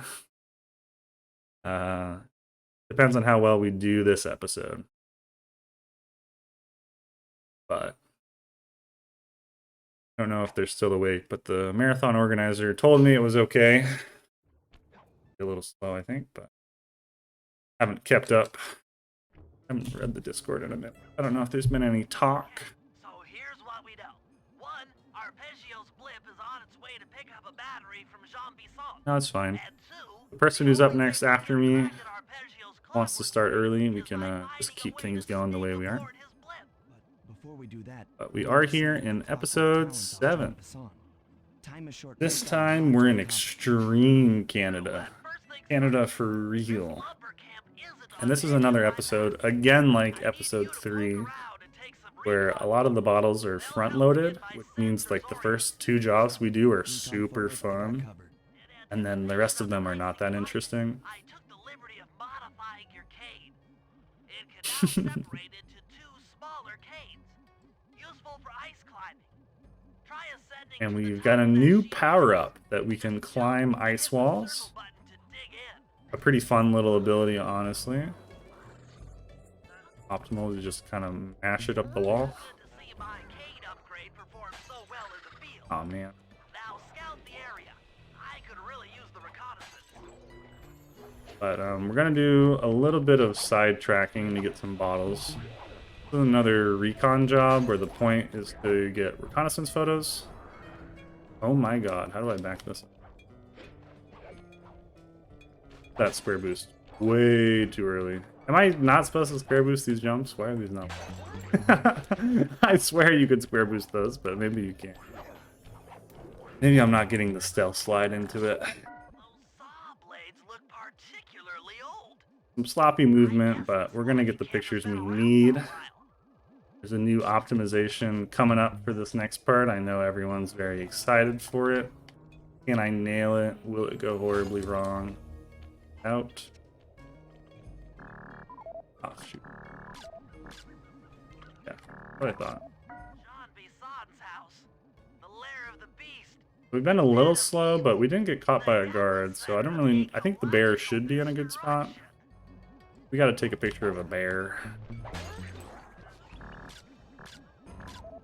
Third tries the charm. Country, all right. Interesting. He's putting out a slight radio signature. But, okay, it's time for the strat. I'm not sure if that's Bear Grylls. It could be, but I'm not confident enough to say. But, yeah, that strat where I jumped on the icicle. It's cute. That's new. We're gonna break that guy's ankles. He has no idea what just happened. Climb the lighthouse here, as there's bottles up here. And there's a picture of a boat. Let me know if you don't see it. It's kind of like the blue dress, yellow dress, you know, type thing. Some people can see it, some can't. It's always interesting to ask chat, you know, who can see it, who can't.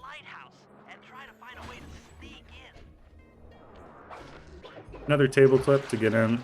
Riz can see it? Nice, Riz. Just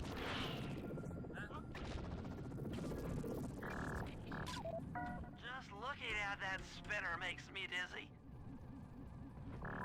That's the battery charger, but where's the battery Arpeggio's coming to pick up? Okay, I'm legally obligated to tell you that. That was a joke. I was right.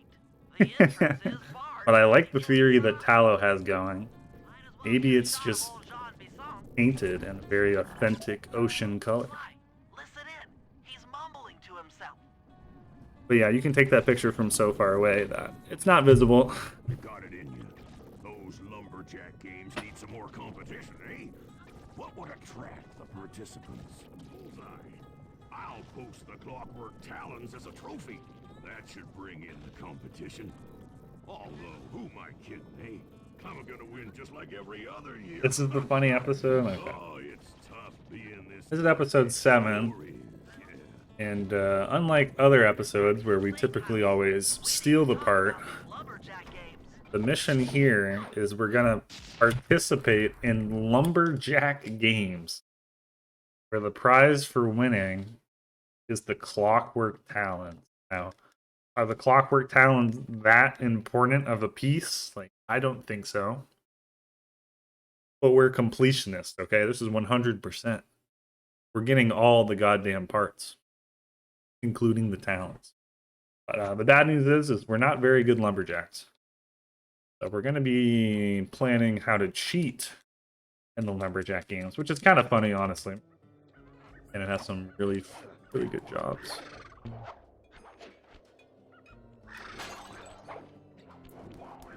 Why is this guard over here? Oh, normally not here. Okay.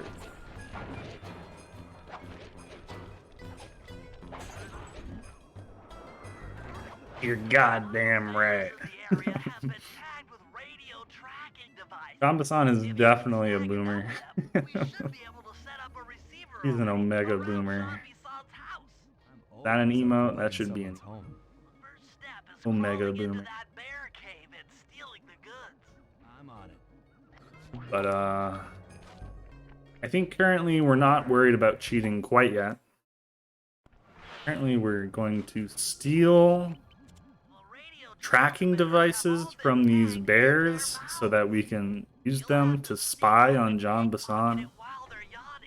Sounds safe. This job is kind of frustrating casually to its difficulty, at least this inside part, but if I stop sucking, I'll show you that in the speedrun, this job is very funny. Normally, you are required to be stealthy, like if you get caught by the bears, the job fail. But by table clipping at the start, the bears are incapable of triggering a job fail. And you can just run around and do whatever you want, basically. You still don't want to make too much noise, because that'll wake the bears up. Can't pickpocket them when they're awake. But this goes from a stealthy job to a job that we basically just punch bears for like a minute. They just kind of accept that. They don't really care. They're down. But I really like that line Bentley says when you leave. Only you could have pulled that off. It's never more true than when you're speedrunning. We have a lot more bottles to collect still, and we're going to get a bunch on this job. This job kind of gets us all across the episode. Potentially the best job in the category. I think a little easier than something like Free the Elephant, but it still has the fun movement. Bentley sleep darts? Bentley would probably come up with some lame excuse. My sleep darts aren't powerful enough. Like, you're goddamn Bentley the Turtle, man. You can figure it out. If anybody can figure it out, it's Bentley. Seriously. Here's a funny guard spawn where they can just, like, get stuck in there sometimes. Sometimes it'll lead to, like, crazy proxies where they, like, get him and kill themselves. Or, like, the game proxies them to death. It's very weird. John Bassan's rambling about lumberjack scores or something, not really that important. And if you've played this game casually, I might show you something you've never seen before. Welcome to the Reddit wall. This is an ice wall that I don't think anybody on planet Earth knew about it until some random person on Reddit shared it. Blew a lot of people's mind. It's actually optimal in this category to use it. Not optimal in any percent, but we always give a shout out to the Reddit wall.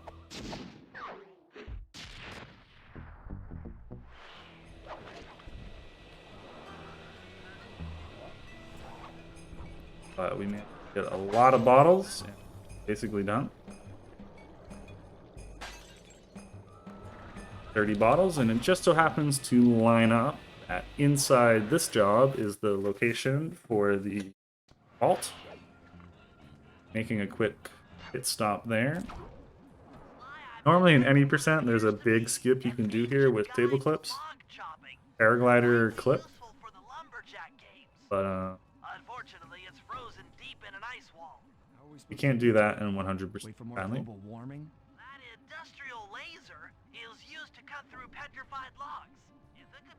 But yeah, I think you're right, Tallow. Fly 3 Bentley could pickpocket those bears, no problem. It'd be free. Even Murray could probably.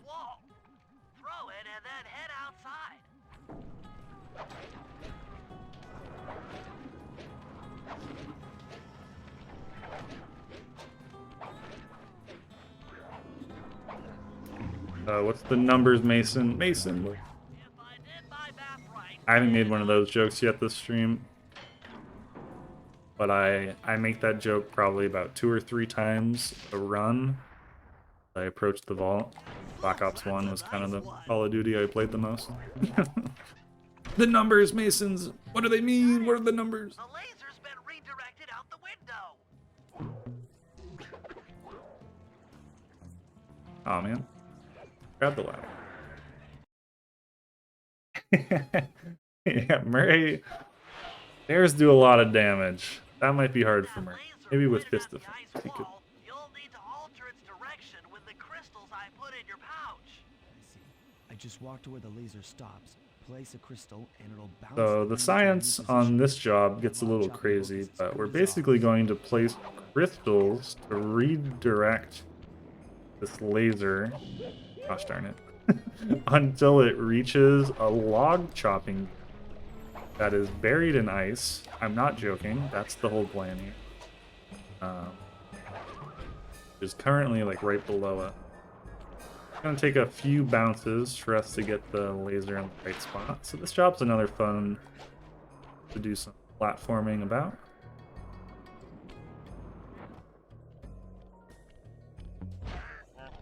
At crystal. I get it. Okay. We're gonna turn our camera here so the bear doesn't come this up.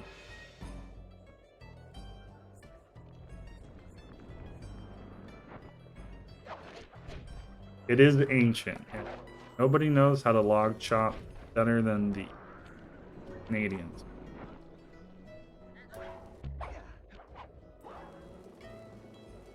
Oh, that was a really good slide there. Ideally, we break this and get a helper. I'm gonna try for a little bit of a tricky strat here. Oh, not it. Gonna ignore this pole on the side if you're a god gamer. Yeah. That's a little bit faster, but... And there it is. Now you may notice there's something in here with the book. Clear, Slide. Something else is coming out of the deep freeze. I've never seen such a majestic creature. But here's an unfortunate part about the PS3 remaster is that you can still see his butt on the right side of the screen. You can't see it on the PS2 version, but one of the problems of going widescreen is that guy is still visible. Yeah, we just unleashed a woolly mammoth on the earth. It does happen in a lot of places, yeah. I think this one just sticks out to me. They're doing like a little skit where like it walks into the water and it gets frozen again, but you can clearly just see. Woolly mammoths are laser proof. Everybody knows. They resist the laser type. Oh, don't make me swim.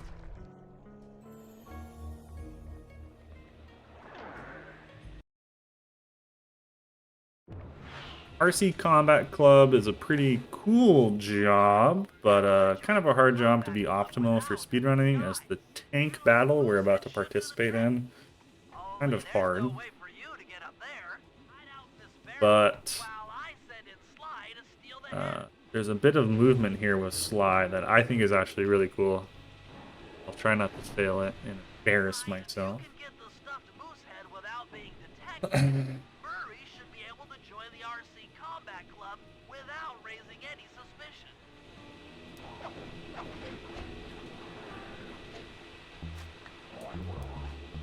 But yeah, I really like that strat. It's very cool. I think I used to make that strat scarier for myself by trying to input stealth slide in between landing up there and the ending. But I think I've just realized that like there's no reason to. It just makes it so scary, and it's super unmissable if you don't use stealth slide up there. You could still miss it, but smoke bomb makes you invisible. And I'm not even going to address what Murray is doing right now. He's doing some messed up stuff. If you really want to get deep into it, maybe chat will talk about it. But I'm going to focus up on this fight where Each one of these pellets we pick up will give us 3 bullets, but we can never have more than 3 at a time. The sad part of this fight is that our bullets don't do jack squat for damage compared to his bullets. So it's really optimal if you can get him to shoot himself, which he did a little bit that fight, but not quite enough. But that was still a really clean fight. Those tanks can get a little out of control. Like, you can easily get knocked upside down, and it's a big pain in the butt. We made it work.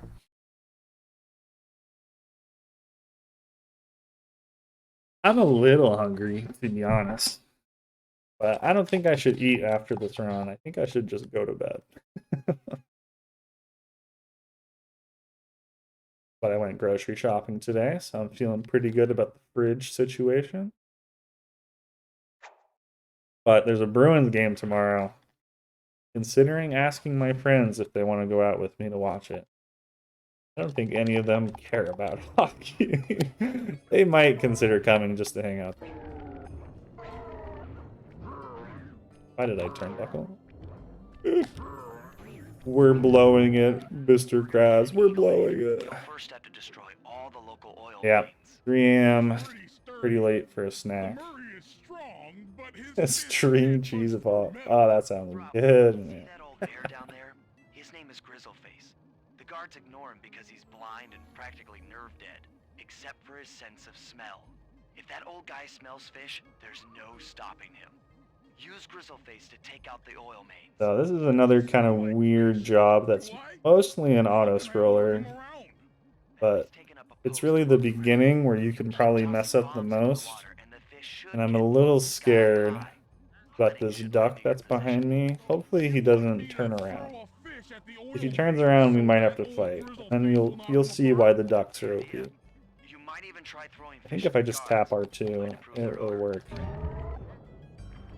Yeah, give me a fish. So the strategy here is throw the fish to the things, and then let the bear handle it.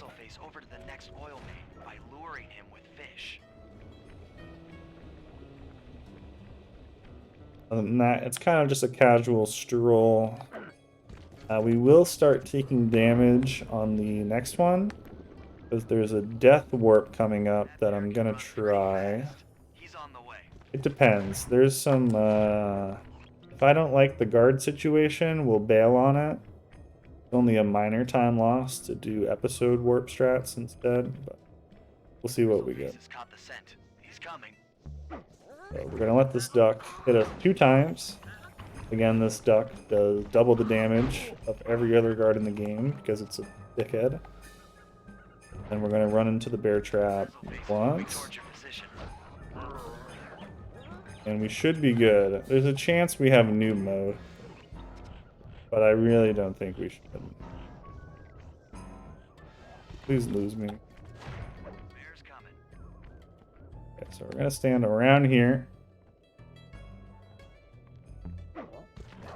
Hope that works. Looks good.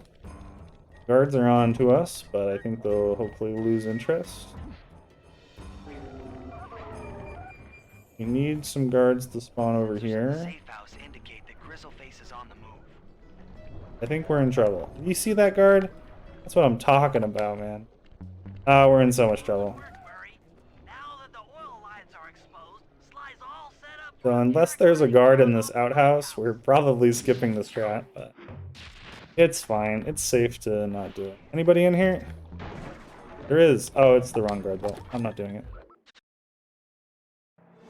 So there's basically 4 types of guards you can have, and 2 of them I don't like.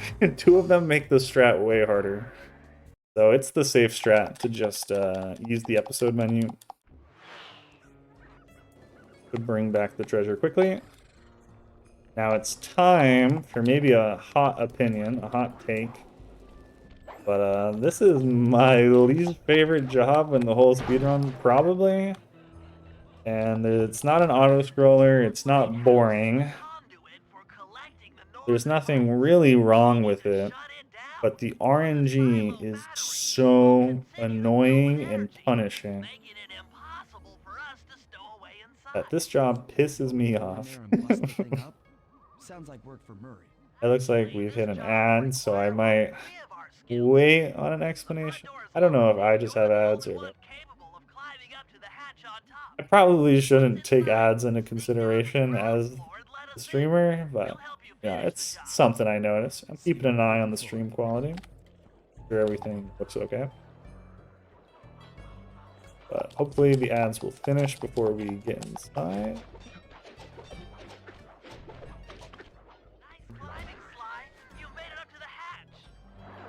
But okay, so inside here, there's a strategy in which we can basically cut Bentley off. If we hit this chair in a very specific way, Sly will interrupt Bentley in the conversation.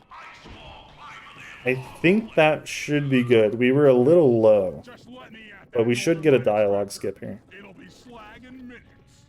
Not quite that simple, Murray. I'll reverse the energy flow from the control computer while you lift the main circuit. No, we were too low. Damn it. I was a little too far to the left, so I had to wait Sly. I had to wait for Sly to hover over a bit, so we didn't get the funny cutscene, but it's possible to have Sly like basically just like completely cut Bentley off, and it's very funny. But yeah, welcome to Lighthouse Break-In. This is so annoying. It's random which of the two ropes get electrified, and it can lead to some extremely sad outcomes. But we managed to make it work. We only got zapped once, so that was fine. Kind of makes me seem like I'm a bit of a baby if I think that's annoying, but trust me, that part, that job is triggering. I've had some really bad experiences there. But what do you think, chat? We got about 20 seconds to decide. Am I going for another stupid strat, or are we playing it safe? My best possible time still looks pretty solid. We could maybe try to be stupid.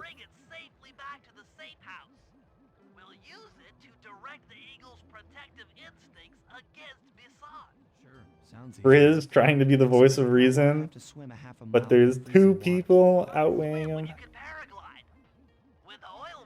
You know, Cobalt, you make a good point.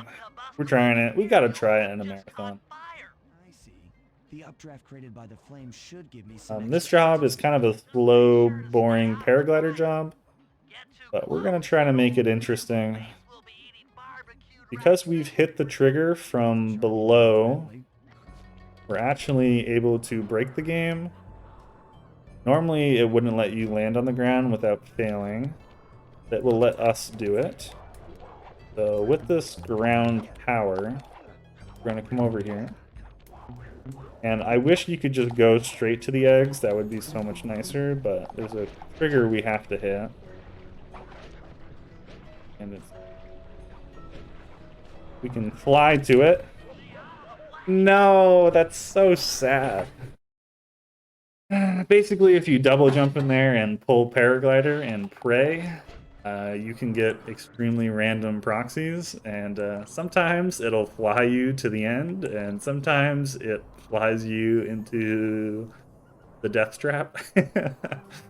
So we tried, and we can't even try it anymore because now that we've died, we'll fail if we touch the ground. So we gave it a shot. Never say we didn't try. Now we'll show you how it's done the normal.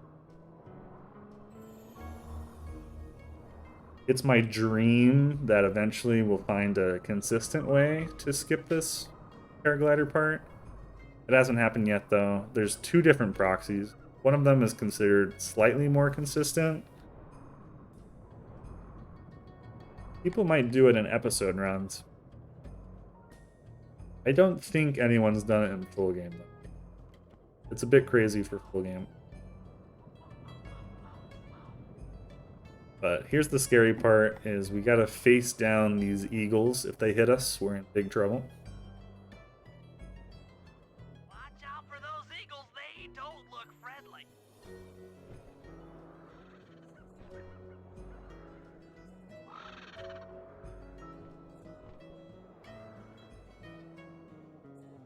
So yeah, even though we were definitely low enough to hit the water, as long as we get close enough, I wasn't scared. We hit the trigger just fine. Excellent job. If you could get that eagle egg back to the safe You know, house, Takei, we'll they be all set might. for the I've lumberjack. never tried it or tried to learn it. So that sounds vaguely familiar. Sounds like something I might have watched Remo do.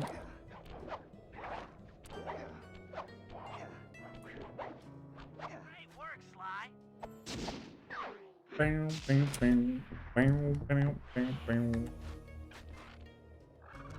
But hope everyone's hanging in there. We're almost done. We're almost done. AKA, we have like 50 minutes left. Now we're getting close.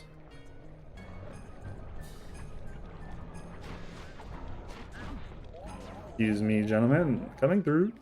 We can trust Murray's informant. Episode 7 is kind of a weird episode where it starts super hype, but I don't think the ending jobs are really that exciting, and this is another one that's not the best. It has some cool Bentley strats, actually, that aren't too difficult to pull off, but look cool, so I'll be able to show that. But yeah, VOD viewers, skip 5 minutes. I'll climb on top of the silo and attach the hooks. Been watching a lot of... Well, I don't really know if that's a Germa joke. I've been watching a lot of Germa. I'm sure plenty of Street. I get the easy gig. I'm all set to throw It gets you hype, really? These days, my aim is I like your attitude, Riz. The steering control. This first hack actually does have kind of a cool skip, where you don't have to shoot the entire firewall to get in. See if we can show it.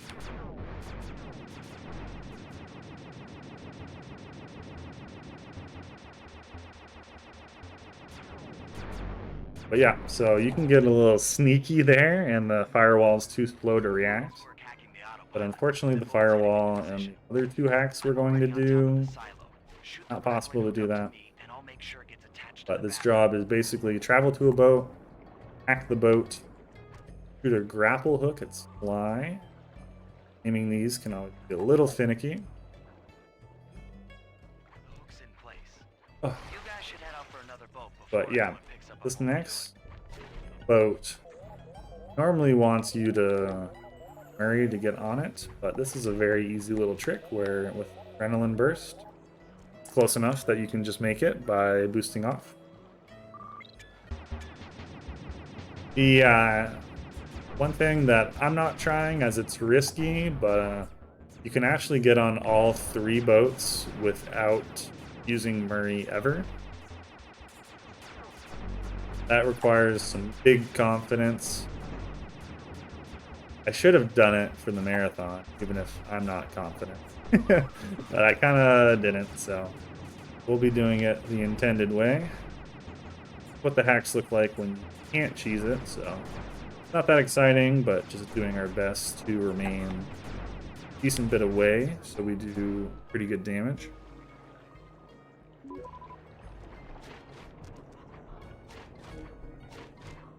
But we're going to go for Ninja Bentley strats. Oh, that's exciting. Okay, boat hack school. I'm on board. I think this is something that's slowly becoming more common as it was found to. Something under here. Little tricky. I freaking nailed it. So that was really hype. Those jumps can be a little finicky. I was wondering what happened to that guy. Guess he just prefers to be frozen. Yeah. I used to try it in runs to K, but I kind of just thought my consistency was so bad at it that I was just like, oh, that's the point. Like, I just decided against it. But if you remember the woolly mammoth from a couple jobs ago, we landed on him as a platform, which is a pretty cute callback to the earlier job. But again, it's just the same hack, but with more firewalls. So not too exciting. More the Bentley movement.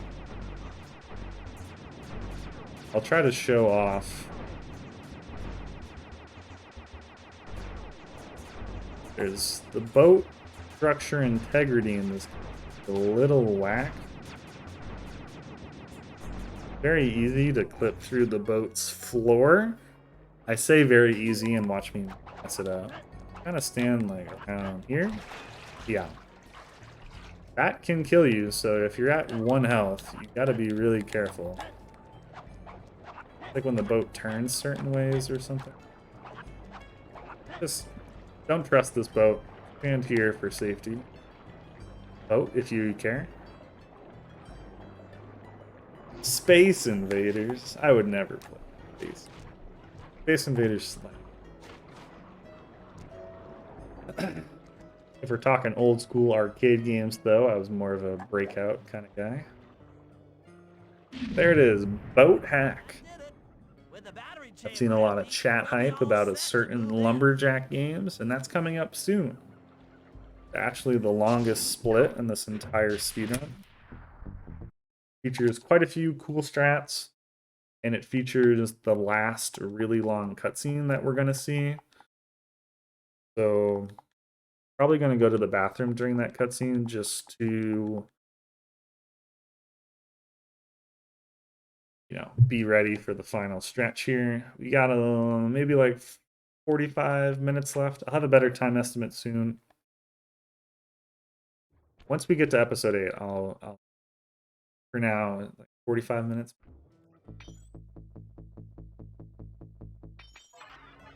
But we've got to buy a new gadget here, alarm clock. Okay, guys, let's head down there. Not the most Sly, try to keep a low profile useful gadget, close. but We don't want him to recognize you. we're gonna need it here in this operation. But before that, it's time for Muna skip. Is that right? I think Muna, that finish for egg, is that right? It's called egg skip. Got what it takes to win the Clockwork Talons. Let me know if I'm wrong on that. But fun fact for people who maybe aren't familiar with Sly or the Sly speedrun community is these games are insanely popular. Scandinavia, like Finland, Norway, Sweden, just kind of the northern European area. Because these games got dubs in those languages like way earlier than most PS2 era games did. So a lot of community members from that area. Oh wow, what a really bad thing to mess with. We're gonna have to fail. Fortunately, if you miss one swing, you can't win. So that's my bad. The music, Lumberjack Games, is always a pretty big hit. But here's egg skip. If we can walk into this wall, break our egg, and hit a pretty precise square input, nothing special will happen. Plant the eagle egg on Basan, and the angry eagle parent should swoop in and throw off his axe timing. 2 swing, too late. 1, 2 swing, too late.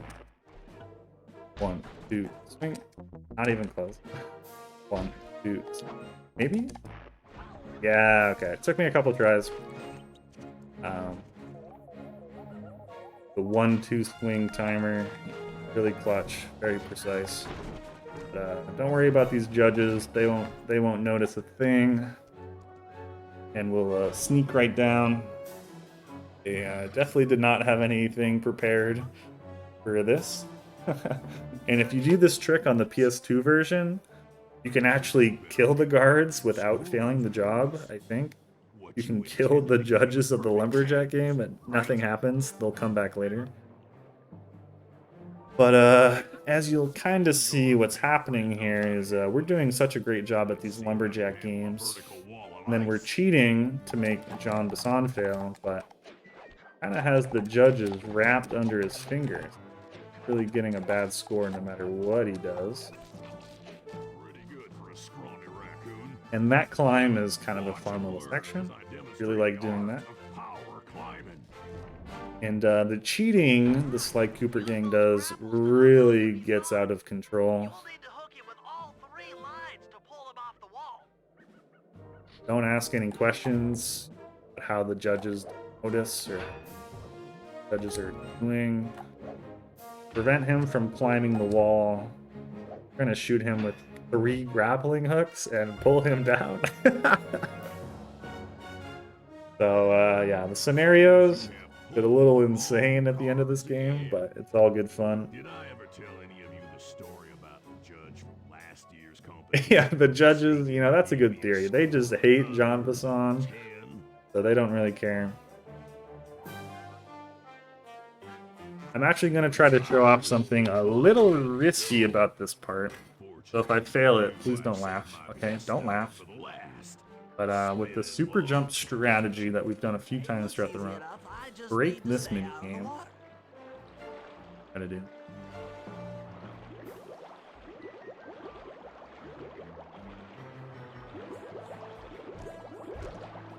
So yeah, as you can see, the point of this is you're supposed to stay out of the water, but by super jumping, the game doesn't register you as a fail. I'm not going to tempt fate any more than that. You could do that the entire time, and it's a lot of effort, though. The basic strategy of this log rolling thing is that whichever log didn't go down last time is guaranteed to go down this time, so you just keep track of that, make smart jumps, and it's impossible to die.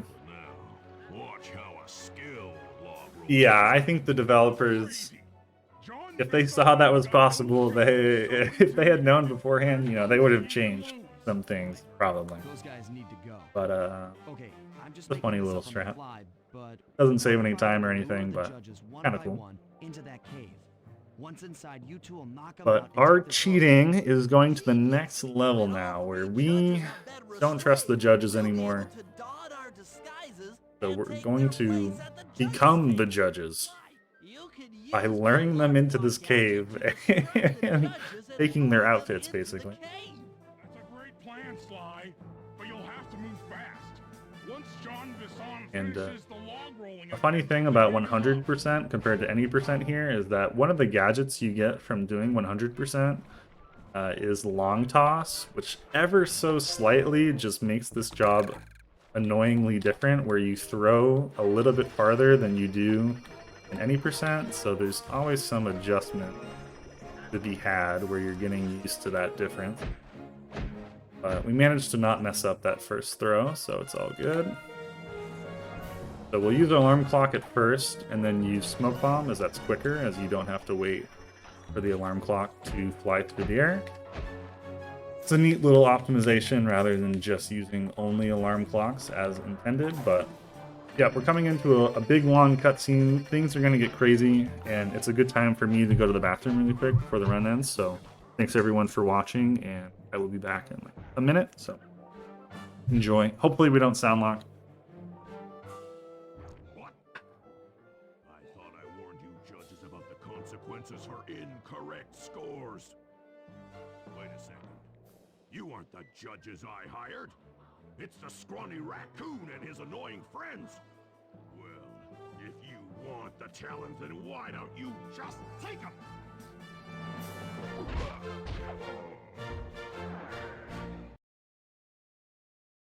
Oh, my aching head. Those talons really pack a punch. Sly! Murray! Wake up! Yeah, I'm awake, but not so loud. I have a splitting headache. Where are we? What's going on? This looks like the sawmill control room. Bisson must have thrown us in here for interrogation later. I, for one, would like to escape before he returns. It looks like we're pretty well sealed in here. Unless Unless what? you can fit through that hole. I think I could squeeze through there. I'll drop down and try to free you guys from the outside. If there's any trouble, I'll call with this walkie. So how'd it go? Did we win the lumberjack games? What happened? While you guys do that, I'll try prying open that steel door. Given enough time, I might be able to make some progress. You think? Plan. Good luck, Bentley, and remember to shout if I can help you from up here. So this is kind of a tropey thing, I guess, that happens in movies or games like this. But as a kid, you know, I had no idea about the tropes. But we're about to learn some devastating news about our quest to collect the clockwork part. Breath. Well now, Candy Britches. I should have figured a puny turtle like you'd find a rat hole to squirm through. Well, I just dropped my glasses, had to come pick them up. Yep. Like you Good excuse, Bentley. Good one. Stupid. When y'all were unconscious, me and my boys paid a visit to your hideout and found all them clockwork parts. Lucky thing, too. Arpeggio is willing to plunk down a king's ransom for the whole lot. I even threw in the talons. You sold all the clockwork parts? Arpeggio has them all?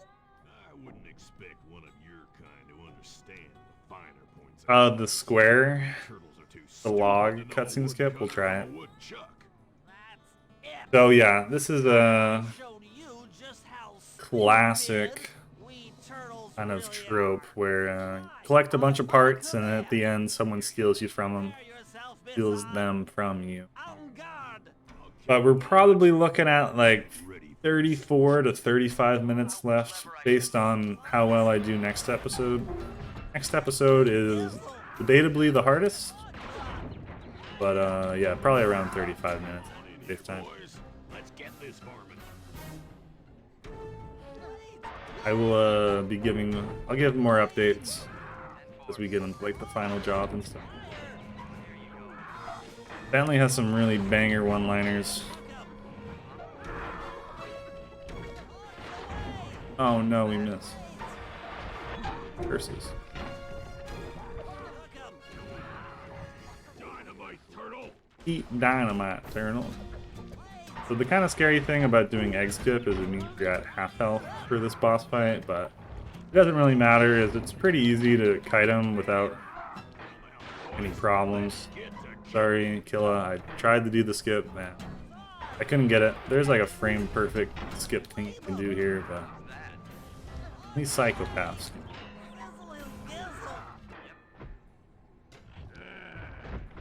Tarnation. Okay, we'll do Flutter. Some four-eyed turtle. Thank you Times for the have info. changed. Once again, Brains triumph over Brawn. Good job, little buddy. That was some fast thinking. League of Legends reference. Is that because he said Did Braun? a great job Braum? opening that door, Murray. You say? What was the reference? What are you talking about? Yeah, there's no harm in at least trying. We're basically done here in Canada, and it's not looking good for clockwork. Ourselves on the back. If we're going to get Oh, I clockwork said parts kiting. back, we need to Okay, get onto that blimp. Silo battery isn't far. okay. We can make it. Enough talk, let's move. Let's move.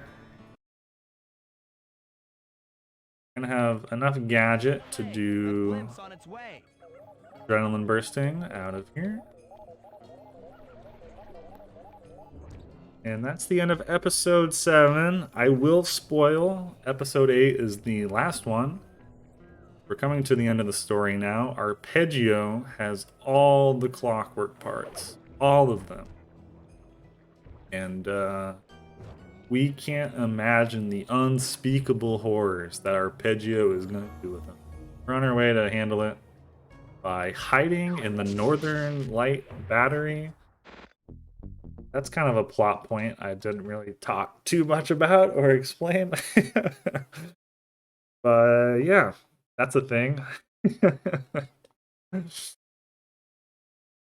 Gets into some real complicated. Or we're gonna need a sly expert to explain. I don't know who to call. Frizz, you're the lore expert, okay? I'm calling you up.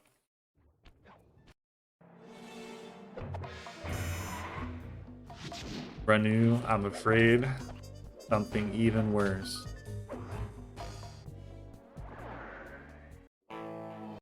Again, the episode 8 intro cutscene is skippable. So we're gonna blast right through that real quick. That's the plan, Flutter. That's the plan. Hopefully, you know, the gang is hopeful that they can do it before he's reassembled. They're not going to go quite that smooth, fortunately, as you would expect. But episode 8 is very interesting in that every single cutscene in episode 8, I believe, is skippable. At least all the intro to job cutscene, because there is a kill plane below the blimp. And basically, if we use fake floor on any of these cutscenes, we'll die. The only question is it worth it to set it up? And for a couple cutscenes, it's not worth it. But I will show you just how easy it is to abuse this in a second. There's also some very chaotic things about this episode in general. Most episodes have a limit to how many flashlight guards can be patrolling at a time. Episodes, it's only 2, but in episode 8, I believe they allow up to 5. I think it's coded so that you won't really have to fight 5 at a time, but there can be 5. But it's as simple as triggering this cutscene while over the edge, and you will fall and die. And that's our first skip of this job, which just has a billion skips in it. Considered one of the harder jobs in the game. Coming up, we're going to be using a combination of smoke bomb and hopefully stealth slide in order to kill a guard before this next cutscene starts. Man, I don't know what is with me. I am cracked at this goddamn skip lately. That skip isn't too hard, but it's pretty easy to have something go wrong. Ever since I've been grinding this game again, I cannot miss this skip. I don't even practice it. I don't practice it at all, and I cannot miss it. I can't miss it. I don't know what is with me in that skip right now. That was crazy. That was sick.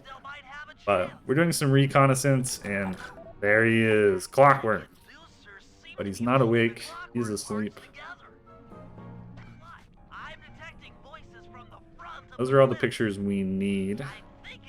This next cutscene skip is a little easier, but there's a large chance for spaghetti. But the big lore reveal is that Nayla is here.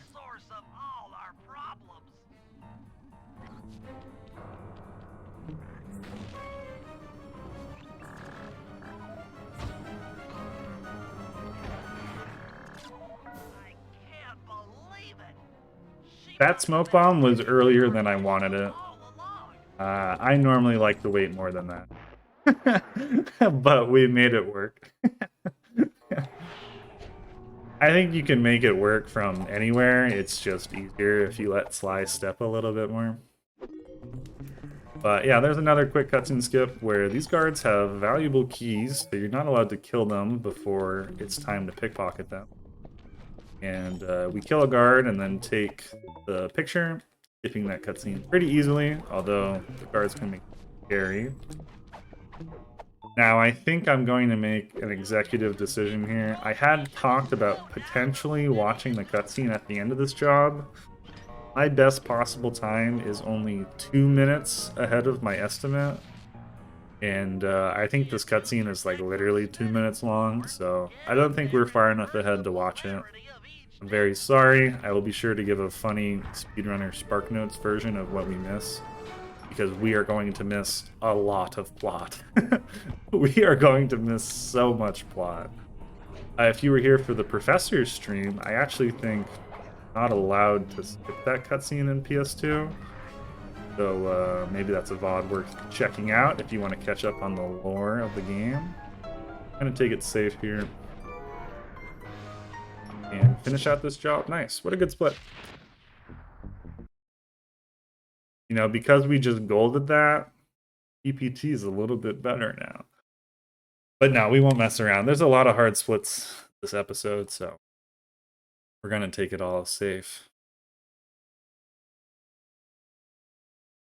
But allow me to try to explain what we missed. So we saw that Clockwork was being reassembled, and we were like, oh crap, it's really close to being done. Let me use the magnets to pull it apart.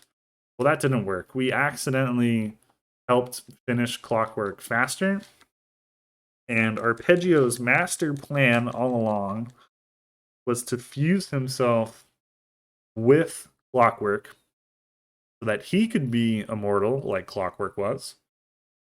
But it turns out that Nayla was actually eyeing that for herself the whole time. Nayla kills Arpeggio, combines with Clockwork, and becomes Clockla. And now she is the enemy of the episode. There's a whole plot about how they've been feeding people spices in the nightclub in Paris, and they're gonna go there to activate people's hatred with a light show that will make her like truly invincible or something crazy. I don't know. The plot in this game is absolutely bananas, bonkers, wild, but I love it. It's very good, and I like Nayla a lot. But we don't have time to think about that.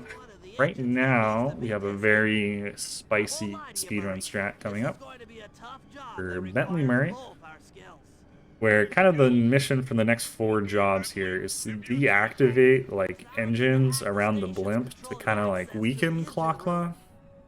And Bentley's going to do this the only way he knows how, which is by hacking. And there's a pretty precise little jump we have to make here. Scares me. I think we got it. And then we have to do this hack in a very specific way, but you might notice something weird.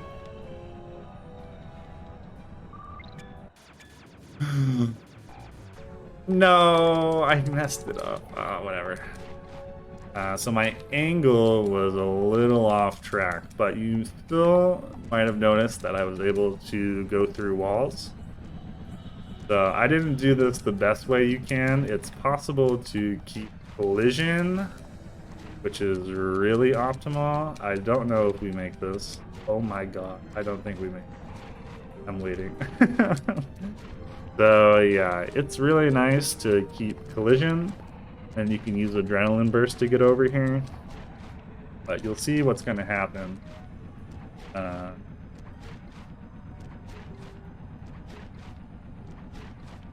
Is that we have to die before the 3rd hack, but because we set up fake floor, for some reason, we can go through the walls in the hacks. I don't know why this works. This is too complicated. Fake floor doesn't really make any sense sometimes. This is one of those occasions. So, wait. Okay, my bullets were bouncing off walls, and I was like, wait, maybe we don't have the ability to go through walls. I have collision? What is this game? This makes no sense. What is happening? You think I'll die? I'm gonna try it. So normally you're supposed to die in between the 2nd and 3rd hack in this situation. If we can go through walls here, I will laugh so hard. Okay, we can't. I don't know what's happening. It saved us a lot of time. But basically, if you mess the 1st hack up, things get a little wild. They're going through walls. What? What is happening? Why can they go through walls? I want to go through walls. I don't even think their bullets can hurt me. I could have just drove past them. I was playing scared like they could hurt me. I don't think they can. Murray's trying to walk inside. He's a little slow, but okay, we survived that insanity. I'm very glad that that worked out. But this inside Murray portion is not too exciting. The only really thing of note is that guards in this game can't attack you unless they're on screen. So we can abuse that by manipulating the camera to try to not let guards on screen. And yeah, that's basically it. Otherwise, we're just gonna lift all these pillars up. Very important to the plan, trust me. We might be in trouble here. Oh, we might be in trouble here. Because of the whole fake floor shenanigans, we're actually like kind of low on health, so I'm gonna grab that health, or I'm just gonna take it safe and really clear out some space for myself. Don't get me, bro. Don't get me, bro. Oh, why did I?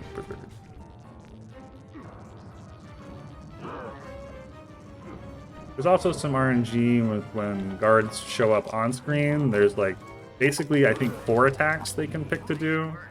They can also kind of pick to walk around a little bit. And basically one of those outcomes is like very good for us, while the other ones are less good. Doesn't really matter as long as you're good at your camera manipulation, but if you mess up, it can be. But yeah. So a sloppy split, but overall okay. I'll give like a 20-minute warning, 20 minutes for the end of the run, 20 minutes.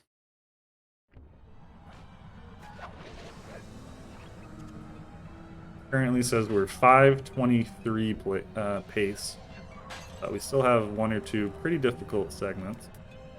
This one probably being the hardest job we have left. Also has one of the coolest tricks we have left in the game with key skip. Happy to have you along, Bentley. What do you need? So this is our final pickpocketing job. But we're going to take a unique approach to this one where You should take your position. plan is we're going to ignore all the guards. Instead, hopefully pull off some magic. Which, if it works, it should be very obvious. If I, at the bottom right corner of our screen, caught by guards there is scared. Scared not.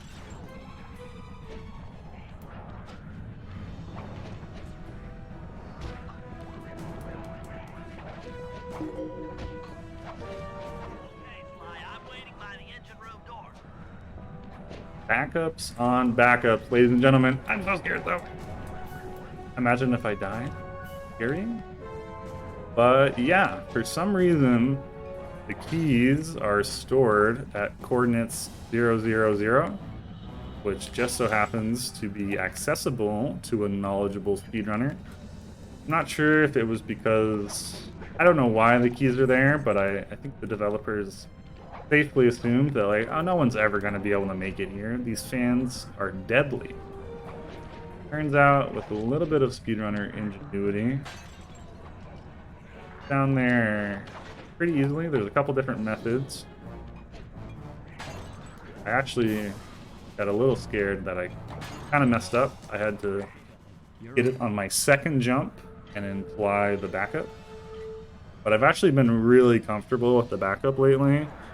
If anybody out there still dies on the backup, let me talk to you about it. But welcome to the Bentley indoor segment where you have to break these bulbs. The only really important thing is that once you've broken one bulb, you have to break the bulb it's connected to, or you'll die. If you break anything else next. They can try to get in each other's way and be annoying, and use trigger bomb to kind of double up how fast we can be. Not on the best cycle, so the strats are a little weird right now, but we're jazzing, we're jazzing. Oh.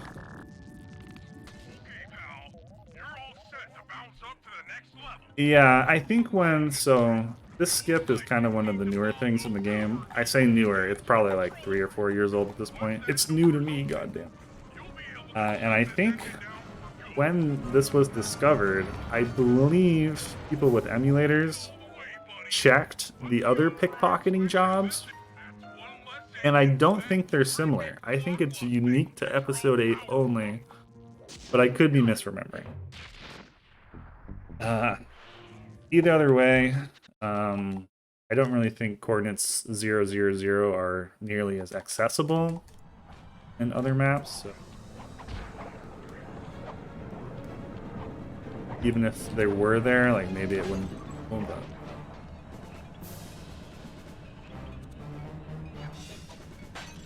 yeah, it's time for Charge TNT Run. I think casually this job is a bit of a nightmare. But with the GSM tactics that we've been using, be able to make it through A-OK. Again, we're going to set up fake floor. Pray that guy is blind. Here. And we're going to lose collision again. The guards don't care. As long as we time our X inputs when we touch ground, it's fine.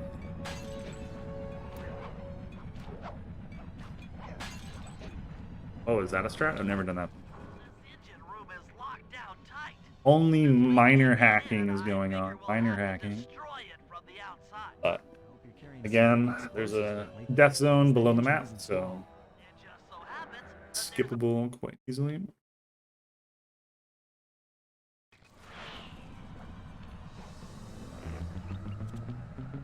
Fortunately, I wasn't able to despawn this guard. With good camera control, you can. I'm kind of convinced it's bullshit. This guard drills me all the time, but yeah, this job is kind of just a boring demonstration of walking around backwards for about 4 minutes. 3 minutes, 2 minutes. Where we're gonna go collect a bunch of TNT enhancers, because the TNT barrel by itself isn't strong enough. On the way, we still have 2 more bottles to pick up as Sly. Get the last 2 as Murray later. The first one right here, it can be a little sketchy to get it, but I don't think I've ever fallen off. Drop down. I like to tilt the camera like completely at the ground. I think it helps me spot the turns. I'm quite sure. It's safe to turn around the camera here because any guards that spawn on the opposite side.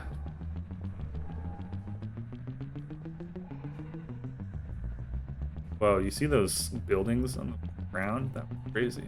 Never noticed that. So again, keeping our camera backwards. Not the most exciting stuff.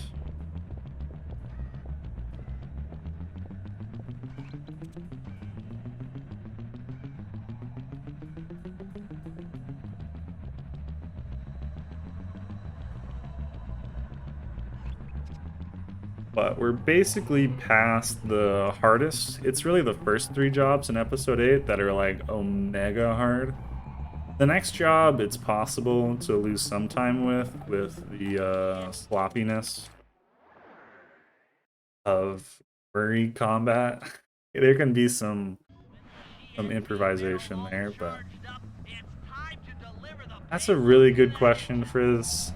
I think that literally came up in my stream like a week ago, and I do not remember what the...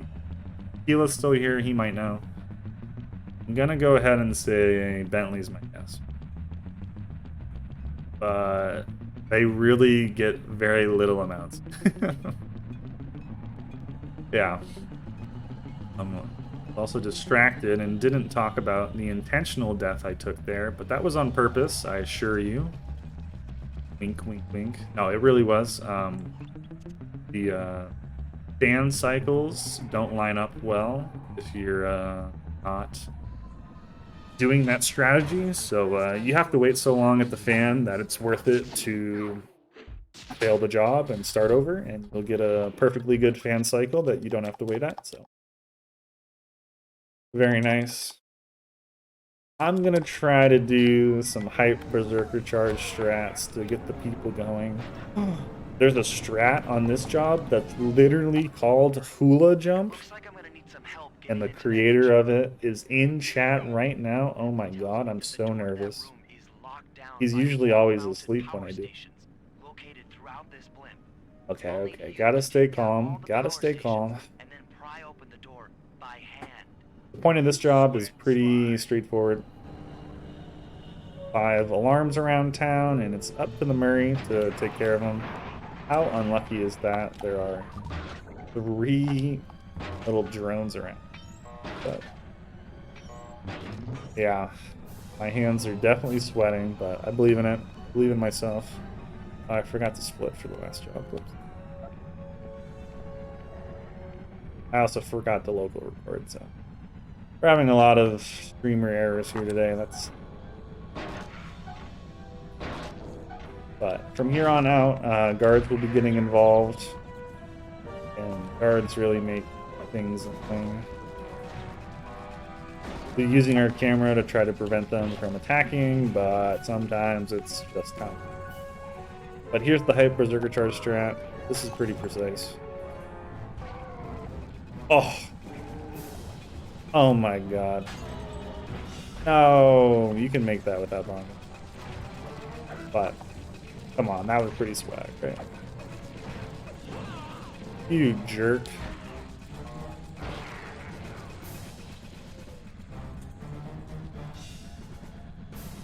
But here it is. After this alarm is hula jump. A little bit of a precise jump.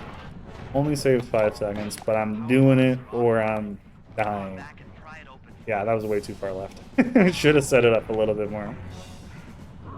Okay, I thought I did that too early, but second try hula jump. Not that bad, not that bad. That's pretty precise. But I gotta do that for my boy Hula.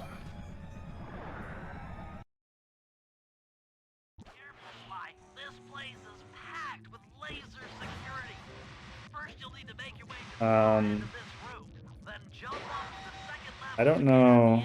Yeah, I think maybe 10 or 9-minute warning on the run being over. We're getting close to the end here. This part, not that exciting. Throw some alarm clocks. This would be a nice room to be able to skip.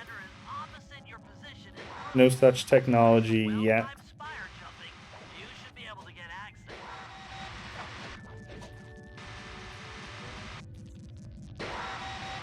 Just need to remember to open the vault and not end the job first. Which we did, nice. So there it is. That is our 8th and final vault. It's been a journey, ladies and gentlemen. We are ready for the final 2 jobs. And 2 jobs are left. And they're pretty fun ones.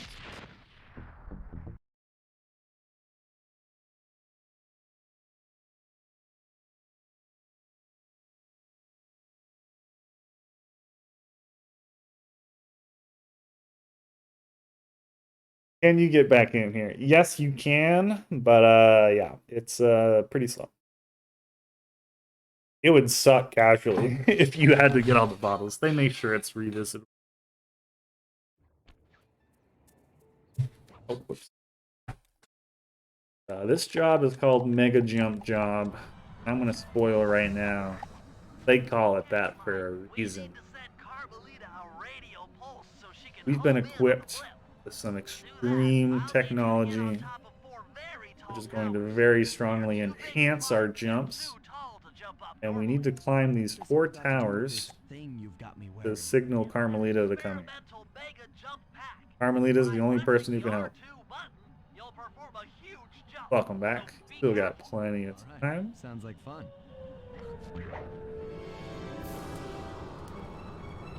Bites is here. Yo, Bites. I guess I'll say big shout out to everybody who dropped by. Really appreciate it. My Sly community, you know, I'm willing to say it's a pretty swell place. Yeah, I'm scared. I'm scared. I'm scared, Mom. There you go. If you're ever interested in speedrunning these games, again, the Discord, easily findable on speedrun.com. Great place to get started, to check out. But we'll see if we can keep the spaghetti in my pocket for the rest of this job, as it's kind of just some fun mega jumping around. But unfortunately, the final boss contains another turret section. Very scared about that. Is Clockla gonna hit me? Give me a boost! Oh my god, thank you. Normally I am not on this cycle because I don't mess up that much at the first tower, but a little helpful boost from Clockla, very nice. I remember I used to try to land on her on purpose. I don't think it's fast or anything, but cool. Because you 100% can land. Little mega jump. And a really cool feature they did about this game, I kind of wish they didn't make it a cheat code, but for doing 100%, you gain the ability to use this mega jump thing anywhere in the game you want. We don't have 100% quite yet, but we are close. 98%. It's time for the final job. About a 5-minute warning here until time. After time, it's going to take maybe like 30 seconds or a minute for me to verify that I actually got 100%. 5, and while the next runner gets ready. But yeah, this is the Clockla fight. For some reason, it's kind of tradition in Sly games that they end on turret sections. At least Sly 1 and 2. I don't think 3 kept the tradition. 3 had some hard turret sections at the end, but I don't think it's not the boss. Instead, they just made a really hard normal boss. And Sly 4 doesn't have any turrets at the end. Hey, that was a really good shooting. That was 1 minute, 2 seconds. Pretty fast. You can go sub-minute, so it was an improvable, but a good split. Clockula's looking mighty upset, and I think she's going to take it out on us.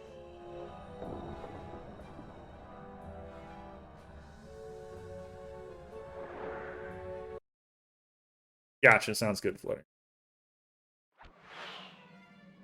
Now, here's a little fun fact about this section, that this section is probably the cause of a lot of stress and anger in Sly playthroughs. I remember the last time I played this casually, and I have probably played this game casually like 8 times, I could not beat this part. It's so annoying with like the wind being extremely random. But here's the little fun fact or secret about this, is that on your first attempt, that's the best shot you have. If you die on the first attempt, you are making this infinitely harder for yourself. For some reason, this is all based on cycles, and the cycles that happen when Sly stands at the middle to say like, it's like, I'm coming, guys. But once you die, he doesn't say that again, and it makes the cycles so much worse on future attempts.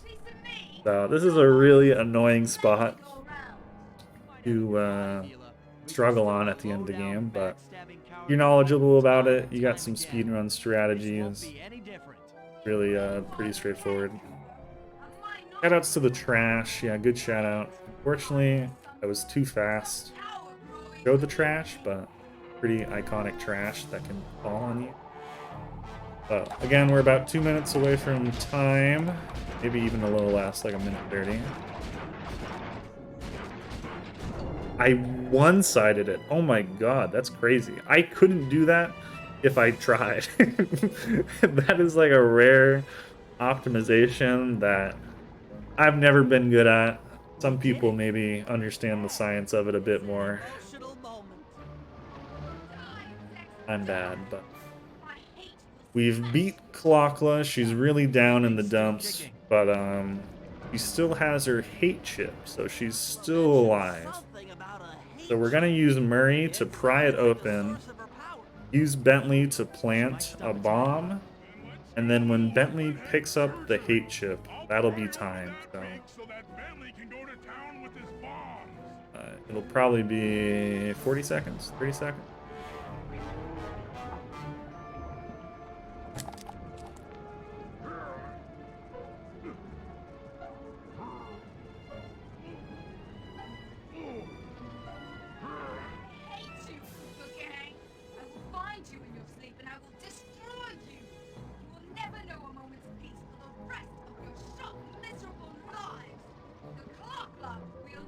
Lachla really does seem angry. You know, she's saying some mean things. I'm sure she doesn't really mean any of it.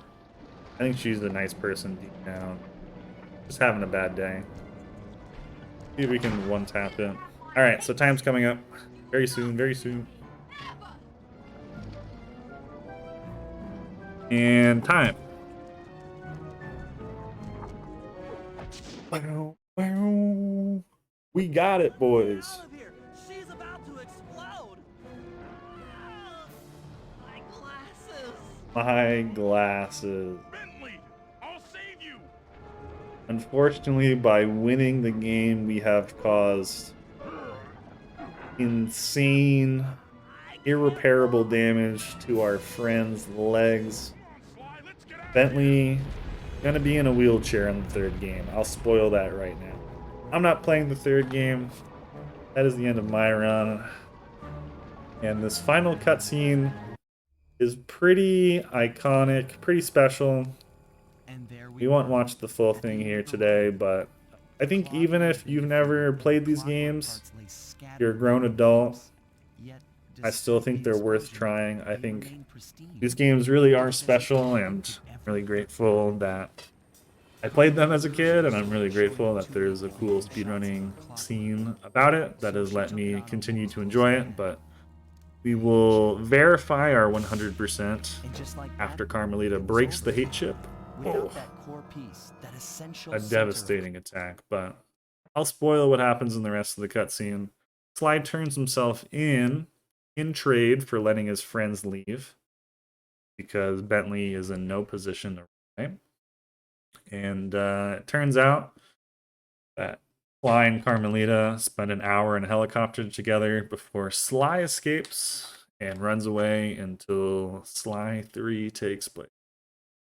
Yeah, I want to thank again, really Longathon, Lots of Lore Edition 4 for having me. I was really happy that I could show this off. Again, they are raising money for the Open Medicine Foundation, so donations are extremely appreciated. But here it is, our 100% file verified and officially good to go. So whenever you're ready, Flutter, I'm ready to take off, and I hope everyone enjoys the rest of the marathon. Peace.